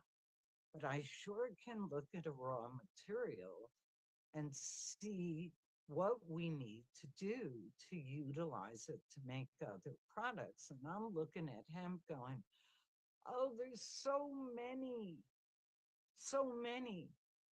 that aren't going to require the insane, foundation like an everybody wants to investment. see. And honestly, the fires in California, that was divine intervention in a very heartbreaking way. But let's start growing hemp. Let's start utilizing it in interiors and structural. And as far as interiors go, there's going to be all kinds of natural fiber, textiles, and the food from hemp. And it's important that we continue to support the countries that have developed the systems properly, not always be trying to reinvent or take over. It's like, well, this gives the US the opportunity to take over 2 of the other biggest nasty toxic industries with a lot less infrastructure needed. So, it's exciting to see everybody's been really listening. We've been keynotes at all the hemp conventions and events, for the last 12 plus years or whatever. And we literally felt like broken records saying the same thing over and over. We've got to see composite decortification and composite done right and clean and properly so that this can lead down the line in the right way. And we're starting to see a couple of those facilities. So it's really exciting. Ladies, Summer, we got to get you out. Councilmember Freeze and I were actually at the USDA's Cannabis Germplasm Institute in Geneva, New York, and they will have another one in September. And I think for sure you should join us and Rob Clark and others out in Geneva, New York, because they could benefit from both of you ladies if you're able to, Barbara, as well. But for sure, Summer, they need your guidance and understanding because they, as Barbara said earlier, they're reinventing the wheel, especially with decorticators and other things that we saw. I mean, the pictures I could show you were an embarrassment for decorticating standards. And then if you saw the harvesters that we saw, you would be appalled by what the U.S. standards are. And I understand that they think they're trying to do the right thing, but they had a full decorticator that fits on the back of an 18 wheeler that we know could fit into a 4x8 area. And the way that the harvest is, etc., they just, it's the boys with toys. They don't know what they're doing. As you said, Barbara, they're trying to reinvent the wheel again, and they need to see what they're, how to do things right, and they want to learn from us and how to do things right. So we've engaged them, and I think they could benefit from your expertise to save them the time that they're going to waste and a lot of money that they're going to waste doing stupid things that they don't need to be doing, that intelligent women like yourself already well past and can help guide them past it, because there's students at Cornell that are running it and they mean well, but they just don't know what they're doing in some results, and they need an understanding. Because as I've told people back in the day, I looked at retooling actual sugarcane factories in Louisiana into hemp mills, because then those mills would be central to the fields that they were potentially be growing in, which is a reality that has to happen. I mean, it's great that Texas opened up a processing facility, but where's the hemp to process those facilities? They all have to be shipped in from all over. And as Council Member Freeze will tell you, getting your hemp on a truck and moving it across state lines is a challenge I know that y'all have dealt with, but she's been a raw producer herself. So we've seen these realities that come with. Oh, sorry. No, It go ahead. shouldn't be. Can I tell them about the code? Well, Oh, yeah. You're not going to believe this. You're not going to believe this. In World War II, there was a shipping code specific. Write this down. Hemp, jute, or oakum in bales, boxes, or drums. You can, they forgot to take it off the books. We've been using that code. It's class 60, item number 14960 sub-0. I mean, these are all little things we can teach these people. You can move it anywhere you want. You're federally okay. And it's the lowest freight cost you could ever move this stuff under. Oh my God, you ladies are absolutely. I could look at that. Leslie's like, oh my God, if I had only known. But we're here now. We're knowledgeable. So, wow, ladies, I cannot thank you enough. You're. We need to have you on again. You're just such a wealth of knowledge. For maybe next time I can show off a bunch of cool hemp stuff so everybody knows what's out there and what's going on. Let's do that. Let's do a show and tell episode where you can show us what it is, the product, show us some of the car stuff, show us some of that stuff. Yeah, we'd absolutely love to have you guys back for another show. And talk about the healthcare facilities, the various tests that that's have like been a whole done show in itself. for just the uniforms that are being worn in healthcare. There's so much. Well, we'll get into those in time, but I want to thank you both for taking the time. We went over 2 hours, and yeah, you educated us and why what we wear matters, as well as this wonderful hemp products that are out there and that y'all are doing. Is it still has its potential. It's just unfortunately got lost along the way. None of us envisioned hemp becoming what it's become in the CBD world. And Right. unfortunately, we have to wrestle it out of those hands to, get hemp back where it needs to be. And I cannot thank you, ladies, for literally leading the opportunities and reshaping the industry, because you have taken it as beyond a responsibility. You have led by example. So I want to thank Councilmember Wade Laughter, Tony Landry, Mary Lynn Mathry, Michael Crowitz, Leslie Fries, of course, Summer and Barbara, and myself, Etienne Fontan.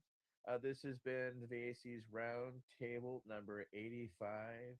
Barbara Philippone and Summer Star Haskey from Environmental Textiles. So thank you very much, everybody. Have a great rest of your night. Good night. Thank you for having us, everyone. Come, come. The Veterans Action Council is a Pace Radio Network content provider.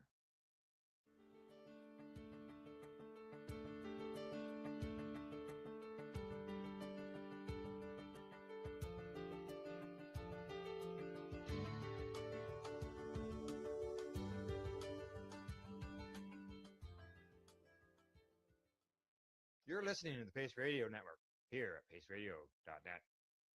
The opinions of the individuals during this broadcast are their own and may not be the opinions of their group or other organizations they may be involved with. All medical advice during our broadcast is not a medical opinion and should be checked with your medical physician. When you have a pain that's reached its peak, Legacy for 20, it's so unique. If organic cannabis is what you seek, here's your trusted partner 7 days a week. Suppository salves, vapes and drops, topicals, edibles, infused pop. Just when life seems like it ain't easy, at Legacy 420, enjoy a pop freezy. Lab tested products, make them the GOAT. Legacy 420 out on your road. Legacy 420 in Tyndonega Mohawk territory. Indigenous organic cannabis at its finest. Enjoy the buzz of legalization with Campbellford Lifestyle Shop. From lights to plant nutrients, books, consumption accessories, and more, we've got all your basics to grow or consume cannabis. Visit our info center or take a look at our piercing services and body jewelry, now available in-store through Campbellford Lifestyle Shop, 17 Bridge Street West, Campbellford. Limestone City Hydroponics is Kingston, Ontario's hydroponic shop. Take your growing to the next level and create the optimal environment with a tent kit, or maximize your yield with an ebb and flow flood table kit. Either way, Limestone City Hydroponics has more sizes and options to fit your needs.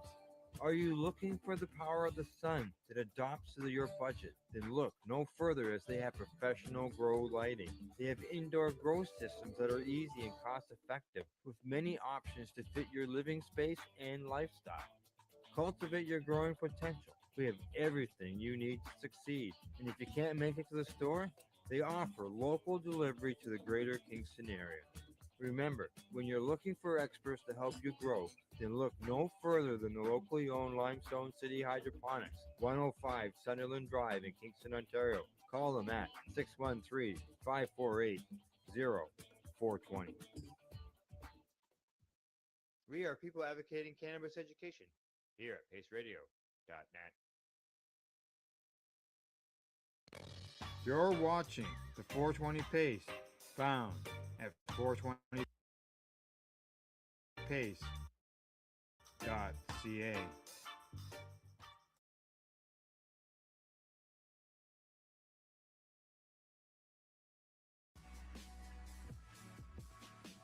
Tune in Fridays at 7 p.m. Eastern Time on 420radio.ca.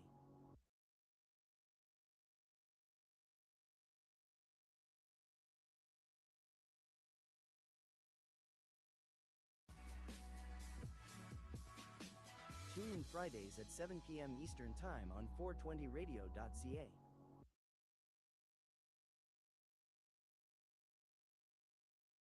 It's coming to us from MJ Biz Daily. Cannabis sales saw a huge spike on 420.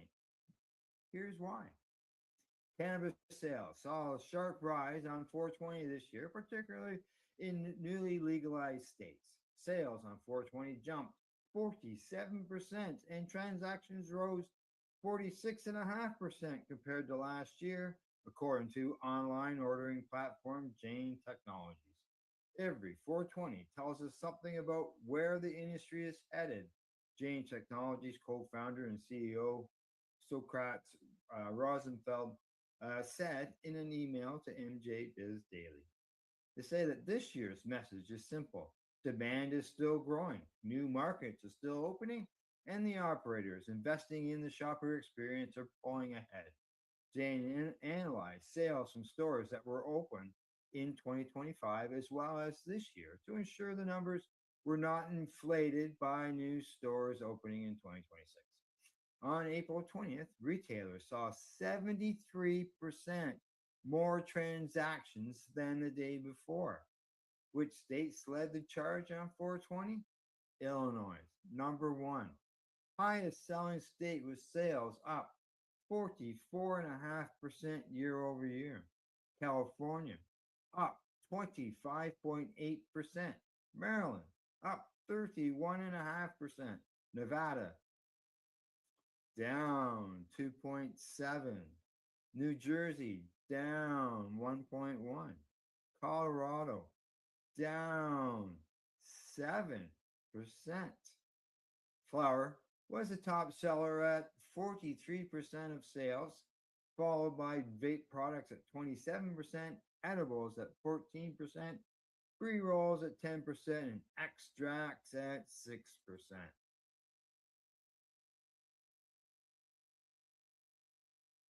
You're listening to the Pace Radio Network here at paceradio.net.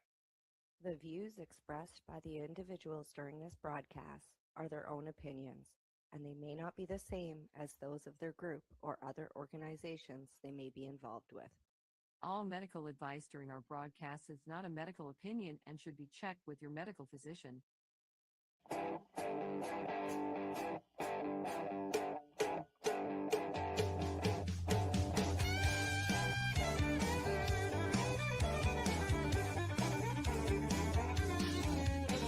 I woke up this morning with a crack in my head.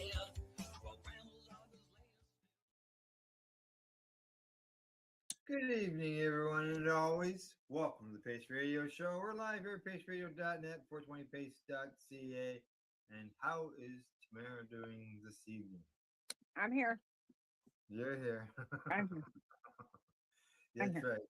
Yeah. I got up today. I had a shower. Mm-hmm. Yeah, that's about it. That's it. I've been in so much pain. The humidity is like incredible, and I get these spots where if you even touch it, it feels like you're taking a hot poker and sticking it in your, and it's not the whole joint, it's like one spot. And then yesterday it was in the back of my shoulder blade, so it felt like somebody was poking in my lung Yeah, oh, underneath my shoulder blade. I couldn't even sit up. no, eh? Ah. And Yeah, it was that's Truth and reconciliation, right? And I had put my decorations out. I have little orange ribbons all over my stuff. And me and Tatum were going to get up and go because he had no school. And I couldn't get up. So he spent all day making sure I had tea and making sure that, he rubbed my back and with the A5 and yeah. So that was our day. What's going on with you? Oh, let's see. Today I decided to go out and go for a bit of I'm gonna call it a hike into the woods. Right. And when I got to the park where I was going to go, there was a truck sitting there with a guy with the door open. And I pulled in and parked, and I said to him, "Oh, it looks like we've got the same idea." And he says, "Well, I was, sort of hoping to do that, but he went to go start his truck, and his truck wouldn't start." Oh no. Yeah. So he's out, it's down the highway, right? And up the back road and stuff like that to get to this park. And so we talked about, I didn't have any booster cables. He didn't think he had any booster cables. Oh no. Nobody else around. I said, well, I guess we could go back in town and maybe find some booster cables, or he had some property nearby. You could take him there, see if he had any there. So before we left, he took a look, and he had some booster cables. Oh, good. So I'd be he worried said about getting in a vehicle alone with somebody you don't know anymore. that he well, like I said, you don't. I used to pick up hitchhikers all the time. Well, I know, but you just hear that. Like, I guess it's because I'm a woman. But yeah, go ahead. Sorry, I didn't mean to And so interrupt. um, he says, well, instead of boosting me now, he says, why don't we just go for the walk when we get back? You can boost me then. And I said, okay, sure. So away we went, talking and stuff like that. And then we got to a spot that you can sort of go around and meet on the other side. So he went one way and I went the other way. And so we got back to the vehicles, and he said, that would probably would have been nice with with a couple beers or something. And I said, beers? Oh, I can't drink beer. I said, but cannabis would have been nice. And he says, what? And I said, yeah. And he says, oh man, really? And I said, yeah. And so next thing I know, I gave him my card and told him about the podcasts and the shows. And he was going, what? Really? Right. Yeah. So he lit up a joint. So yeah, it was, I guess I should get myself some cards. I used to have cards. I don't have them anymore. yeah. I don't have a job. I don't have any money. That so it was, it was just, it was an hour walk, right? So it wasn't a super long walk. And it was just funny. He was just killing himself. Oh, I should have said something. Right. Yeah. Well, I know I went out to Dirty Darts this last Did you? weekend, and I hadn't been there for a while, and they had a little bit of money for me, so I was able to turn that all into RSO, which I was able to turn into some chocolates. Yeah. So I've got some set aside for when I can get some other stuff together to go out with. Then I'm hoping to be able to kind of like auction the other ones off, so I have some money to get some. But I bought RSO. Like I could have bought cannabis, but I probably would have only been able to get like 7 grams of cannabis, right? Right. Plus the Right. RSO that I wanted, right? And because they weren't there, the owners, I'm paying full price when they're not there, right? Right. So at $20 a vial or a gram, a syringe, because that's full price, right? Yeah. And normally, like I said, when they're there, I don't pay that. No, I've seen it Yeah. $35. Yeah, no, it's 20 out there, but still, like, it's black oil. Like if I want the nice clear honey oil, that's $100. Is that? It's Yeah. been so long. Yeah. Since I've bought it in a while. It's a 5 grammer, but it's still $100, right? But I wasn't like, that's what I saw. I didn't see anything. I wasn't $100, looking. really? Eh? That's what it was. Well, I remember paying 50 to 75, as far as $100. That was Yeah. But that was like again, like 25 years ago. right. But again, you don't like I wasn't there to get stuff that you'd smoke. Right. Right. Yeah. I'm not gonna put Yeah. that gold oil in candies. I'm just Yeah. Go not. ahead. Yeah, we keep going. It's fecal. So yeah, so I bought, some of that so I could like make some chocolates and stuff. But Yep. yeah. So Yeah. that's good. You got to be able to get something and create Yeah. something. Yeah. Then like I Other said, I'm stuff. hoping that but like I said, when I went to the legal store tonight, because we have a strike going on, Yes. How's that all going? it's pretty fucking barren, man. Is it? There was some reports I read because you guys also allow for like The stuff that I got tonight, direct sale from the growers to the stores or something. that's how I got this, because this one comes in directly to the store from the grower. Right. Yeah. So they have these. They have the mint because it's locally, like it's a the local. Runts mint? Huh? Is it the Runts mint? No. Yeah, I can't read it. Oh. You say it's mint? It's mint, Oh, but mint. Mint is the supplier, but it's Rainbow Inferno is the name of it. Oh, okay. But I could only Obviously, because of the direct sale, it's grown right there in Right. BC. They have Right. a pretty fairly decent recent date on it, wouldn't it? Harvest? Is there any harvest date on it? I'm just curious.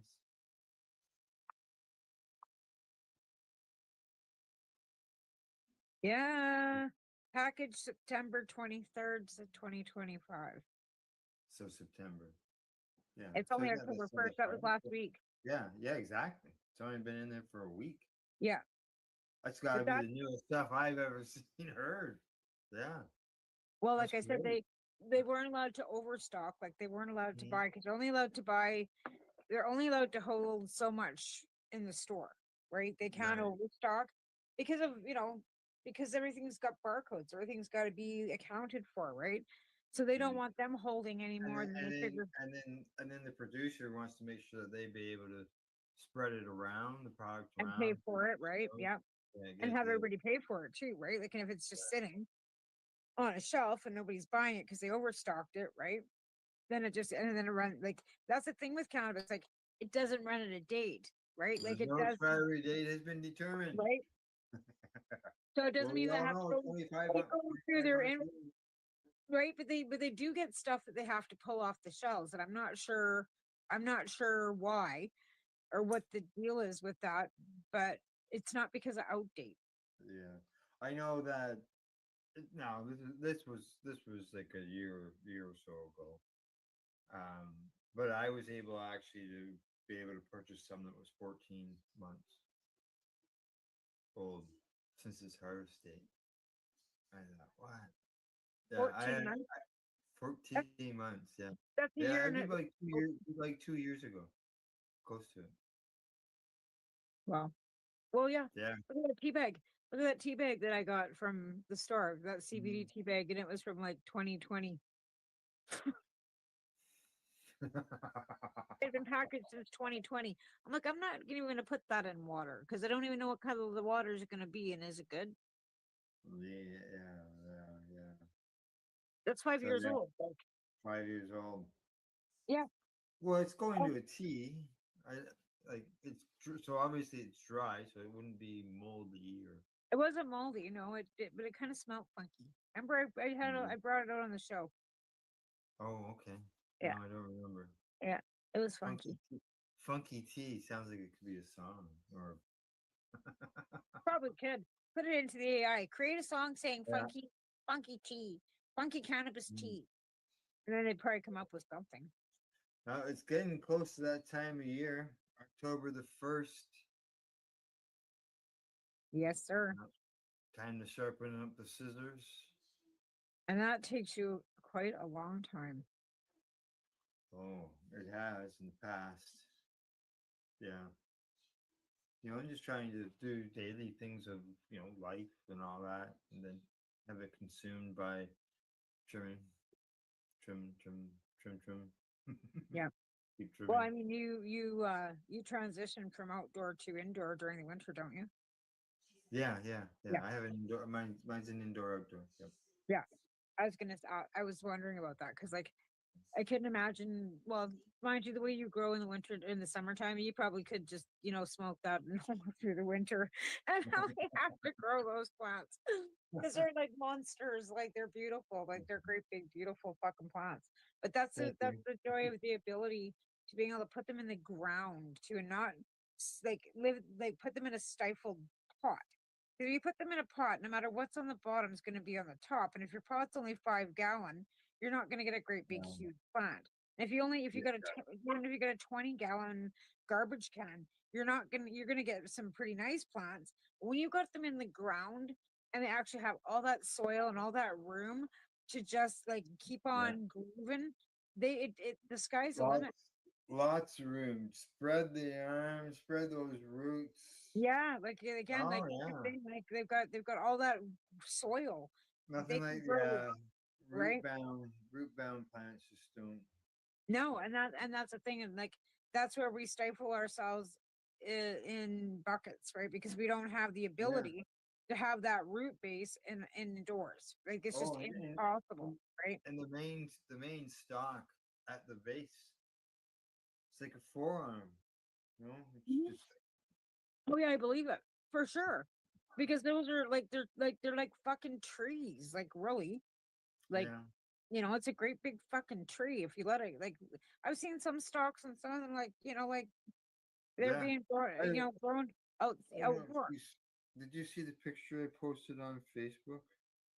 I haven't been online for too well. I haven't had been able to hold my head up Okay. to look at my phone. Yeah, I I don't had know. such a fucking bad headache. I couldn't even see the screen. Oh, okay. So I'm just probably going. not, Alan. Sorry. Not a problem. Not a problem. Oh, here it is.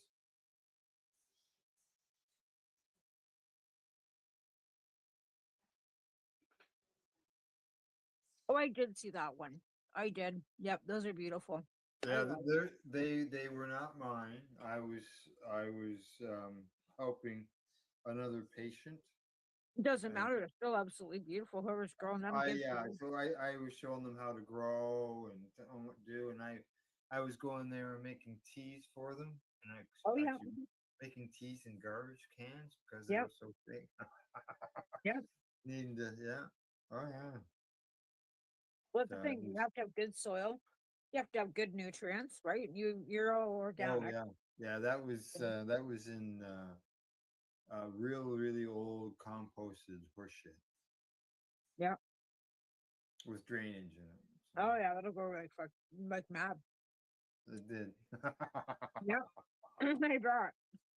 Oh Nope, yeah. that's the thing, like, and if you got, like I said, if you got the property and you got like the ability, Mm. there's no better way, really. Oh yeah. Well, you know, growing outside, what I do miss is on the indoor end of things is the consistently always getting fresh harvest. Every 2.5, 3 months. Right. Whereas now I get fresh harvest once a year. Really. Yeah. I can harvest inside if I want throughout the winter, but Yeah. it's yeah.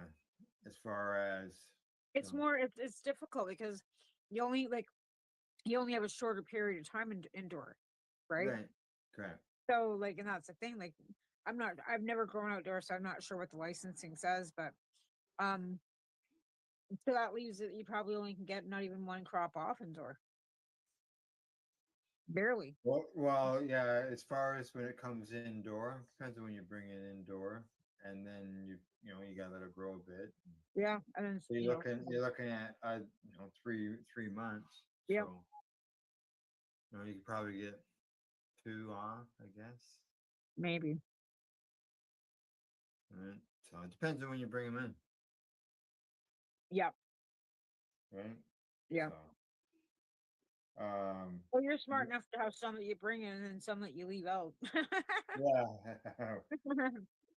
the and something else I've done, I take because I grow organically and with a living soil and everything. Um, I took I'm gonna call it a tumbler, and what that is I use it to mix my soils.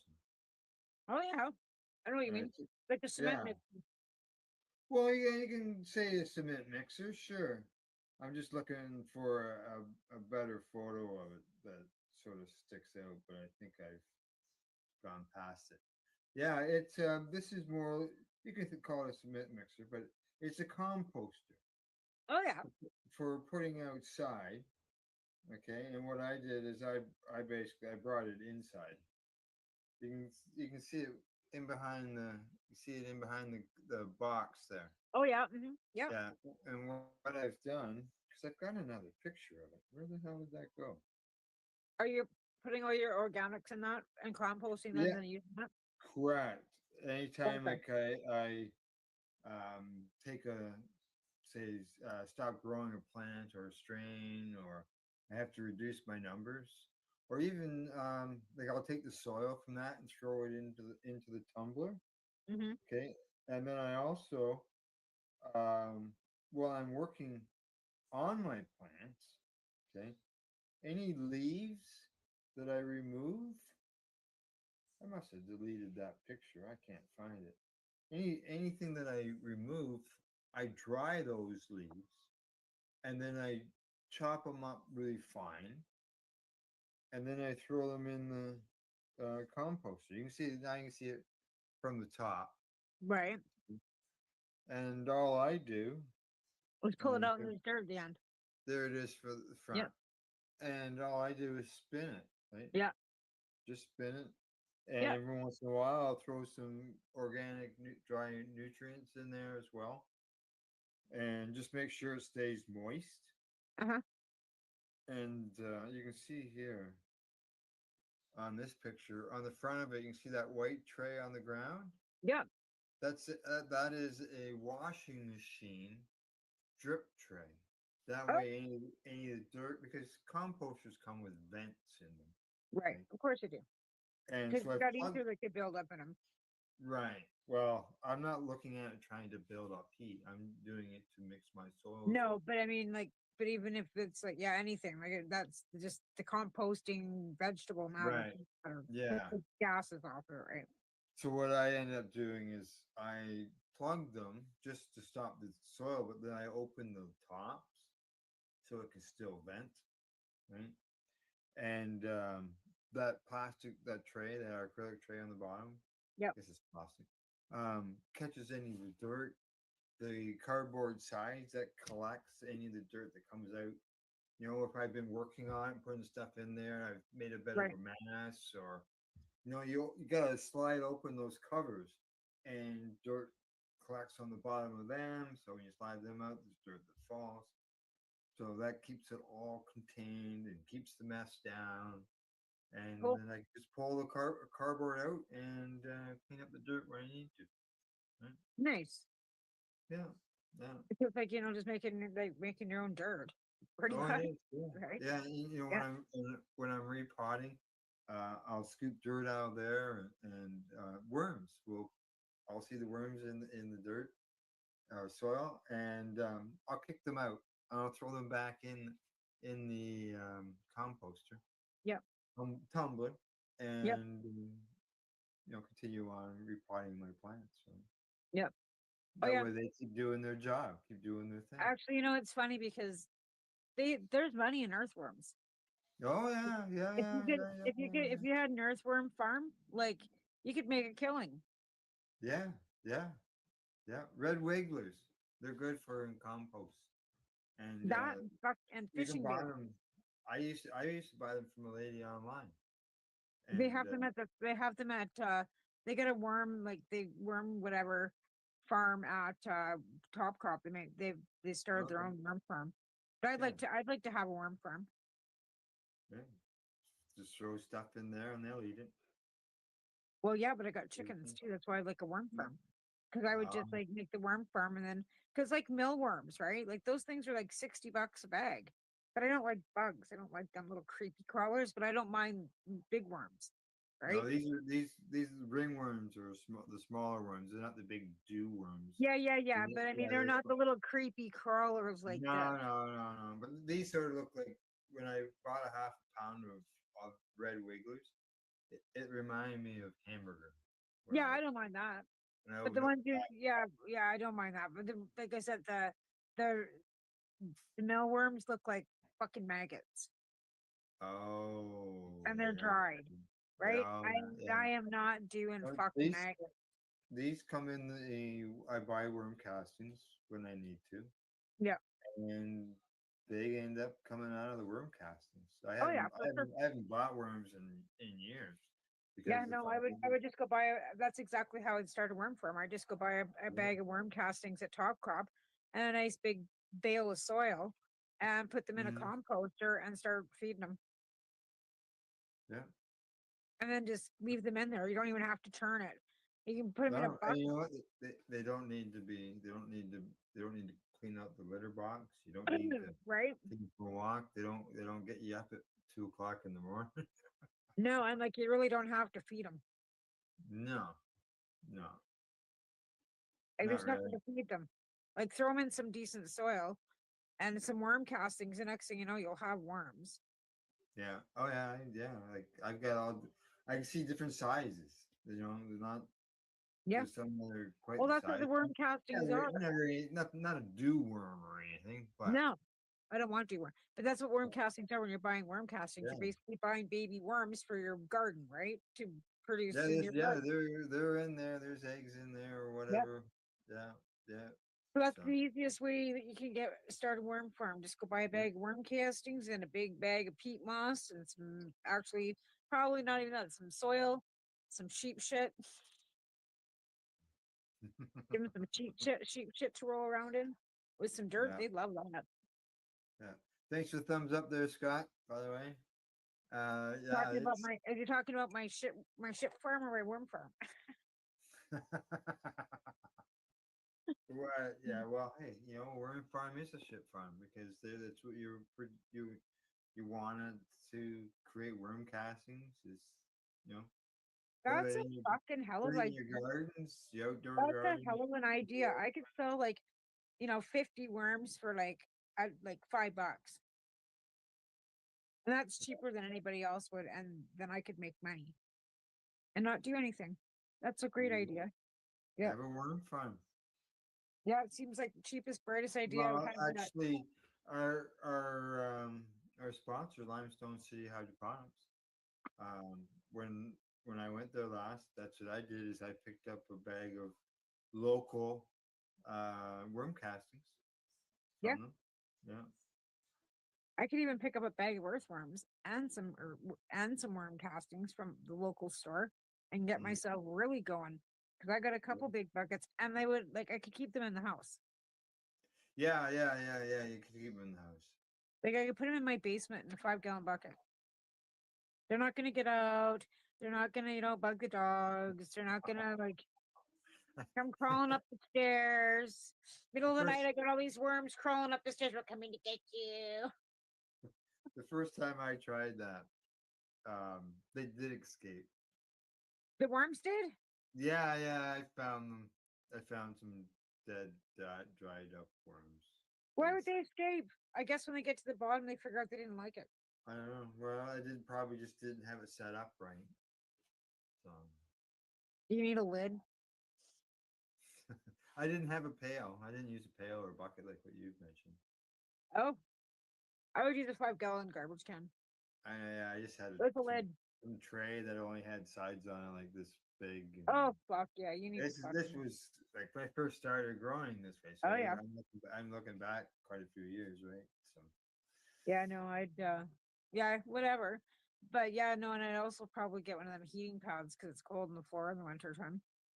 correct. So you want to keep them producing, right? Because if they get cold, they get dormant and they don't produce anymore. Yeah. So you keep the soil like, Keep it warm. Keep it in a warm yeah, room. but not too warm because then you get fucking flies and aphids. I don't have a heating pad underneath it anyway, but I keep it, obviously I gotta keep my room warm, right? Yeah. I guess if I had my plants down there, I wouldn't have to worry about it. But we've had a really funny summer because I've been accosted. I think I mentioned this with green aphids because we've had no wasps. I think you mentioned that in the last show, I think. Yeah, like we haven't had no wasps. Like my cucumber was doing really good in the beginning, and it just got accosted with fucking aphids. Even my celery is just fucking accosted with it. Wow. There's no wasps. There's nothing to kill them. So I've like Dawn dish soaped and sprayed them and went and got the safer soap and did all the things that you were told to do, but them fuckers just keep coming back. Yeah. Well, yeah, it's pretty hard to keep them down when there's nothing. When there's Yeah. no predator. In one place where I was helping a patient, they were dealing with aphids, and we went at them with the garlic spray. Would it just garlic salt or garlic powder and water? Oh, geez. Yet again, this is 7 years ago. So I'm gonna I got say fresh garlic. it was garlic, soap, and something else. Because I've been using soap, hydrogen peroxide, and water. Vitamin peroxide or peroxide, or I don't think it was a high proof alcohol. I don't think I No, had that. no, you don't know. You never use alcohol. It'd be peroxide. But I've never used garlic, but I've been using Dawn dish soap, hydrogen peroxide, and spraying them inside and out, like so they're dripping with fucking dish soap. and they still come back. They still come back, eh? Well, I'm dumping Dawn Sure. dish soap in the. you In gotta the you gotta keep at them. You can't just think it's no, gonna get this is every done day, once. y'all.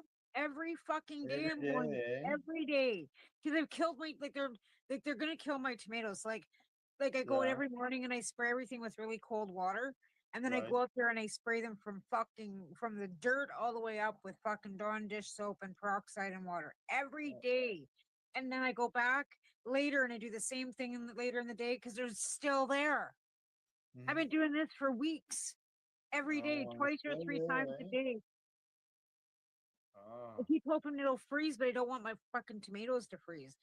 So I'm just gonna spray the tomatoes down, and I'm gonna do the Dawn dish soap, blah blah blah. Maybe I'll add some garlic powder. I've got garlic. I got fresh garlic, and then I will bring them in the house because I want to bring my tomatoes in because I still have flowers on them for fuck's sakes. Oh. And I got my LED lights Really, in the eh? kitchen. Yeah, they're still growing. Everything's still growing. Wow. I still got flowers. I brought my hanging strawberries in today because I don't want them to freeze. But it's only getting down to like 5 degrees. It's not getting down below to 0 yet. But Here we go. Garlic can help control aphids due to the sulfur compounds it contains, which are harmful to pests and act as a repellent. so should I use fresh garlic? Do you think, or garlic powder?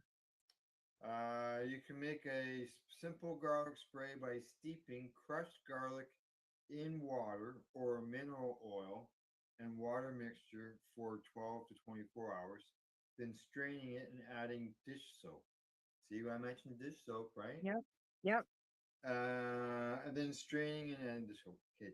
This spray can then be applied to plants to deter and kill soft-bodied pests like aphids.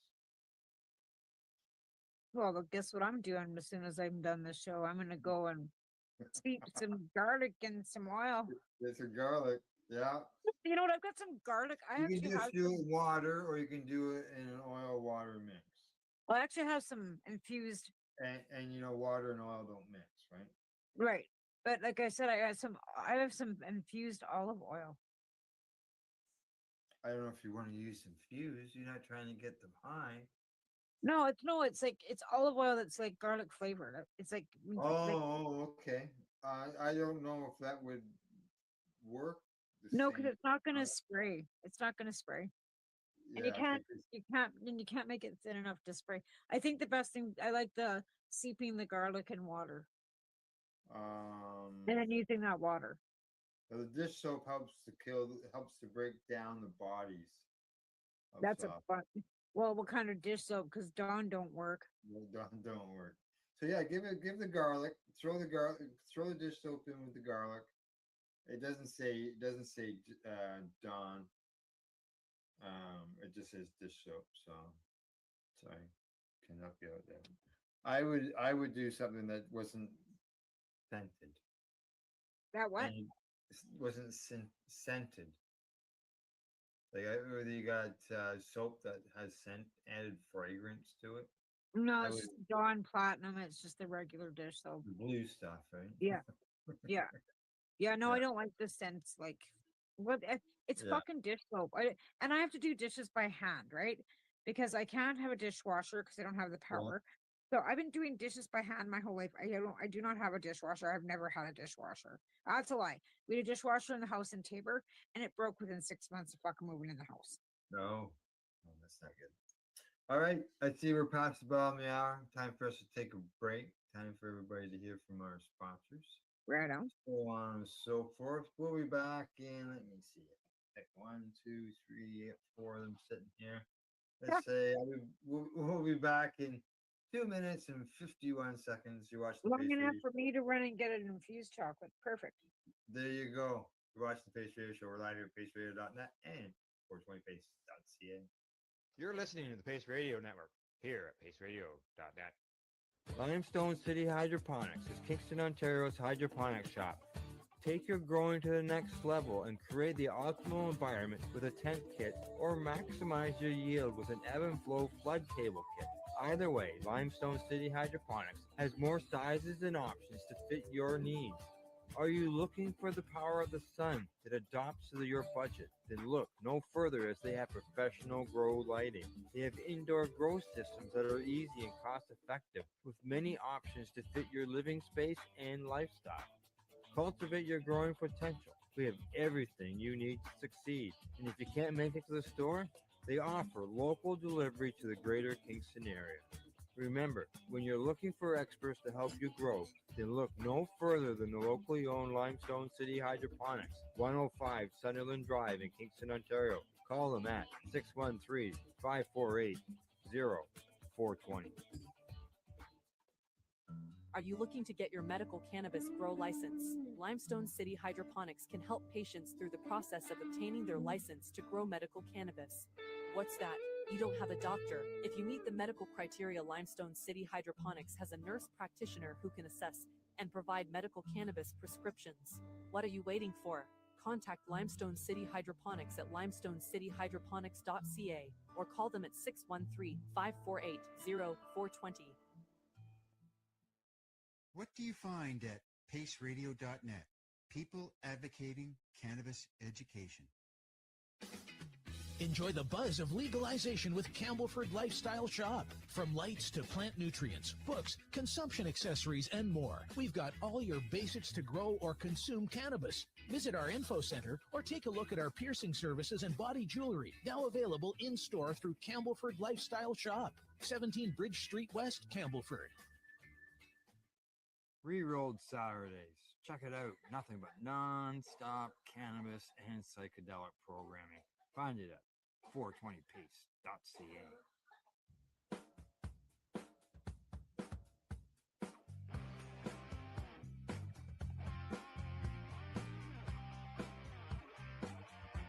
I'm having an awesome day, and I'm gonna make sure it stays that way.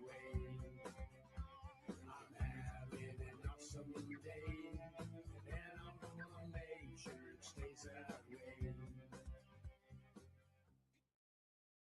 You're listening to the Pace Radio Network here at paceradio.net.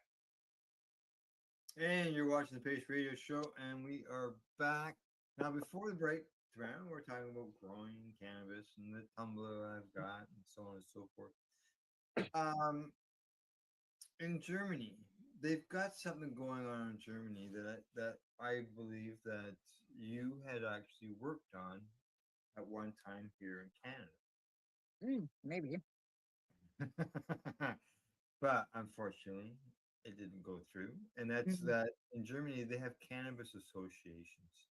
So basically, cultivation associations and stuff like that. So what I'm looking at is where you had a bunch of people that are together growing in the one spot, and everybody participates in the harvest and Right. so on and so Like forth. like a co-op, and that's what the coalition was kind of looking to do as well. We suggested when we wrote up Mhm. the papers to go to the government, when Ross did that paper, that was Right. that was a suggestion, because it was basically giving patients access, right? Our Yeah, basic need, exactly. which was access to our medicine. And then we ended up with the Cannabis Act.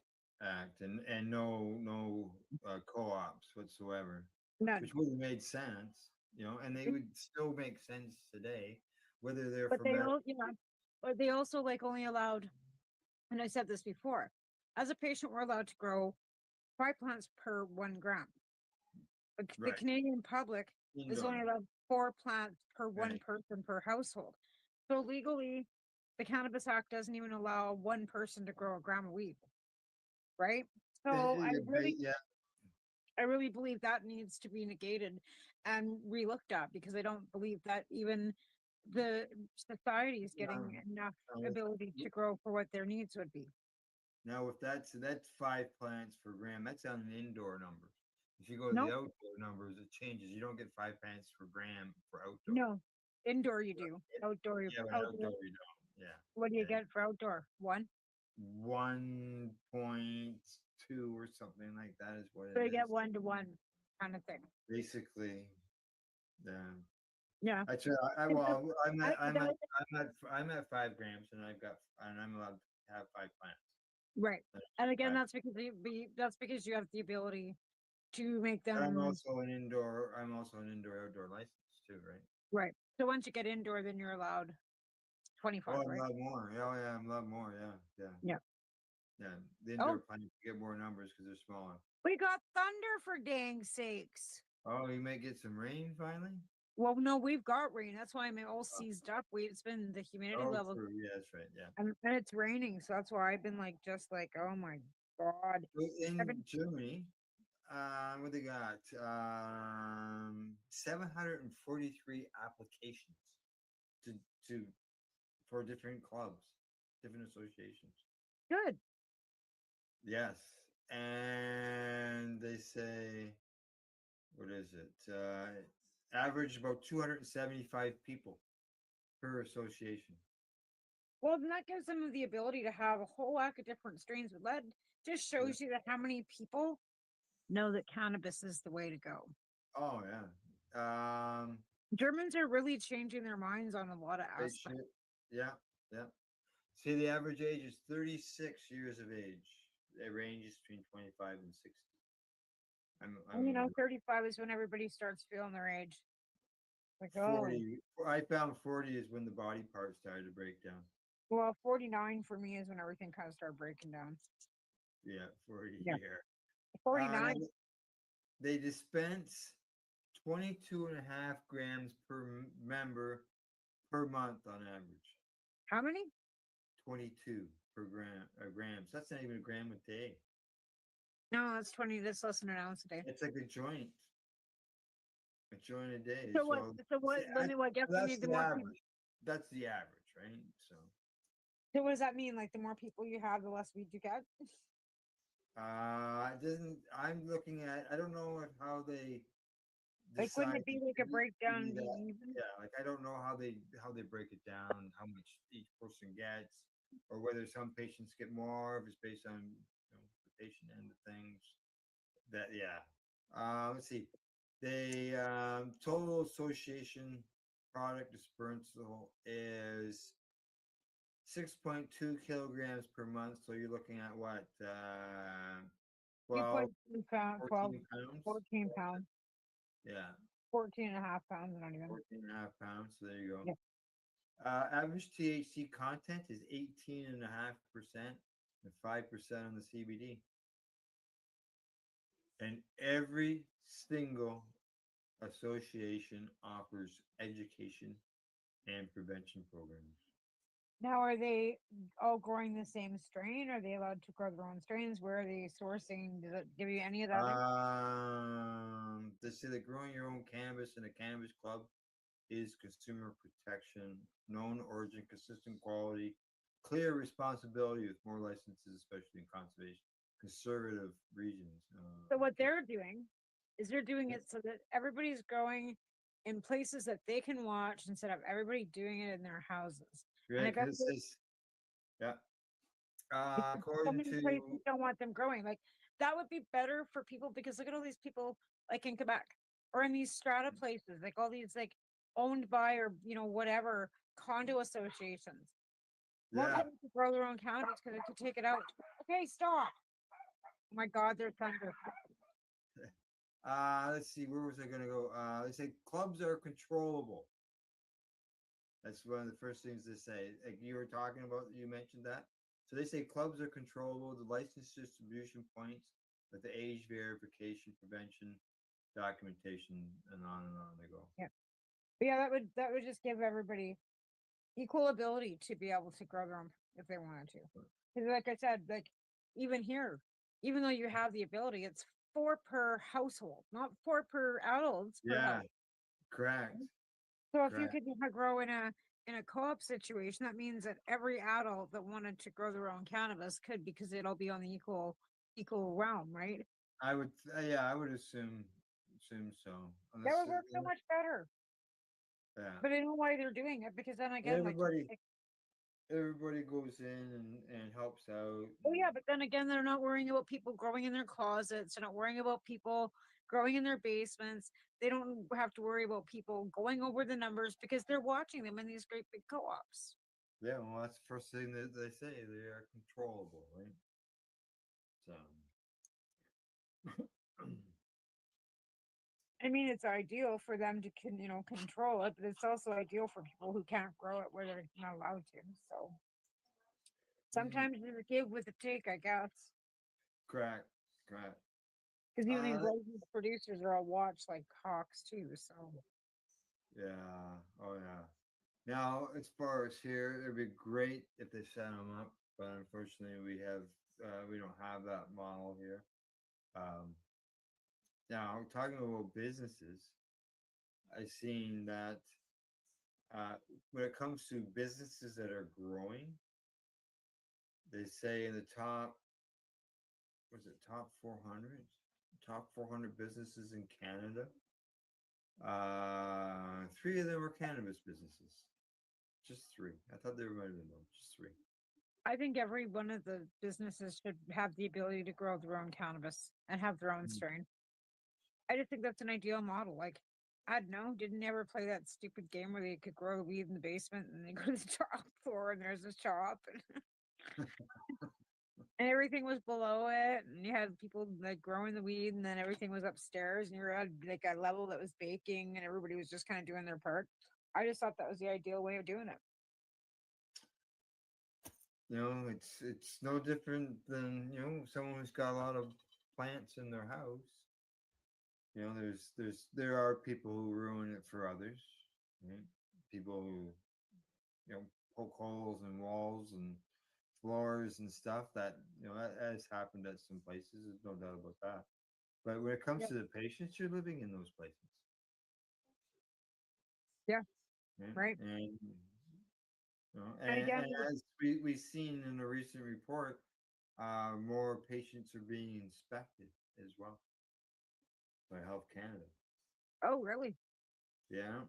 Oh yeah. Interesting. Yeah. Like last year, I think it was 197 inspections Really? for patients. Yeah. Why? They've never done that. I've I never know heard. that's what I was saying. Whoever I was talking to them about that, that at one time, I think it was during the news. At one time, we never even, just for years, never even heard of anybody getting inspected. We There thought was that no maybe there might inspector. have been I maybe guess they five. gotta fucking, use their money to do something. Now they got money to harass the patients. Yeah.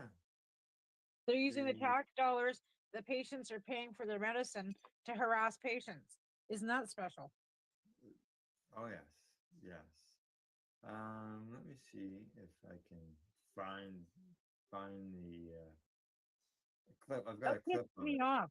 That really pisses me off. Like, why are you harassing fucking sick people? Yeah. Like they Uh, obviously have a doctor's note. They've obviously been signed up to grow their medicine. What business is it of yours after that? I thought this was our fucking private medical fucking records. Like, no. why are these people coming to our houses and fucking like looking in our houses?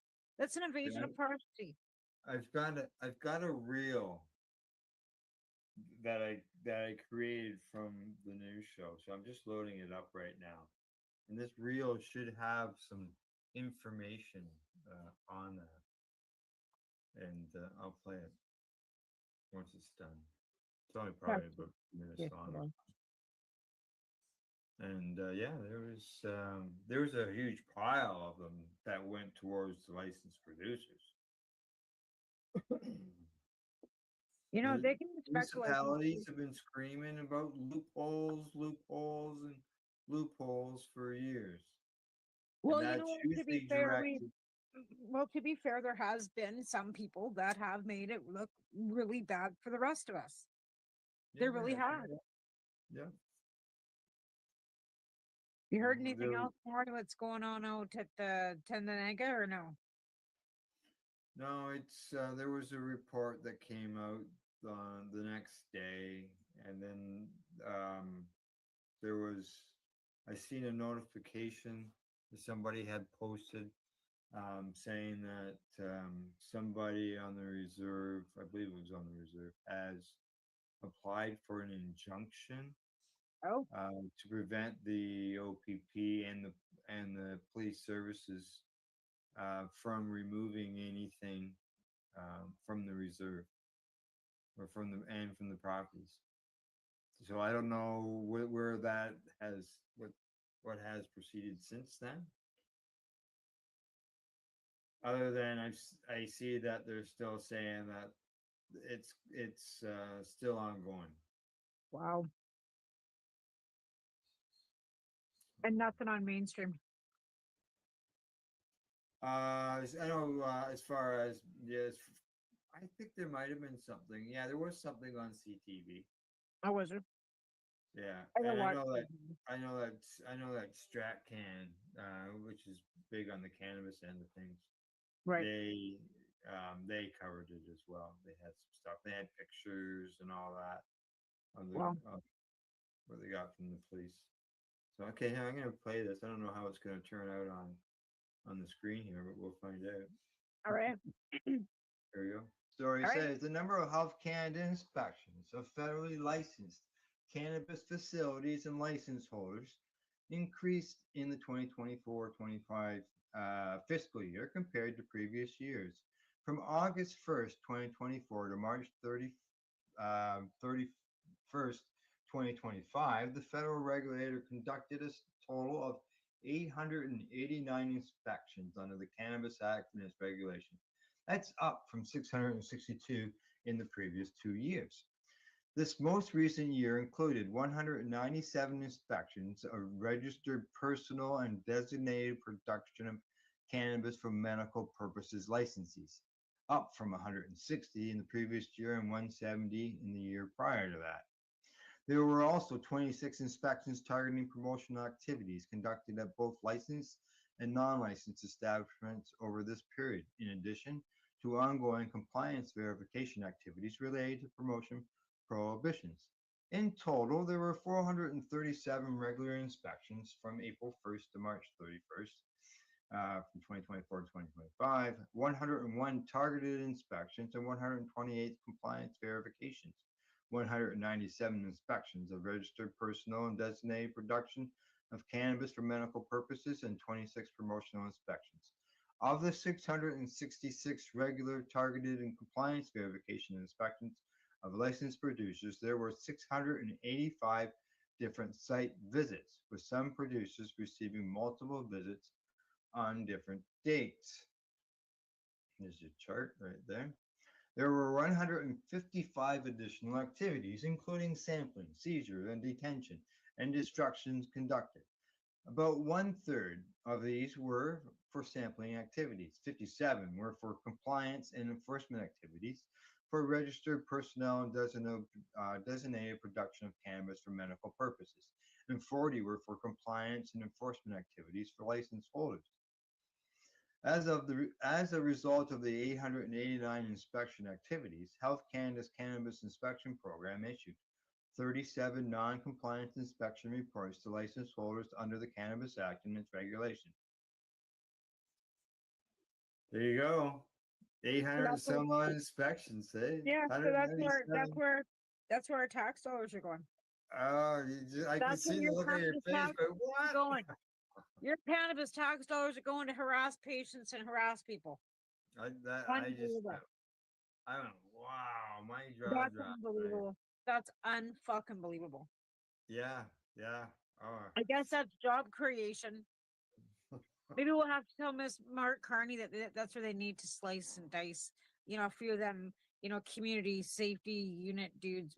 We don't need them. If you want to slice some people, yeah, right there. Your CSU is provincial, is it not? Well, they're on strike right now, so I don't know what they are. On strike. The CSU is on strike? The BCEGU, which is oh yeah, they are. Yeah, but I said like the CSU, your community safety unit is. They'll be all late because they're considered a civil. They'll be under this too. Oh really? All the inspectors. So this is affecting more than just the cannabis and the alcohol. No, they can't get any, so I guess there's nothing to inspect. Alcohol is the same thing. Actually, the liquor stores are fucking shelves are empty too. I don't know. I don't shop there. No, yeah. Either do I. So So I was just a little bit, when I walked in and saw there was nothing on the shelves, and it was like, holy fuck, what's going on here? And yeah. I don't have a lot of money, so yeah, I just kind of got a little bag and went, okay, I'm out. And then I got that little jar and left because, yeah, Hmm. because all that was left was a really expensive shit.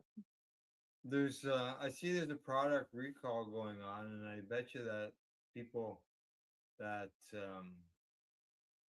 saw the recall, who don't mind going to the stores and going with the 10 grams, might have ran there a little quicker because I see that there's a product recall because something went out with more than 10 grams. What is it? Choose. Yeah, choose.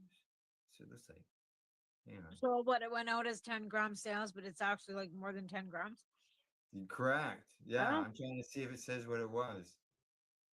It says that between individual units and the THC levels, THC per unit, that exceeded 10 milligrams per unit. oh, So, like, those are just chews. Chews. they Is might. that what it says? So it's probably a caramel or something. It's edible. It's a hot cinnamon and mint, winter mint chillos.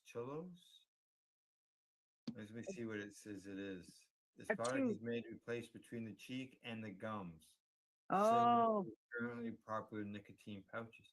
I know somebody who was working on that one a couple years chews. ago at the Can Expo. Yeah. And they're doing it Yeah, with yeah. cannabis. Yeah. But is this nicotine or is this cannabis? This is cannabis.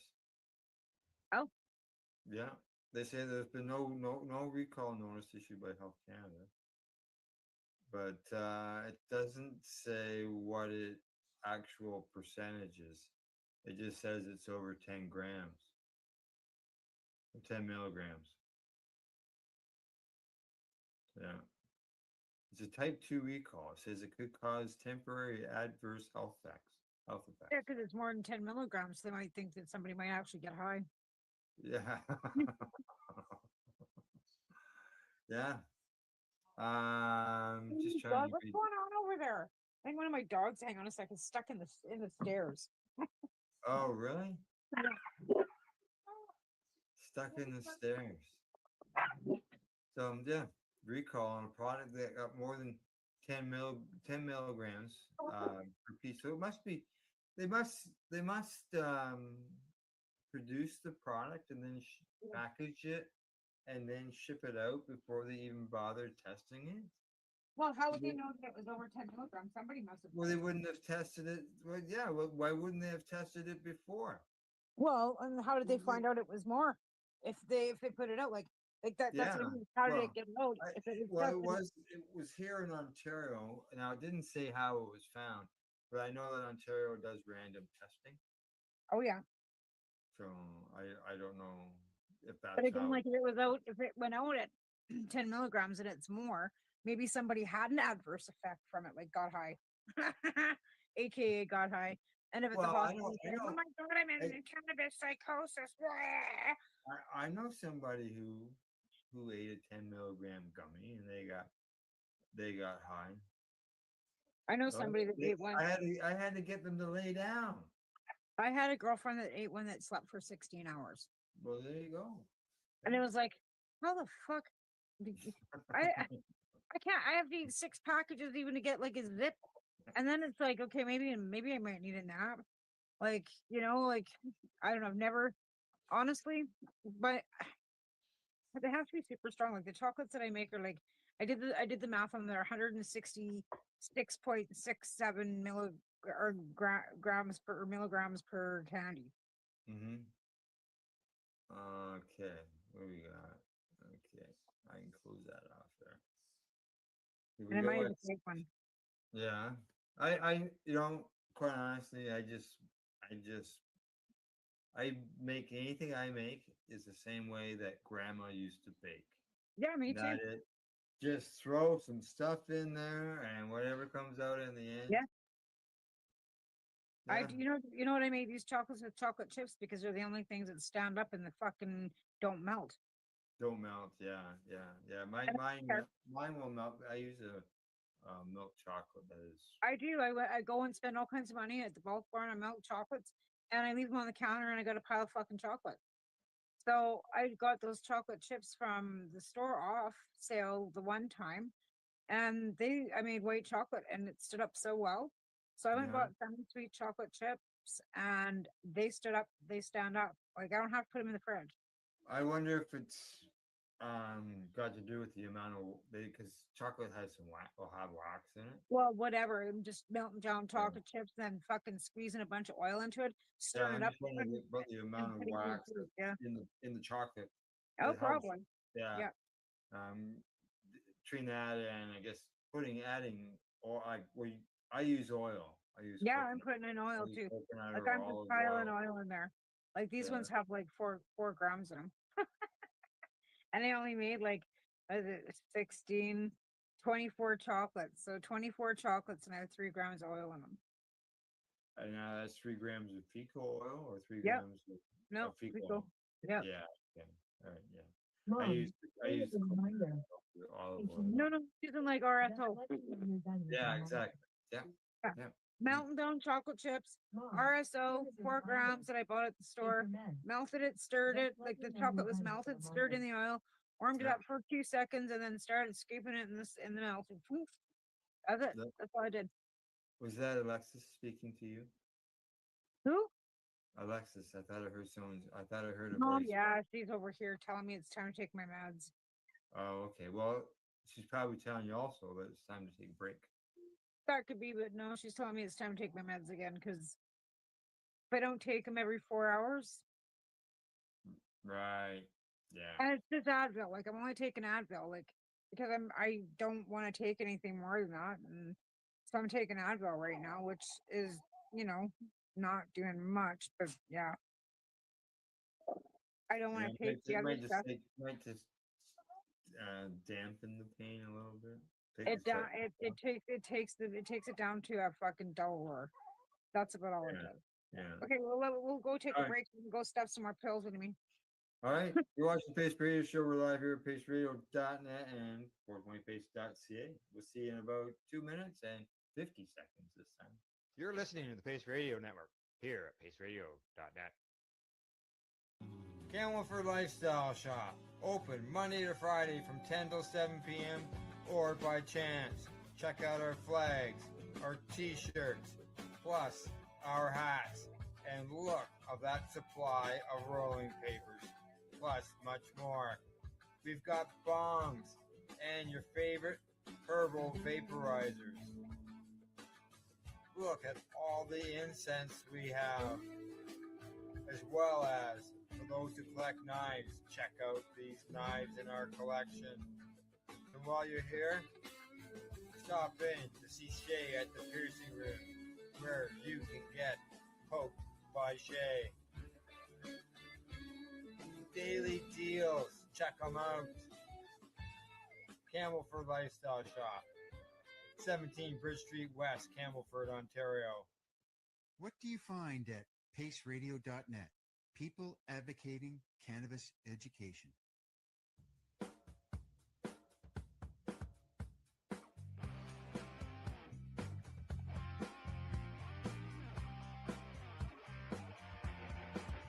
I'm having an awesome day, and I'm gonna make sure it stays that way.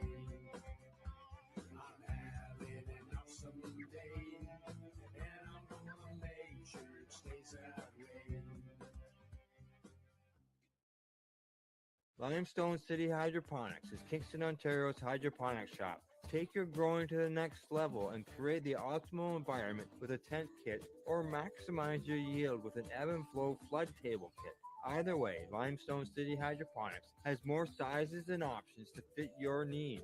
Are you looking for the power of the sun that adapts to your budget? Then look no further, as they have professional grow lighting. They have indoor grow systems that are easy and cost effective, with many options to fit your living space and lifestyle. Cultivate your growing potential. We have everything you need to succeed. And if you can't make it to the store, They offer local delivery to the greater Kingston area. Remember, when you're looking for experts to help you grow, then look no further than the locally owned Limestone City Hydroponics, 105 Sunderland Drive in Kingston, Ontario. Call them at 613 548 0420. Re-rolled Saturdays. Check it out. Nothing but non-stop cannabis and psychedelic programming. Find it at 420pace.ca. You're listening to the Pace Radio Network here at paceradio.net. Hey, we're back. We got one more segment to go here, and I've got something that probably pissed Tamara off. Hey, puppy, how you doing? Oh, this is Piper. Gets down and then Piper. wants up. Yeah, this is Piper. Is this the puppy that was stuck in the stairs? No, Or what? no, that was Freckles. He That's right. he wasn't stuck in them. They turned it sideways. So he was trying to get up them, but he couldn't get up them because they were like laying on their side. So I fixed the stairs so he could get up. Oh, okay. All right. Yeah. But All yeah, right. no, but the usual crew. Mm. Minus Yeah. the old guy's on the floor now. He's not allowed on the bed because he falls off. Yeah. Oh, that's not good. No. Falling off So the bed. we're just not gonna go there. Correct. Correct. Yeah. All right. There's a new poll out. It says that a majority of Americans don't consider cannabis dangerous. Though most do think consuming cannabis increases the likelihood that people will transition to using more dangerous drugs. That's a matter of the person's personality, and that's possible. I'm not ever going to dispute once you've taken the leap from tobacco to alcohol to cannabis to then, you might do, a little rail here and there, but I'm not going to say it leads you to being an addict. No, No, exactly. I believe it's more of a harm reduction and a ticket out Yeah. rather Yeah. than a tick and a gateway in. It's more of a gateway out because I find it more effective for some people than Suboxone or methadone, Yeah. because it has no side effects, right?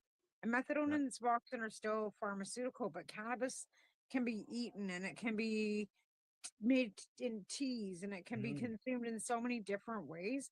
And if a person has enough, and that's the thing, if you're withdrawing off any other substance, whether it be even tobacco, because tobacco is probably one of the hardest substances anybody can come off of. Oh, yeah.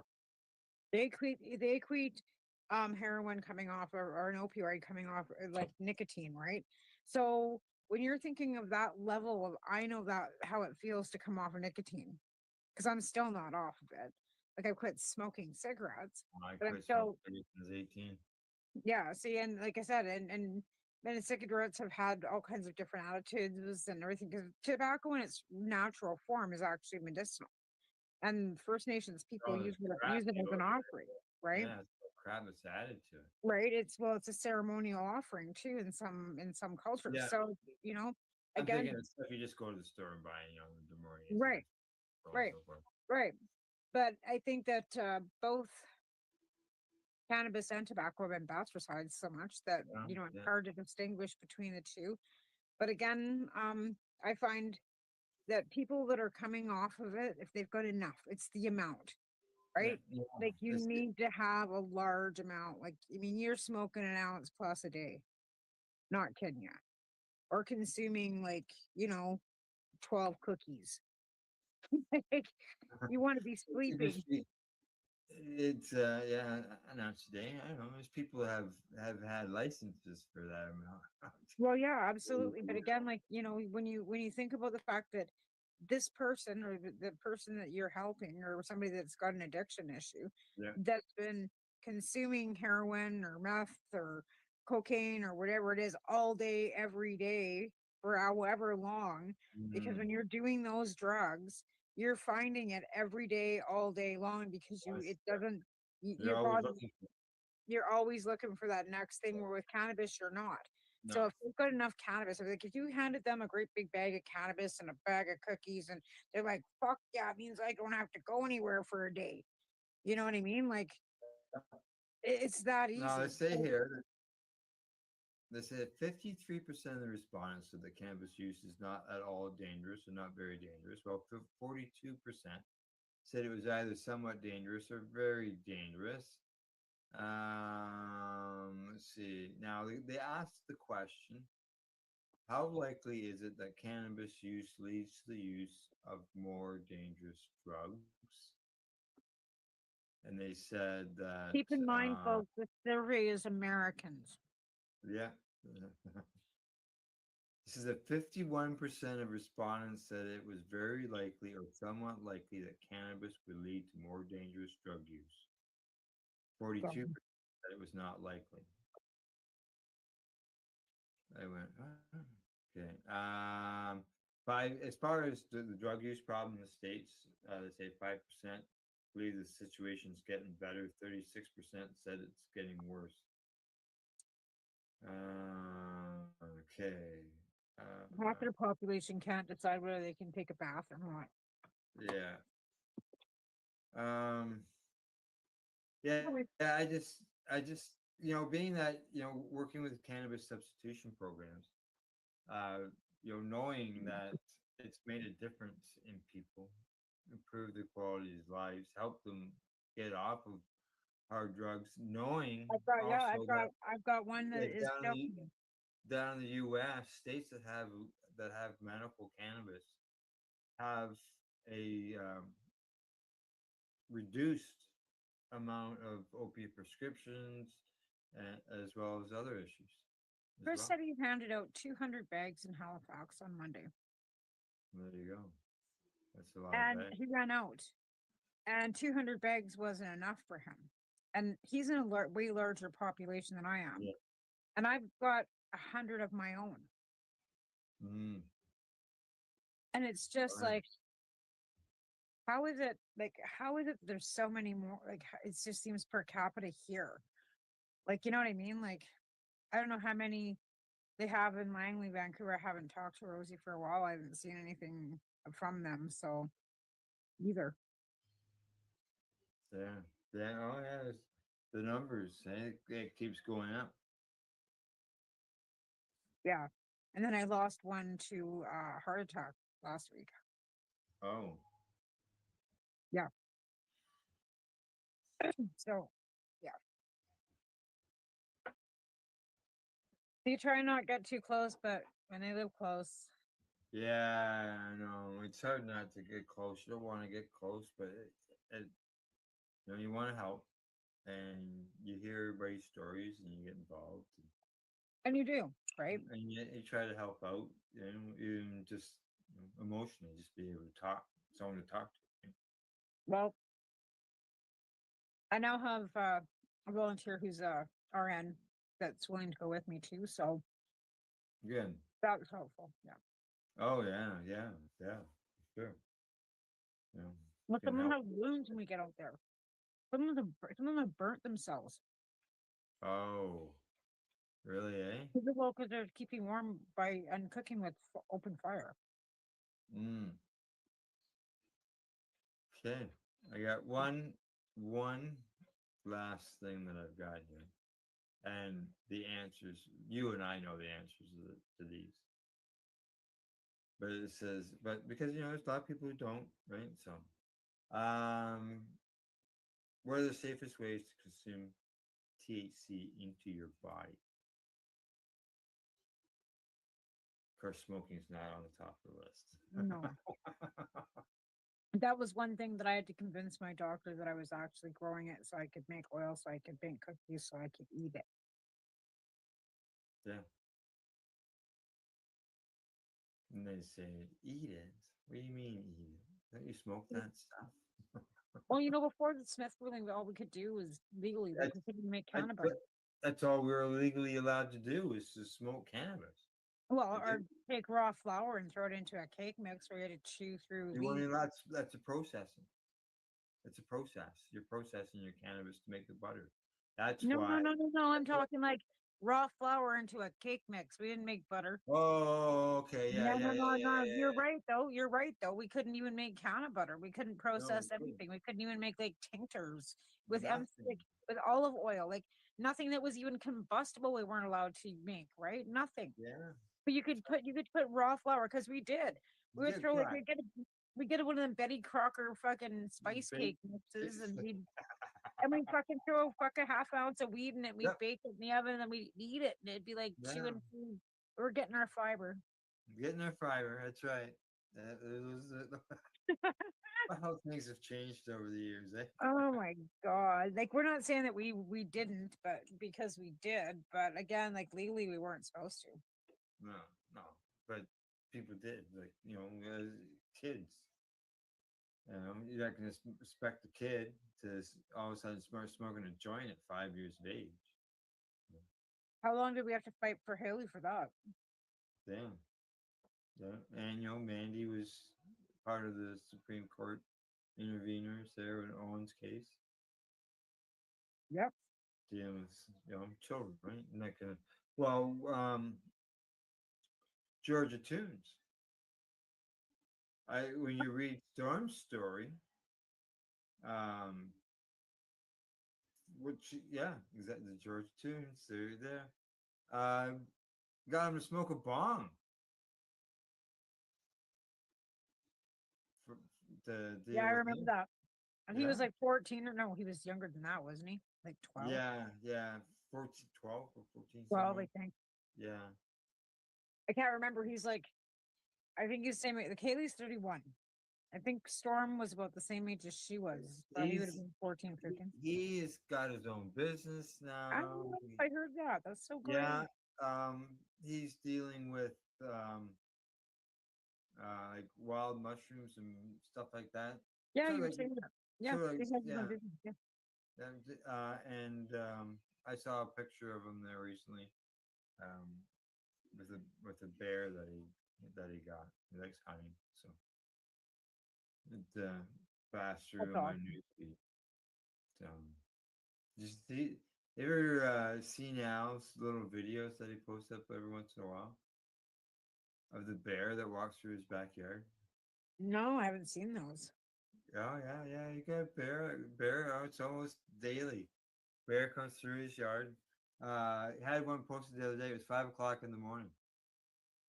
Came right Well, into yeah. his yard. It sort of glanced towards his window and made its way along. He says it came in and one day it went at his container of unused kitty litter. It wasn't used yet. It was still brand new in a container. It went at that and his garbage cans, and then he sent me a picture. I'll bring this picture up. And you know how you have how you've told me about the deer in your town. Oh yeah. Check this out. Oh yeah. Bear right in town. Yeah. Walking through town. Yep. This is where he lives. That's not out from his place or anything, but this right in the town there. Holy fuck, you got a bear walking. Kimberly right has bear walking through- through them out there all the time. Fernie has bear walking through their Sparwood, Elkford. We don't have bear. We do, but they're Yeah. like more like up about 3 blocks from me. They don't Right. come like all the way this far into downtown. Not that I've Mhm. seen yet, but they've been at the golf course, which is only 3 blocks away. Okay, now you've gone to edibles. One thing they said about good things about edibles is that they are discreet. Yep. And now you can buy drinks too. So you can Yeah. actually like buy it yourself and it looks like a can of pop. Correct. Yep. From edibles, I got the hiccups now. Topicals. Now with your arthritis, I know that you use. I don't use topicals. I have in the past. I find it sometimes effective, most times not, to be honest. Like, I mean, sometimes, but like most times I'm in so much pain that even if it is trying to help, it's not. Well, you get to that point, right? Even Yeah. if you're on perks, Like, you're still getting the well, pain. the pain's gotten to the point where my teeth are chattering. Like I just don't even feel the pain anymore. I just start shaking. Oh, yeah, that's not good. Topical. Pills and capsules. Yeah, those would work if you could, get some decent ones that weren't like, 0.2 milligram per fucking capsule. Well, I'll tell you. You can know at the You, store. Yeah, you go ahead and tell the story because yeah, you you can. can you can go into a store and buy 150 capsules in a jar at 10 milligrams a piece. So it's just like, wow, holy smokes. And that's because of capsules. Hmm. Yeah. Mm. Now, I don't know if you could take a capsule and throw it in a beverage. Would it dissolve? No, it wouldn't dissolve. You'd have to actually like pop the capsule open, and then it's usually an MTC oil, so it'll just Right. sit on top of the hot beverage because it's oil, right? Oil and water. The Yeah. only thing, and even coconut oil still like does not go into a tea, right? Yeah. Oh, yeah. It sits on top. Yeah. Yeah. There's no infusion No. involved. No, because you can't get it into the water, right? Right. Oil. They used to make infused honey, Yeah. I've made infused honey in the past. Now, some people right? say honey is not the best thing to infuse. Yeah, I'd because it rather doesn't have shoot. the fat, like it doesn't have the fat particles to it, right? To Right. absorb the THC levels in it. So yeah, It's I can understand that. it's messy. It was messier than Oh hell. yeah. Oh, I could imagine it would be messy. Made, Like I was thinking, like, what the heck? made it the made it the magic butter machine, so it has Yeah, some heat to it and yeah, stuff. yeah. See, and I don't have a magic butter machine. I never did buy one. Oh, did you? No, I could never afford one. I could never afford all the fancy gadgets everybody else has got. You're just doing it on the pot and stove. Yep. Yep. That's the way I've Yeah. always done it. Because Old yeah, school. yep. Like I said, yeah. Anyways, but that's whatever, however you do it, right? Right.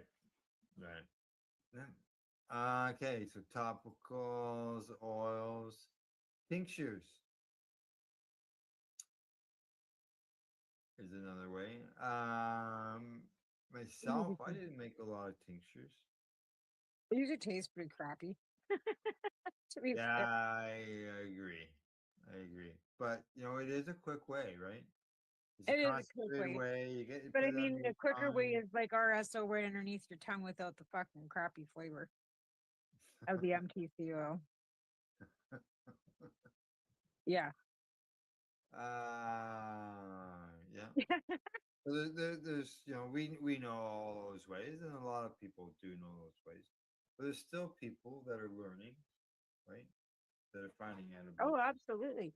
Like we had the statistics last week, like you said, of how many people are going to pre-rolls because young people aren't being taught how to roll Yeah. joints and they don't want to learn. They don't want all the gadgets and gadgets. They just want to go in, get some joints, be able to light them up and smoke them. They don't want Yeah. to deal with a grinder and a box and all this other paraphernalia. They just couldn't be bothered. Me, on the other hand, I like my box, my grinder. It's like a ritual. Like it has to be like it's a ritual. Mine's right there. Yeah. Is yours a riot box? Mine's a buddy box. Oh, okay. But it's a Yeah. 3 level. Like it's got the Yeah. bottom. We were talking about this last week because mine broke too. But yeah. Yeah. No, And you that's get some. like this is all legal weed that I'm getting this keef off of. So Oh, is it? yeah. Like but this, like I said, this stuff that I got tonight, because like I said, it's from a local producer. It's Rainbow Inferno. And I must say, I mean, it's still mediocre because like I told you last week, like nothing seems to blow my hair back anymore. Like Right. right. And I haven't been smoking much weed this week at all because I haven't every time I coughed it hurt. Right. So I haven't so I took a day off pretty much all day yesterday and the day before because I couldn't cough or it hurt. So it's not like I'm oversaturated, but this stuff looks really nice. Oh, yeah. But I went on my show and I pulled out this thing. No, hang on a second. I'm gonna find it right here. Oh, I'm dropping everything. But I pulled out this old school gadget. What? Hang on. What is it? Oh. Oh, okay. Yeah. The The old light. microscopes to Yeah, check I've our got one. I've got one. tripod, right? Yeah. So I've Yeah. been so on the show last week. Oh, now it's not Th- gonna work because I dropped it. Thanks for the thumbs up, No, Limestone City Hydroponics. it won't work now because I need new batteries probably because I already dropped it. It doesn't have a Alright. light. But on my show on Monday, I took a look at two different cannabis underneath this thing. You know, my battery's dead, and neither one of them. One was from Legacy, and one was from Legal Market, and I could see some white clear ones on the legal stuff, and hardly anything on Legacy. Oh, Like for really? trichomes, like nothing. Like Trichomes, yeah. yeah, and the ones on the legal were pretty clear. There wasn't a lot of coalish colored ones, right? So like Oh, really? So they weren't cloudy. They weren't even cloudy yet. So as if they're they were immature. so it was premature because they Yeah. were still they were still clear. And but I mean, like when they cure it the way they cure it, how can you tell by looking at the buds? You can't unless you look at it through the microscope. But this one, like I said, I don't know if I've got any AAA batteries because these ones take double or yeah, they take AAA. My batteries are dead. But yeah, that's one thing I noticed. Yeah, I got one of those as well. They come in Yeah, really well, handy. sometimes they come in handy, but I found I was digging through some old stuff and because I've been going through stuff and purging, right? And coming across like my old Zephyr and my old little grinder that came with it and like stuff I got like all my TY jars and like just like stuff that I've been Oh, yeah. squirreled away, right? Been squirreled away for 10 years and it's like, okay, well, it's time to clean this house out. So Oh, yeah. I know exactly what you mean. I've got some like I stuff said, around for a they long just time. keep turning up and turning up and turning Yeah, up. TY jars. Yeah. Maybe I got 10 of them here somewhere. Oh yeah, 10 of them, like oh and yeah, because I think there was 12 samples that year or something. Yeah. Yeah. I can. I think usually you're somewhere around 20 is normally. I don't know. I got 10 jars, I think, 10 or 12 jars. Yeah. Yeah. I've got actually I got a box right there that's got jars in it. Yeah. Right, And unused so ones. if I walked around the corner on the shelf, I've got probably 7 of boxes of actual boxes of those jars that are all individually done, never been used, still clean as a whistle, right from the factory. And Tamara's frozen. She has a funny look on her face. Oh, no.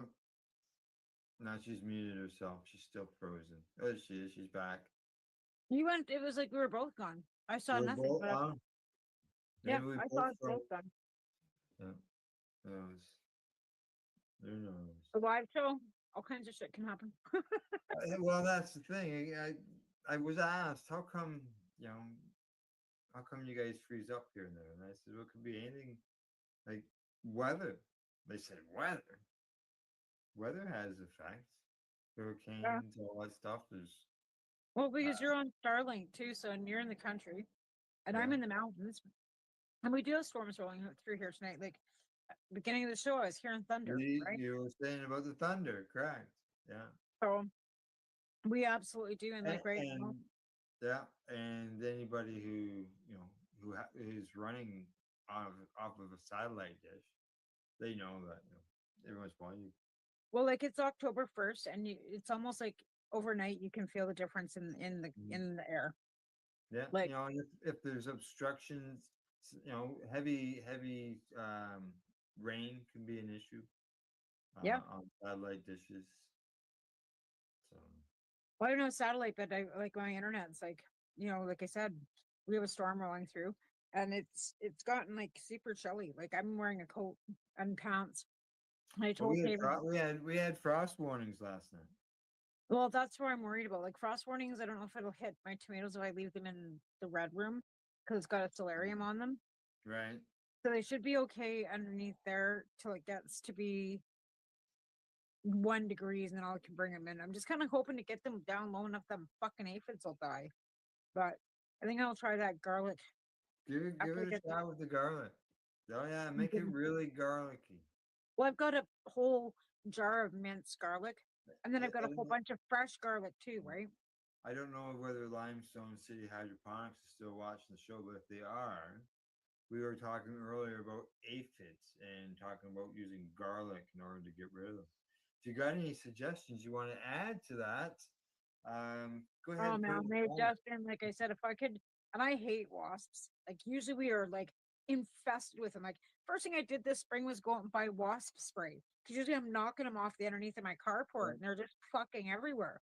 And I've got like 6 big balls and I've got like the pop balls stuck together so you can. I didn't have to have any of that this year. All we had was Yeah. cutter bees. I've heard like I saw maybe the odd wasp here or there, but the wasps are the predators that keep down the aphids. And there was no hoppers this year because it was too wet in the spring, so we didn't have any grasshoppers either to take down the Oh, aphids. really? Oh, we We had had them all no, over the place. not here. Yeah. Not that I'm sad because we've had lots of hoppers over the last few years. I'm not sad to not have any hoppers. Like really not. Well, I see we're down to the last minute. I also see that the two of us have got white hair that's bulging out the sides. Yeah. Well, Gail, when it started Gail going, said to me, Gail said to me tonight when she got home, "You're gonna get your hair cut before the weekend." yeah, you had a haircut not too long ago. It grows pretty fast, eh? I can't remember the last time I got my hair cut. Actually, I think it's been closer to. I remember it wasn't. It was like probably about 4 months ago, 4 or 5 months ago. I remember. See? Yeah, because I recall saying to you, "Oh, Al, you got a haircut." Yeah, because like it's not stuff. I usually go like Once a year kind of thing, isn't it? twice, Like once or twice a year. That's about yeah. it. So Oh yeah, because haircuts like I'm a hairdresser and I can't believe how much haircuts are. So you know what I mean? Like it's just kind of like yeah, an added expense.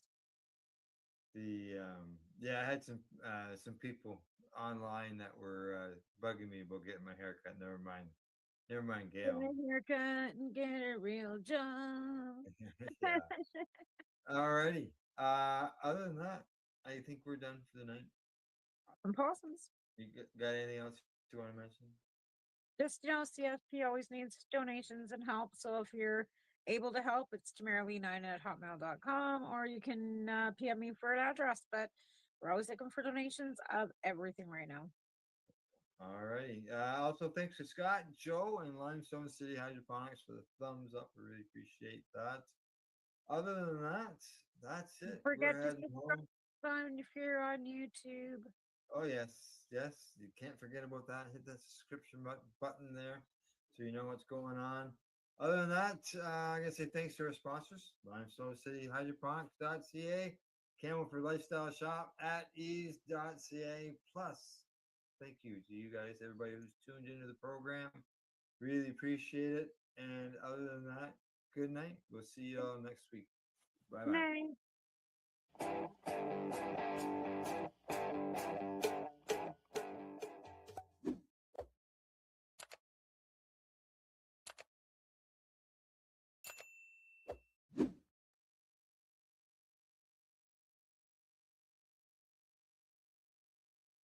Let's share PACE everywhere. That way it can help create peace.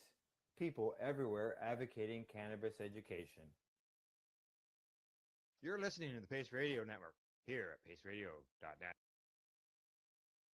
Every day, every week, we there. Same time, same seat. Wait for it and white bike. Roll out the mat, press play. Same little chair, same ashtray. Neighbors know it's that show time. Laughing at the clock as it slides by. I got the snacks in a brown bag, notebook full of wild plans, big flags. We tune in, tune out, feel straight. Calendar locked for the same day.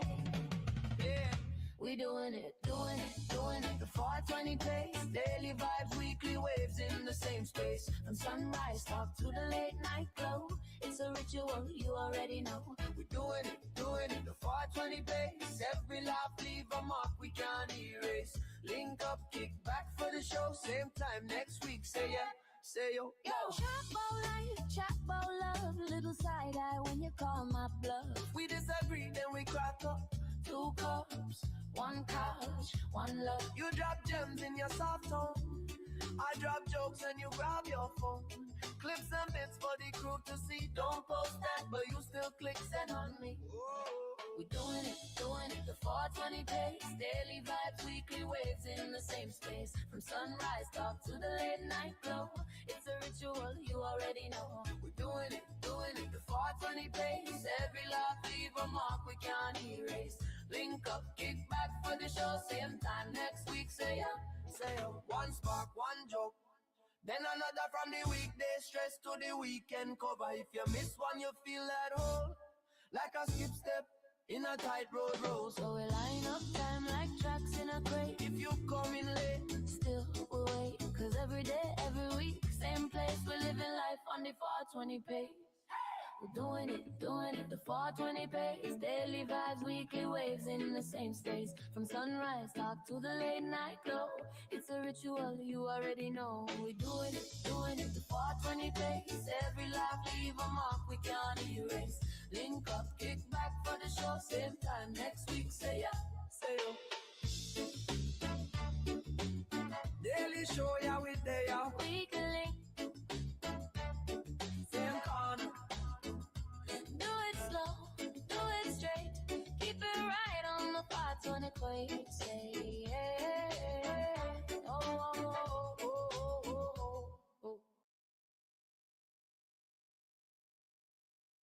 You're listening to the Pace Radio Network here at paceradio.net. The views expressed by the individuals during this broadcast are their own opinions, and they may not be the same as those of their group or other organizations they may be involved with. All medical advice during our broadcast is not a medical opinion and should be checked with your medical physician.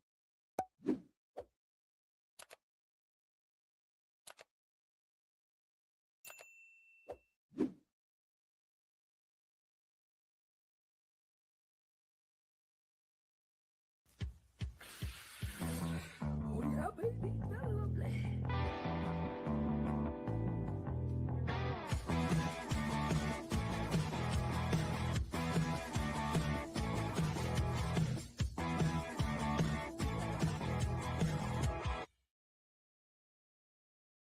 Good morning, it's April the 30th, and welcome to Psychedelics and Cannabis Educational News. We're live here at paceradio.net and 420pace.ca. Good morning, Riv, Cindy, how you doing?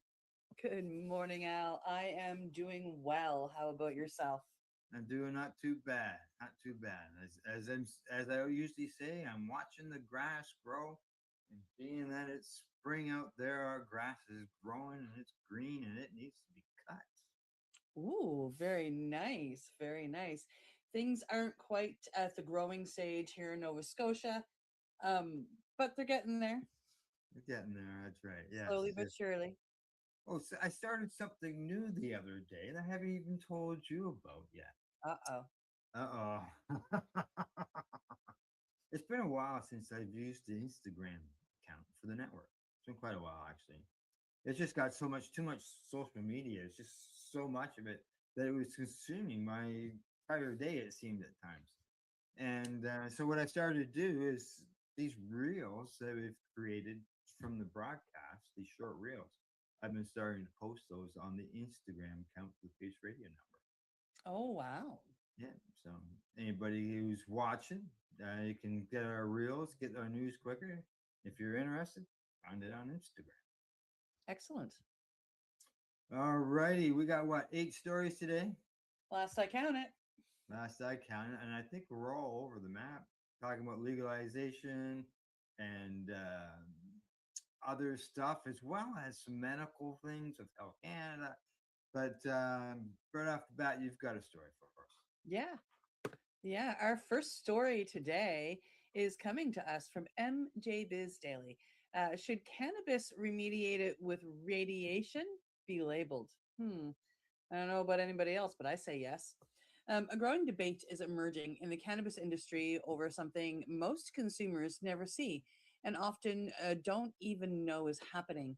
According to MJ Biz Daily, questions are being raised about whether cannabis products that have been remediated using radiation should be clearly labeled for consumers. Radiation treatment, often through methods like gamma irradiation, is commonly used by licensed producers here in Canada to eliminate mold, bacteria, and other microbial contaminants. From a regulatory standpoint, it's considered an effective way to ensure products meet strict safety standards. But critics are arguing that transparency is lacking. Right now, in many jurisdictions, cannabis that has undergone this process is not always clearly identified on product labels. That means consumers may have no way of knowing whether the cannabis they are purchasing has been treated by radiation. Some industry voices say that's a problem, not necessarily because the process is unsafe, but because consumers deserve informed choice. As one perspective often raised in the debate puts it, if the product has been altered post harvest, people should be told. On the other side, some producers and regulators worry that mandatory labeling could unintentionally stigmatize safe products or confuse consumers who may not understand what the product process actually involves. Supporters of irradiation point out that similar methods are used in food and safety and medical supply chains, and that the goal is simply to ensure clean, compliant cannabis reaches the market. At its core, this debate isn't just about radiation. It's about transparency, consumer trust, and how much information people should have about the products they're putting into their bodies, especially in an industry that was built in part, and a lot of part, on the promise of openness and natural medicine. I don't know about you, Al, but I don't want my food, my medicine, my cannabis, or anything irradiated. I would rather have, farm grown food and farm grown cannabis. Yeah, as far as the labeling, I believe that should be standard. It should be there for sure. 100%. An altered product. There was obviously something that was wrong with that product. The irradiation doesn't remove everything, doesn't remove the mold. And basically what it does, if it kills it and zaps it, it's still there. It's just not there. growing anymore. Yeah. Yeah, it's just not growing anymore. So yeah, I completely agree that there should be some type of label, not a warning, just a notification, as they mentioned, transparency. I see that there's a quote in here from the co-founder of a cannabis testing facility, MCR Labs, and they say that certain molds can survive remediation or remain dormant, potentially resurfacing months later. Ew. There you go. So why it should be labeled. That explains Yeah, it. yeah. That's the whole bit right there. So Yep, 100%. it's yeah. Like I know they mentioned the food and all that stuff, but last I saw, strawberries still get moldy. Yeah, and I mean, I don't know about you, but I'd rather go to a farmer's market and buy direct from the farmer that hasn't irradiated the food. So, I mean, like when it comes to my legal product that I purchase, I mean, I watch the LPs heavily to know if they use that or not. And I just don't purchase from the companies that use that way of killing Yeah. mold. That's the only other way you can know is to investigate the company of the products that you want to purchase. Yep. Other than that, you won't know. Nope. Alrighty. From that story, we'll move on to the next one. This one's coming to us from Marijuana Moment. And the headline there says, there's strong public demand for bigger marijuana reform than Trump's rescheduling move, federally funded study shows. The Trump administration's move to reschedule cannabis is popular, but most people support even broader cannabis reforms, according to a new federally funded study that examines public comments received during the government's official consideration of the proposal. The analysis of the 42,913 cannabis rescheduling comments submitted to the DEA shows that 28.9% supported moving cannabis from Schedule 1 to Schedule 3 of the Controlled Substances Act as proposed, and that 63.5% wanted further rescheduling or even complete descheduling. Only 6.7% of commentators opposed any reforms and wanted to keep cannabis in Schedule 1, which is the most restrictive category, obviously. And they say that this was information was from the authors of this research from the Johns Hopkins University and the University of California, San Diego, which was published in the journal Addiction. Now, they say the public sentiment on regulations, government supports the United States DEA administration's proposal for cannabis rescheduling, though the majority views the proposed Schedule 3 classification as inadequate and supports further rescheduling or complete descheduling. They say that most of the comments, yeah, okay, I see I've duplicated some information here.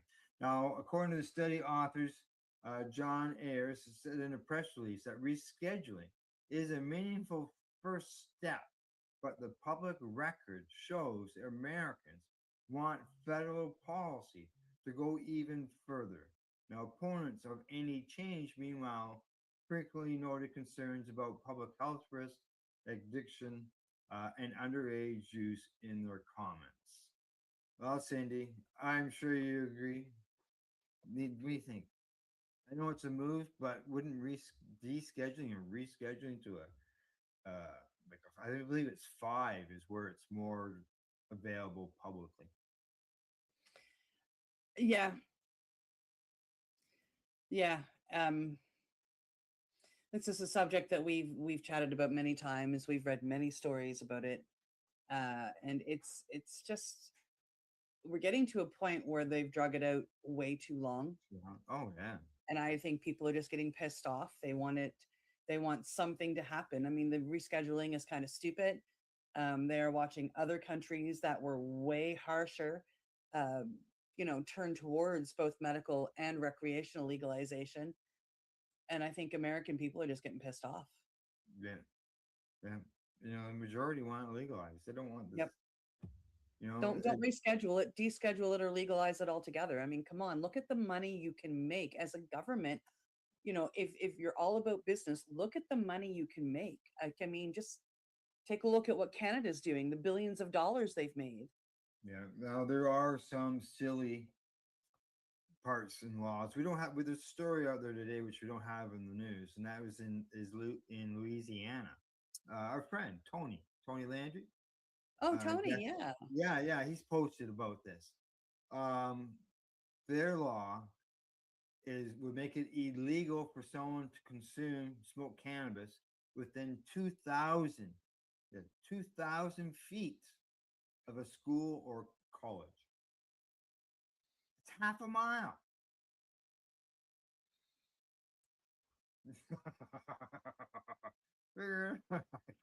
Okay, listen, I can understand,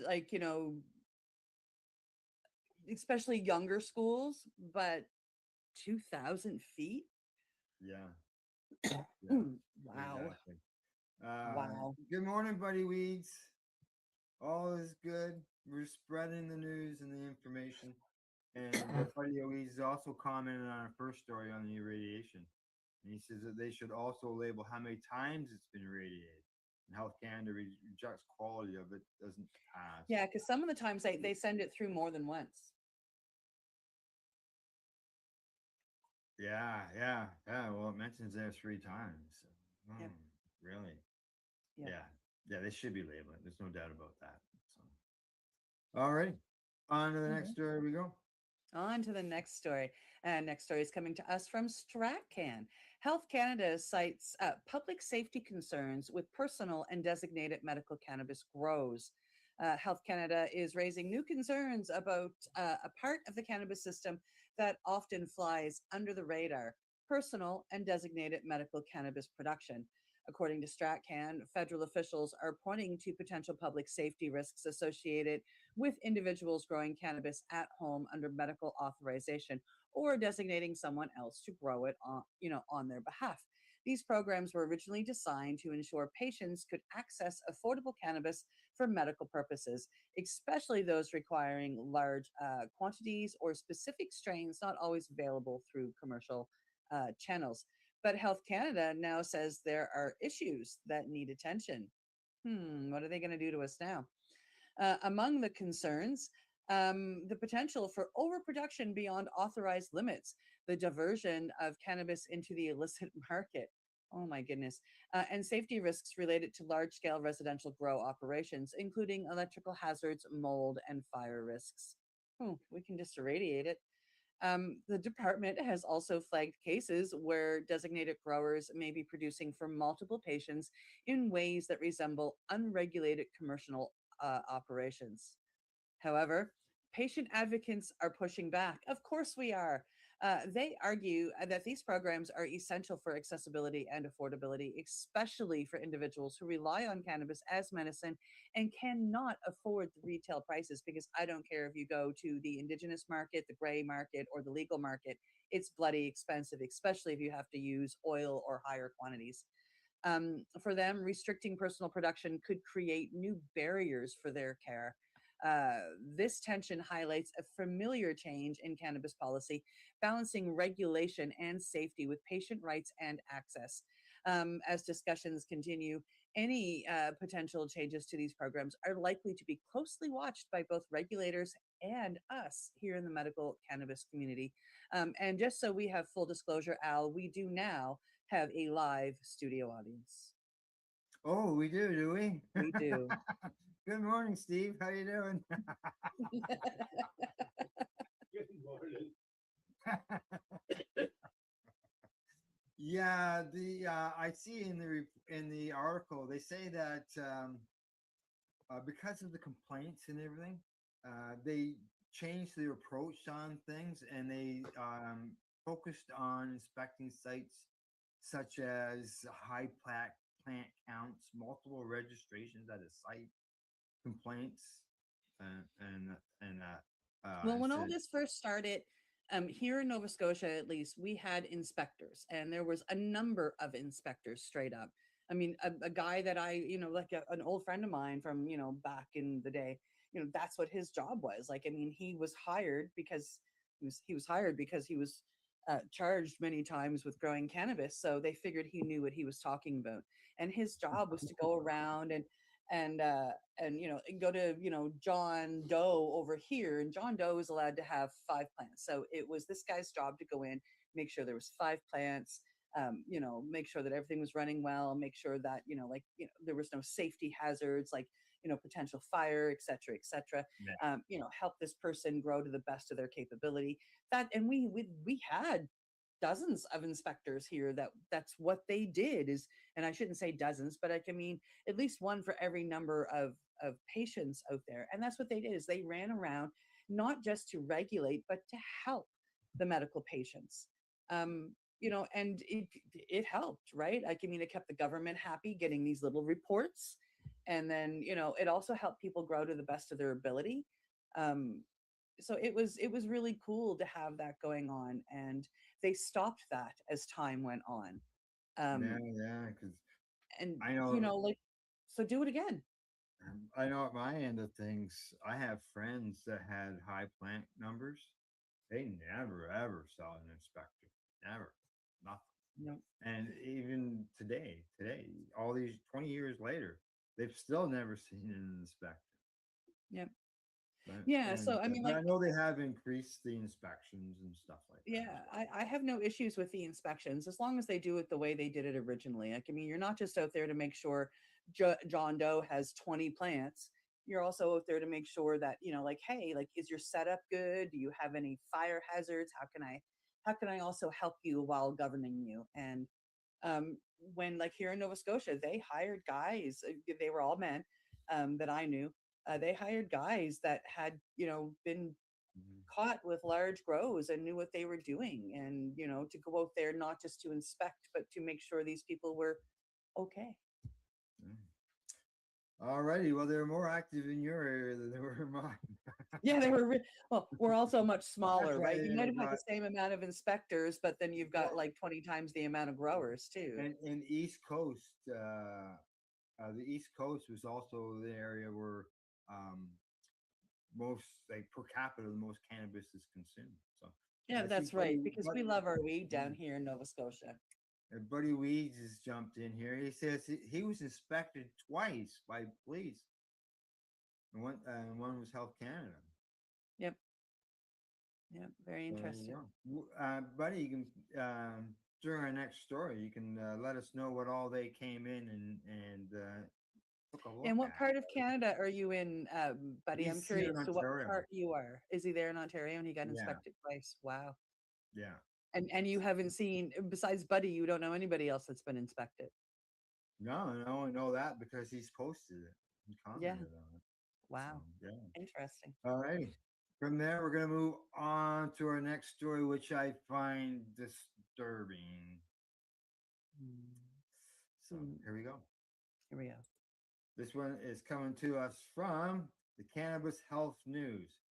Death of this medical cannabis patient highlights ongoing stigma in organ transplant programs. Death of medical cannabis patient highlights ongoing stigma in organ transplant program. Yes, it doesn't sound right. The advocacy group Americans for Safe Access has launched a new resource center focused on organ transplantation and medical cannabis following the death of patient Patrick Navarro, whose case has reignited concerns over discrimination in transplant eligibility. Patrick, who used cannabis to treat severe neuropathic pain, was denied a lung transplant by the University of California, San Francisco, with the committee citing concerns about his long-term cannabis use and the ability to maintain durable abstinence post-transplant. A previous pancreatic and kidney transplant patient, so he's already had 2 transplants.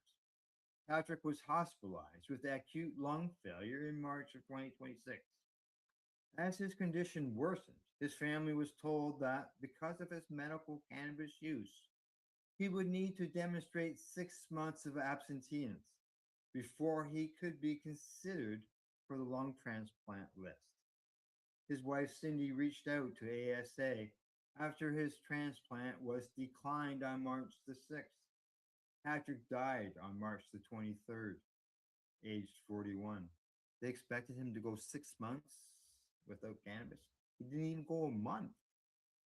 Campaigners at the organization says his story puts a human face on a hidden problem that many families do not discover until it is too late. Even in states with medical cannabis laws, transplant program policies can be inconsistent, unclear, or shaped by stigma, they say, with delays, abstinence mandates, wait list, inactivation, and denial still too common. For patients with end-stage organ disease, delays and barriers to treatment can have life-threatening consequences. Patrick's life mattered, and so does the truth about what families like ours are faced or forced to face, says Cindy Navarro. We do not want other patients and families to go through this without information, support, or someone standing with them. By sharing Patrick's story, we hope to help protect others and push for change. Because he used cannabis, he was denied the right for a chance to live again. He lasted 17 days when they told him he had to last 6 months. Yeah. Yep. Yep. Exactly. His life didn't, they wanted, because of cannabis. They wouldn't do it. But yet, he had the other 2 transplants. And it says here, in honor of Patrick, Cindy, and their family, and the ASA have launched the Navarro Family Organ Transplant Resource Center. So they're they're going to try and work hard to help others. Um, so Patrick won't have lost his life in vain. Like they're going to Right. use his story to help others, and I mean, this is just so sad. Just another reason why the U.S. needs to get their ass in gear and legalize this, decriminalize this, and show that this is just it's denying because they're taking their medicine. Like, excuse my language, folks, but I'm going to swear they can fuck off. Yeah. This man should have received, he should have been allowed, even if the lungs didn't come in time, he should have received a yes for it, plain and simple. Plain They should and have said yes to his life. And Yeah. they said no. And I'm baffled by that. Now, I'm trying to think. Did it say he was smoking the cannabis?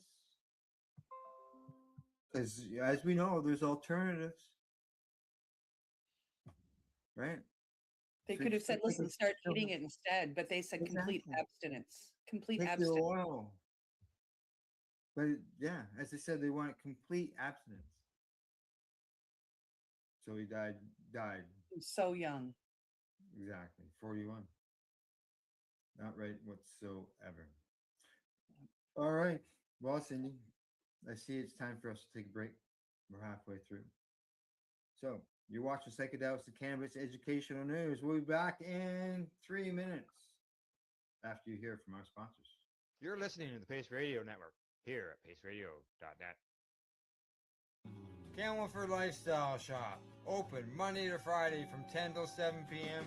or by chance. Check out our flags, our t-shirts, plus our hats, and look of that supply of rolling papers, plus much more. We've got bongs and your favorite herbal vaporizers. Look at all the incense we have, as well as for those who collect knives, check out these knives in our collection. And while you're here, stop in to see Shay at the piercing room, where you can get poked by Shay. Daily deals, check them out. Camelford Lifestyle Shop, 17 Bridge Street West, Camelford, Ontario. What do you find at paceradio.net? People advocating cannabis education.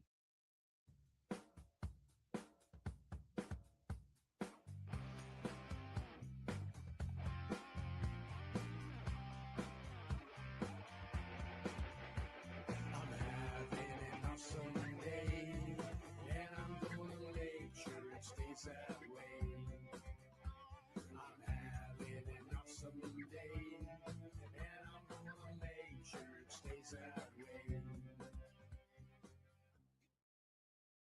Limestone City Hydroponics is Kingston, Ontario's hydroponic shop. Take your growing to the next level and create the optimal environment with a tent kit, or maximize your yield with an ebb and flow flood table kit. Either way, Limestone City Hydroponics has more sizes and options to fit your needs. Are you looking for the power of the sun that adapts to your budget? Then look no further, as they have professional grow lighting. They have indoor grow systems that are easy and cost effective, with many options to fit your living space and lifestyle. Cultivate your growing potential. We have everything you need to succeed. And if you can't make it to the store, they offer local delivery to the greater Kingston area. Remember, when you're looking for experts to help you grow, then look no further than the locally owned Limestone City Hydroponics, 105 Sunderland Drive in Kingston, Ontario. Call them at 613-548-0420. Re-rolled Saturdays. Check it out. Nothing but non-stop cannabis and psychedelic programming. Find it at 420pace.ca. You're listening to the Pace Radio Network here at paceradio.net. And you're watching Psychedelics and Cannabis Educational News. And we have an answer here from Buddy Weeds. Before the break, we had a story about Health Canada and inspections. Buddy Weeds mentioned that he had been inspected, and he says that he's in Southern Ontario. He grows outside, all natural, no pesticides. And it was simple inspection. Check the entire property for plant count mostly, and storage regulations were met. And he goes on to say that, of course, I was in full compliance, and there was no problems. You know. Wicked. Thank you so much for sharing, buddy. Yeah. Thanks, Betty. All right. Talking about sharing, it's time for us to share some more news, and you are up. I am up. Our first story after the break is coming to us from Marijuana Moment. Congressional committee wants feds to go after cannabis product manufacturers making unlawful health claims. A United States congressional committee is calling for stricter enforcement against cannabis companies making what it describes as unproven or misleading health claims. According to Marijuana Moment, lawmakers are urging federal agencies to take action against manufacturers and marketers who promote cannabis products as treatments or cures without sufficient scientific evidence. The concern centers on products, especially CBD and other cannabinoid based items, being advertised for conditions ranging from anxiety and pain to serious medical issues, often without regulatory approval or clinical backing. Pardon me. Officials argue that this kind of marketing can mislead consumers, particularly vulnerable individuals seeking relief from health conditions. In some cases, companies have been accused of making claims that cross into what would legally qualify as pharmaceutical assertions without undergoing the rigorous testing and approval processes required for medical drugs. Supporters of tighter enforcement say that this is about consumer protection and maintaining credibility in a rapidly growing industry. But others in the cannabis space warn that overly aggressive crackdowns could stifle innovation and limit the ability to share emerging research and anecdotal evidence, which has historically played a role in advancing cannabis medicine. This issue reflects a broader growing pain in the industry. As cannabis becomes more mainstream, it is increasingly being held to the same standards as other health-related products, especially when it comes to what can and cannot be claimed. Al, we've dealt with this same kind of thing here in Canada. We see it all around the world. Like, oh my goodness, like, so do your little research claims. Like I've got somebody sitting here beside me that loves to go down the rabbit hole, and I'm sure if he went down the rabbit hole, he would come back with thousands of studies that show what cannabis can do. So telling us that we haven't done the research, telling us that the proof isn't there, for me is just a line of bull. Oh yeah, we have that same issue here in Canada. That's why I can't talk to part of the reason why I can't talk to our retailers about the medical use of their products. But yeah, I'm not surprised. I seen in the story because part of the claims that it can cure cancer and other conditions, and it's just like chemo. There's no guarantee it's going to cure you of your condition. People still get chemo and still die. Yes. Yeah. So people can still take cannabis and still die. If it's, we all are going to end up that way. Yeah. It's a fact of life. But, like cannabis can help. And does it help 100% of people? No. But the proof is there that is for it to be able to help. As with anxiety, as with mental illness, as with. And, it's not like we're pulling this out of our back pocket and making dreamlike, thoughts. This is coming from, real world experience as well as scientific knowledge. Exactly. Yeah. I'm on a biological drug, and I've been on them for several years, like 17 of them. And there was one that I was on that a friend of mine at the time, it put him in the hospital. But yet it did do that to me. Yep. Yeah. Absolutely.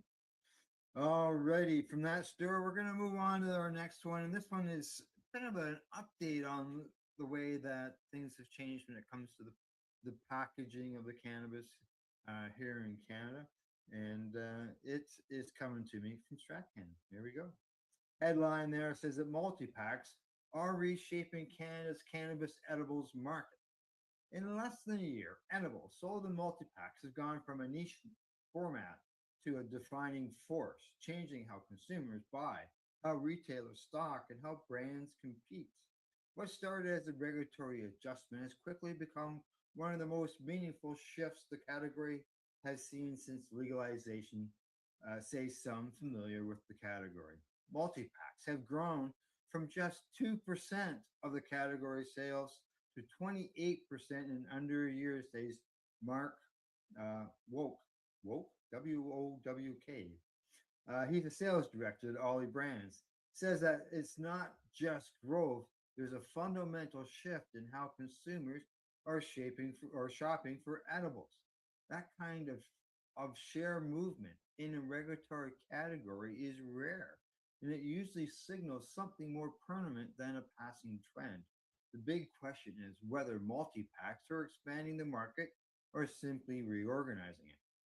Now, according to a retail cannabis ops manager, Ashton Faulkner, they say, honestly, it's mostly been a win for existing customers rather than some flood of new faces.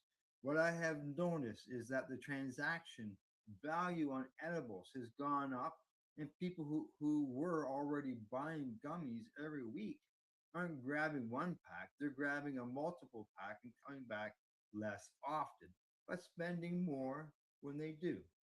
At the same time, single pack sales have declined over the same period, which tells us multi packs aren't just bringing in new consumers, they're also shifting existing consumers in their higher value formats, he continues to say. And from there, he goes on and says that consumers are choosing convenience, stronger value, and products they can return to multiple times rather than a single one time purchase.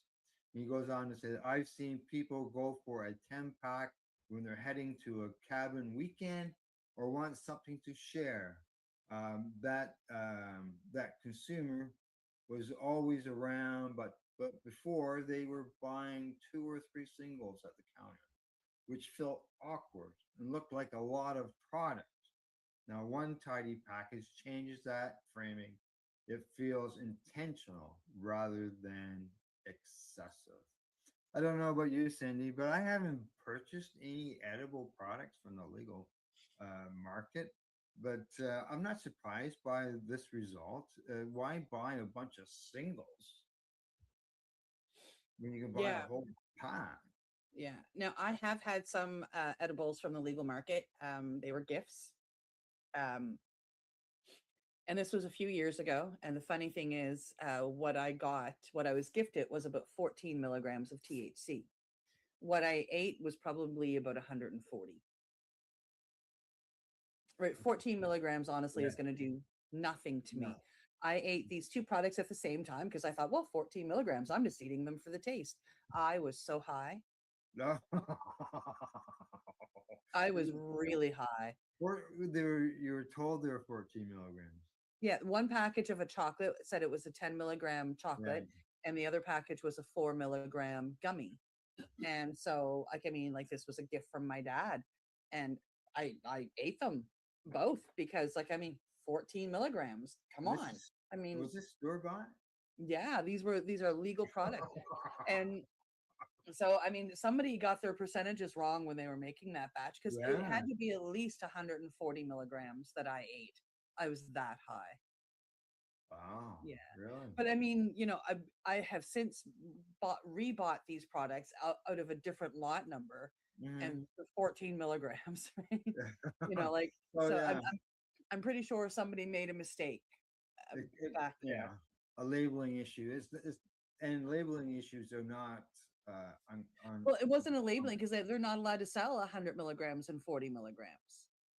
Somebody made a mistake when they were mixing them. I'm sure of it. And Like it there was was a never decimal tested. point moved. not tested.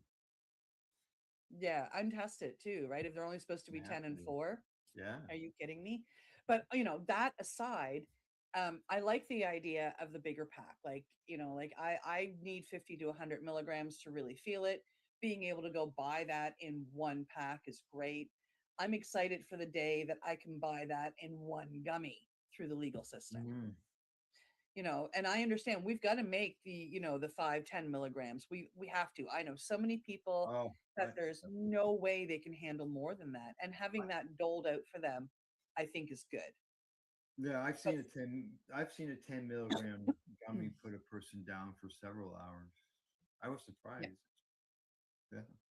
Wow, Yep. really? Yep. So yeah. All righty, we've got 2 more stories to go, and you've got the first one up. Yeah. Next story is coming to us from Mugglehead. Unlikely culprits. 22 Buddhist monks are arrested in Sri Lanka for smuggling cannabis.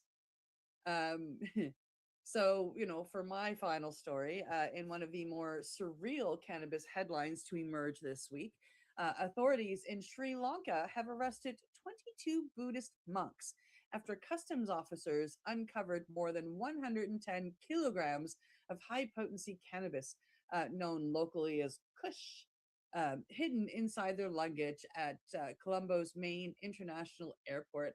Officials say the monks, many of them young trainees, had just returned from a 4-day trip to Thailand, where inspectors discovered roughly 5 kilograms concealed in false suitcase compartments for each traveler. The total haul has been valued at approximately 1.1 billion Sri Lankan rupees, making it the largest single cannabis seizure in the airport's history. Authorities later arrested a 23rd monk believed to have organized the operation, allegedly telling the others the mysterious parcels were simply a donation that would be collected upon arrival. The story has stunned Sri Lanka, where Buddhist clergy traditionally hold deep social respect and moral authority. Video footage circulating online showed the robbed men attempting to hide their faces as they were escorted through the airport, while senior religious leaders scrambled to distance mainstream temples from the scandal, with some denouncing the accused as imposter monks. But police confirmed many of these detained were in fact attached to recognized religious institutions, making the embarrassment even more profound. Beyond the shock value, the bust also highlights Thailand's growing role as a regional departure point in international cannabis trafficking since loosening its cannabis laws, as well as the increasing creative in the and in this case deeply ironic methods smugglers are using to avoid suspicion. Because if there was ever a reminder that prohibition produces stranger headlines than legalization ever could, this may be it. What do you think, Al? I think they're right. It is. When I saw that one, I thought, "What was this a setup?" Like, did they unknowingly bring this stuff into the country? And when I read the story, it says that it was there was a tip from somebody.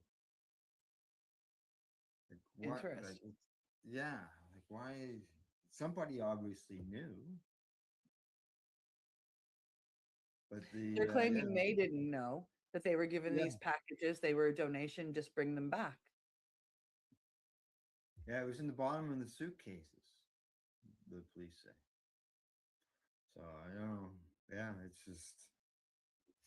it's not what you expect. It's but it happened. So Yeah. somebody's gotten it. Yep. And yeah. But they are further investigating, and who knows, maybe we'll have an update at the next show. You just never know. Well, I hope we have an update as the updates come. I mean, it caught my eye. I want to follow this story. Well, yeah, I know. I thought, what? And then I thought, I have to get this posted. So I put it up on the Facebook page so everybody can see it. So, all right. Last story of the day that we're going to get into. It's got to do, well, monks, you sort of think of something that's an old tradition.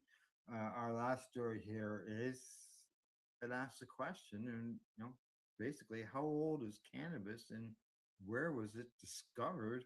And some new updated information is available. So here we go. Here This we is go. coming. Yeah, this is coming to me from the International Cannabis Conference. What is the oldest cannabis fossil ever found? In 2019, a team of international researchers conducted an analysis of fossil pollen studies to try to pinpoint the origin of the cannabis plant. For years, fossil pollen studies lumped cannabis pollen together with pollen from the Humulus genus. Now, their analysts concluded that the cannabis plant originated high on the Tibet plateau around 19.6 million years ago. However, a recent discovery is calling that conclusion into question, with a fossil found in the collection of the Berlin National History Museum, pointing to a potentially different geographically um, origin, and one that is which is much older. They say that the oldest cannabis plants in the world may not originate from China, but from Saxony Anhalt. At least a discovery from prehistoric times in the museum's collection raises this question, according to a statement released Friday by the Museum of Natural History in Berlin. Now, researchers reportedly unearthed a spectacular plant fossil in the museum's collection, reported Stern.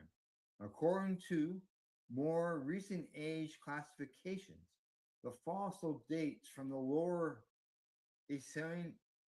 Eocene period, approximately 56 to 48 million years ago, and is therefore significantly older than previous known fossils.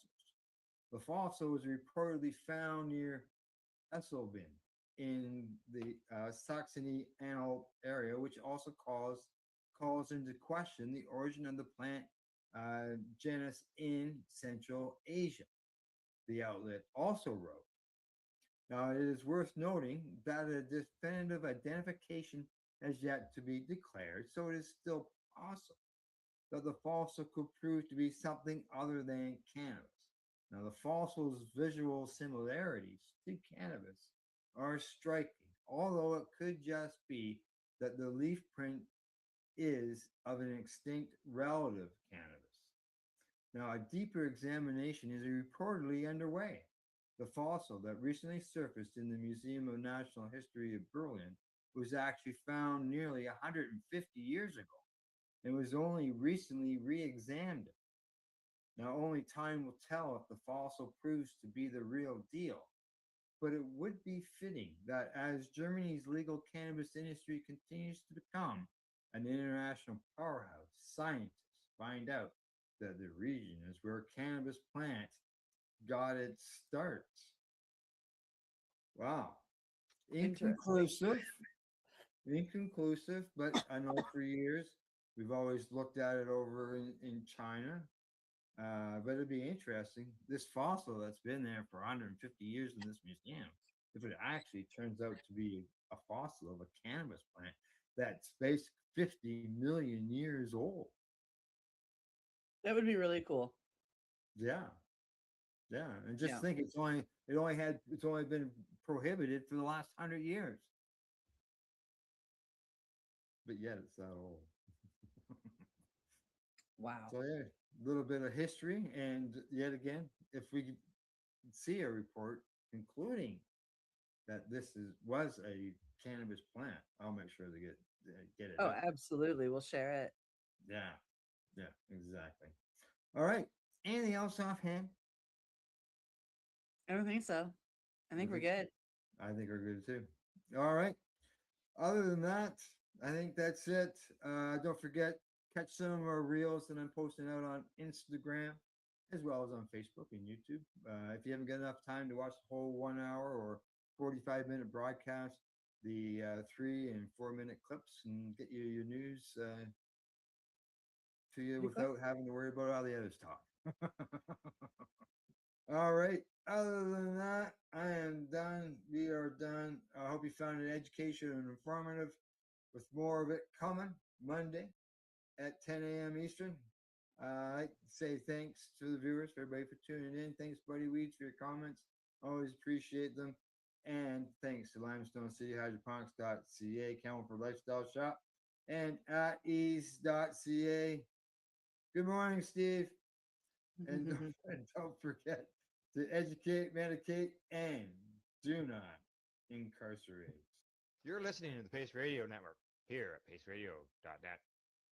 The opinions of the individuals during this broadcast are their own and may not be the opinions of their group or other organizations they may be involved with. All medical advice during our broadcast is not a medical opinion and should be checked with your medical physician. Enjoy the buzz of legalization with Campbellford Lifestyle Shop. From lights to plant nutrients, books, consumption accessories, and more, we've got all your basics to grow or consume cannabis. Visit our info center or take a look at our piercing services and body jewelry, now available in-store through Campbellford Lifestyle Shop, 17 Bridge Street West, Campbellford. Limestone City Hydroponics is Kingston, Ontario's hydroponic shop. Take your growing to the next level and create the optimal environment with a tent kit, or maximize your yield with an ebb and flow flood table kit. Either way, Limestone City Hydroponics has more sizes and options to fit your needs. Are you looking for the power of the sun that adapts to your budget? Then look no further, as they have professional grow lighting. They have indoor grow systems that are easy and cost effective, with many options to fit your living space and lifestyle. Cultivate your growing potential. We have everything you need to succeed. And if you can't make it to the store, they offer local delivery to the greater Kingston area. Remember, when you're looking for experts to help you grow, then look no further than the locally owned Limestone City Hydroponics, 105 Sunderland Drive in Kingston, Ontario. Call them at 613-548-0420. We are people advocating cannabis education here at paceradio.net.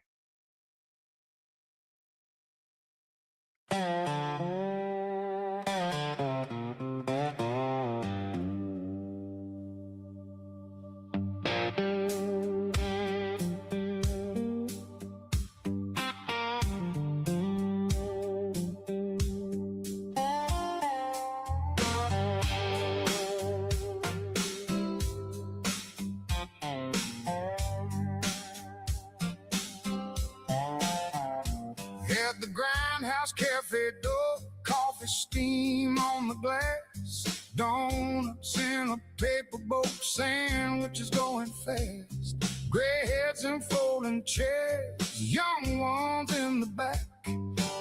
Everybody came to learn and nobody came to act. Sun on the window blinds, names on the coffee cup. One man said his own hard truth, then the knowledge started. 2 shows on Sunday, 2 shows on Sunday. Come get educated. 2 shows on Sunday. History on the screen, stories in the room. 2 shows on Sunday, and the whole place blooms.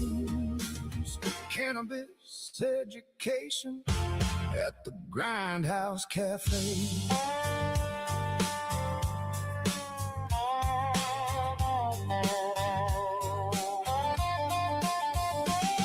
Science on the silver sheet, old laws, old fear, old fights, patient voices, careful words, doctors, researchers explain without missing a beat. A cop came in for coffee just to listen at the door. He said, I didn't know this much. Then he asked for one more. Sun on the window blinds, names on a coffee cup. One man said his own hard truth, then the knowledge started. 2 shows on Sunday, 2 shows on Sunday. Come get educated. 2 shows on Sunday. History on the screen, stories in the room. 2 shows on Sunday, and the whole place blooms. Cannabis education at the Grindhouse Cafe. Oh, yeah. Not a rumor, not a joke, just the faces and the quotes. Pain turned plain, plain turned brave. Sunday after Sunday, they came in a way.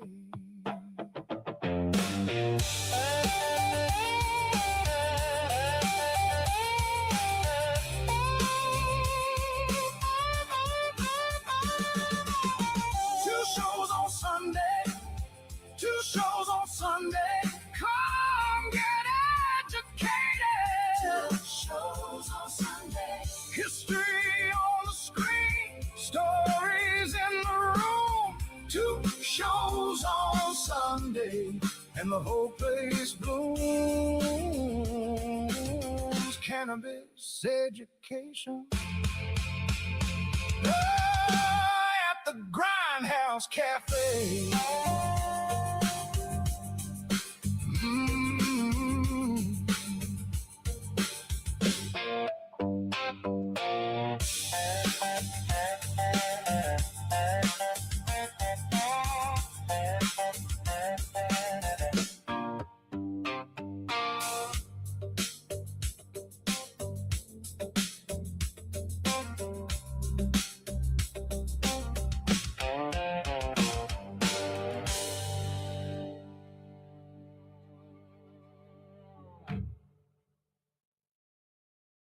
Rerolled Saturdays. Check it out. Nothing but non-stop cannabis and psychedelic programming. Find it at 420pace.ca.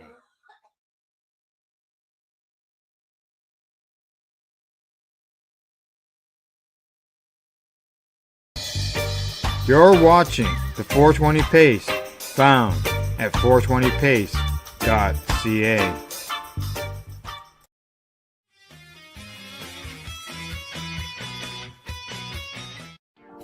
You've been watching Rerolled Saturdays. Thank you to our guests, our hosts, and our viewers.